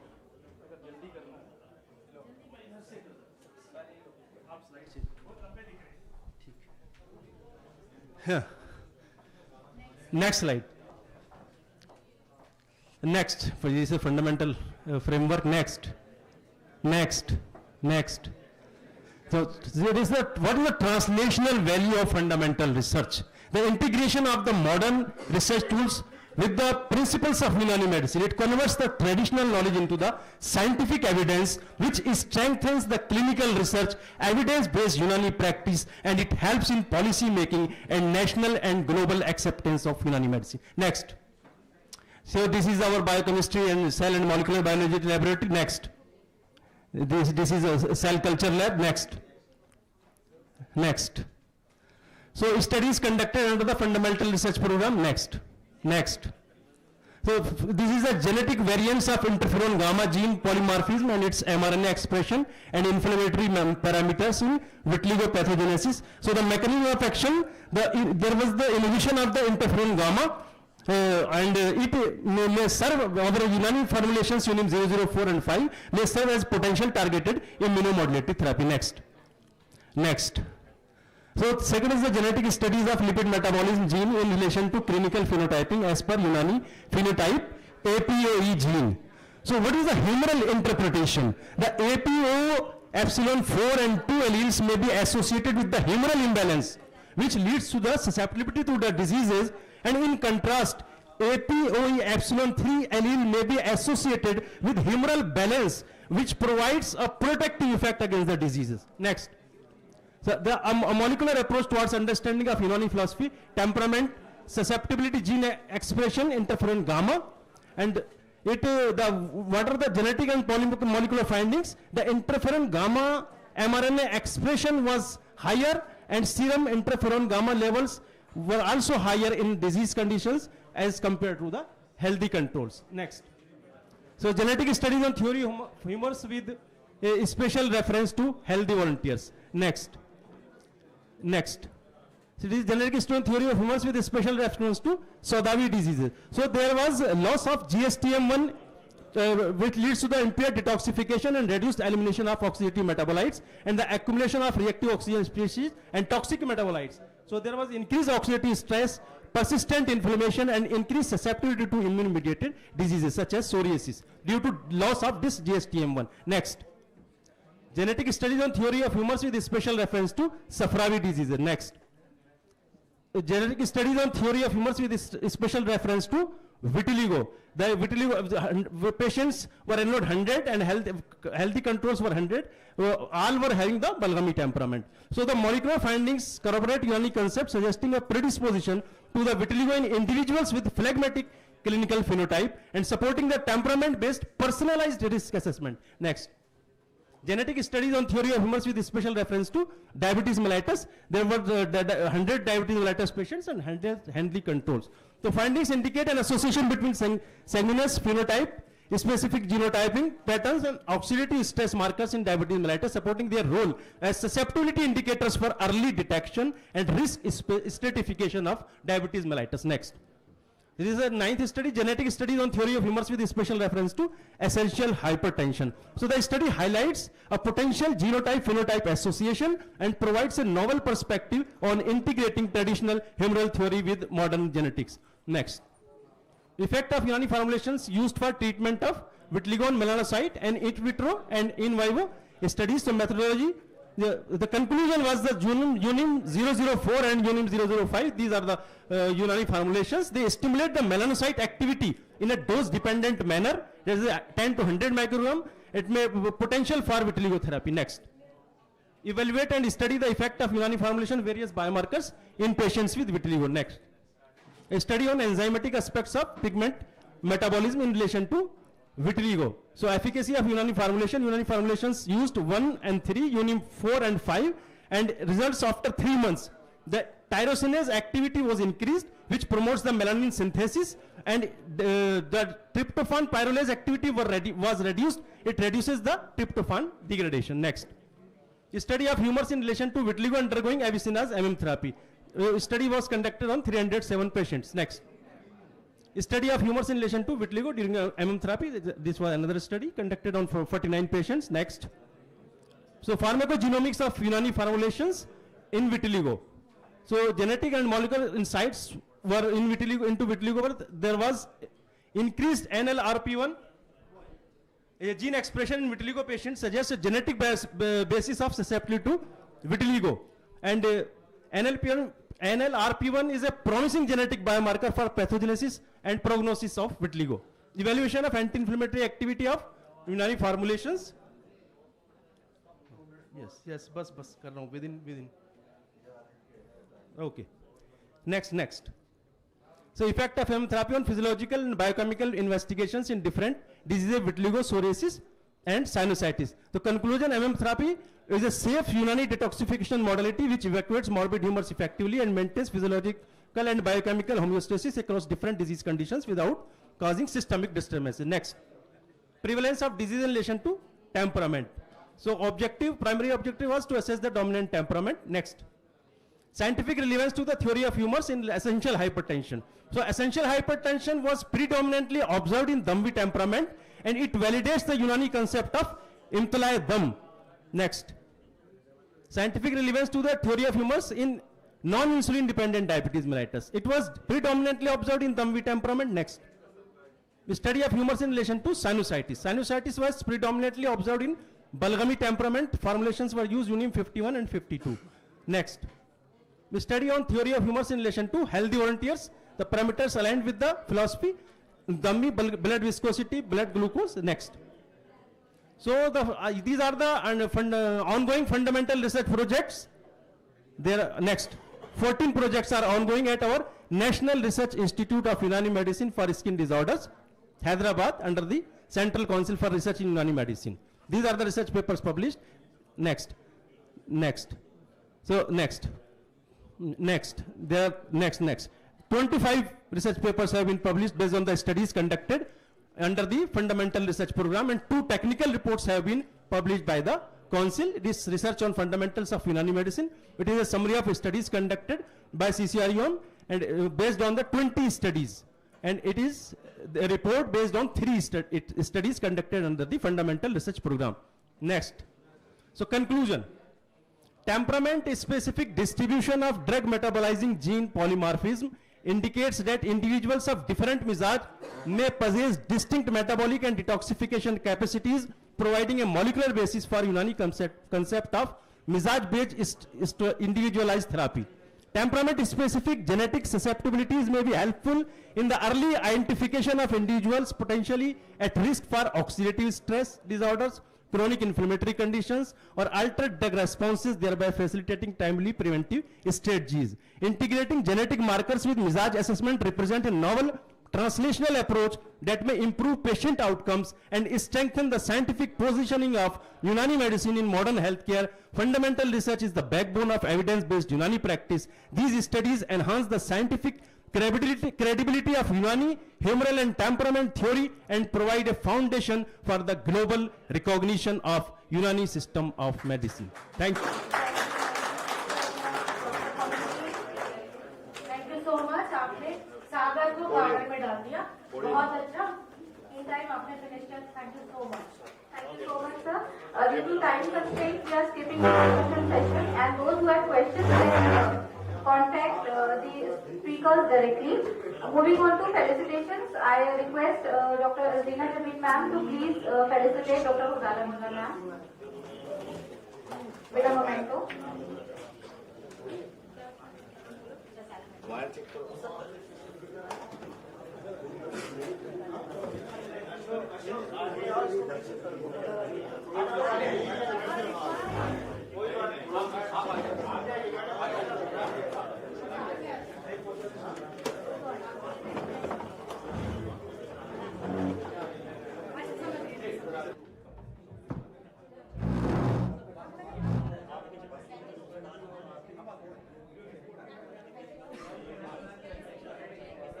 Chairperson.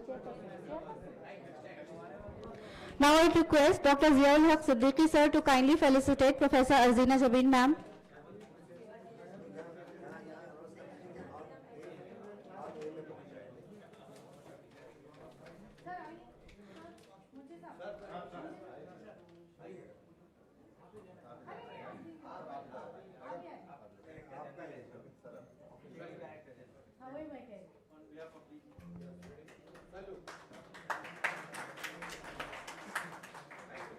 Now I request Dr. Yunus Iftikhar Munshi sir to kindly felicitate Dr. Ziaul Haq Siddiqui sir.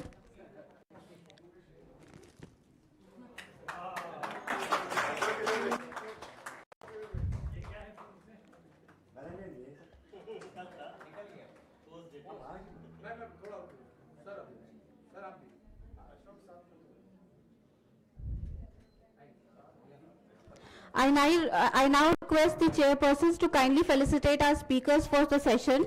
First is Professor B. Vijayalakshmi ma'am, kindly come on to the line.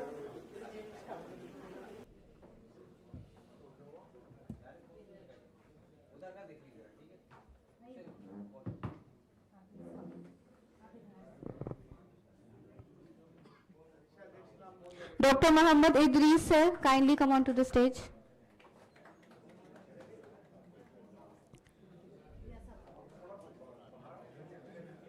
Dr. Usama Akram sir, please come on to the dais.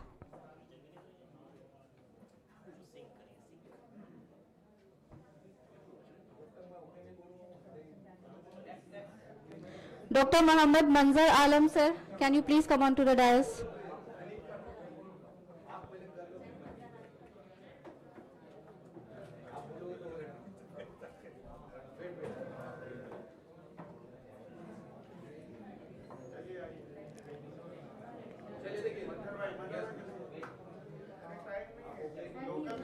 Professor Kamruddin sir, so please come forward.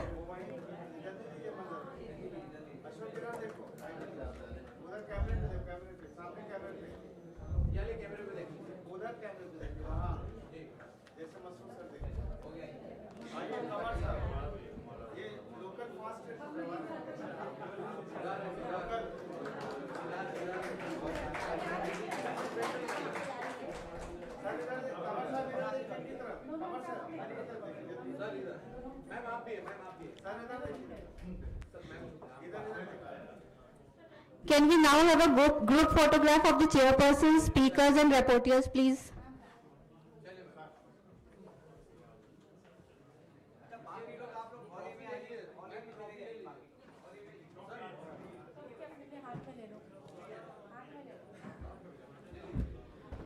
Hello, बाकी सब लोग से दरख्वास्त है कि hall ही में तशरीफ ले लीजिए, हम लोग अपना क्लोजिंग सेरेमनी स्टार्ट करने जा रहे हैं। Please quick fast.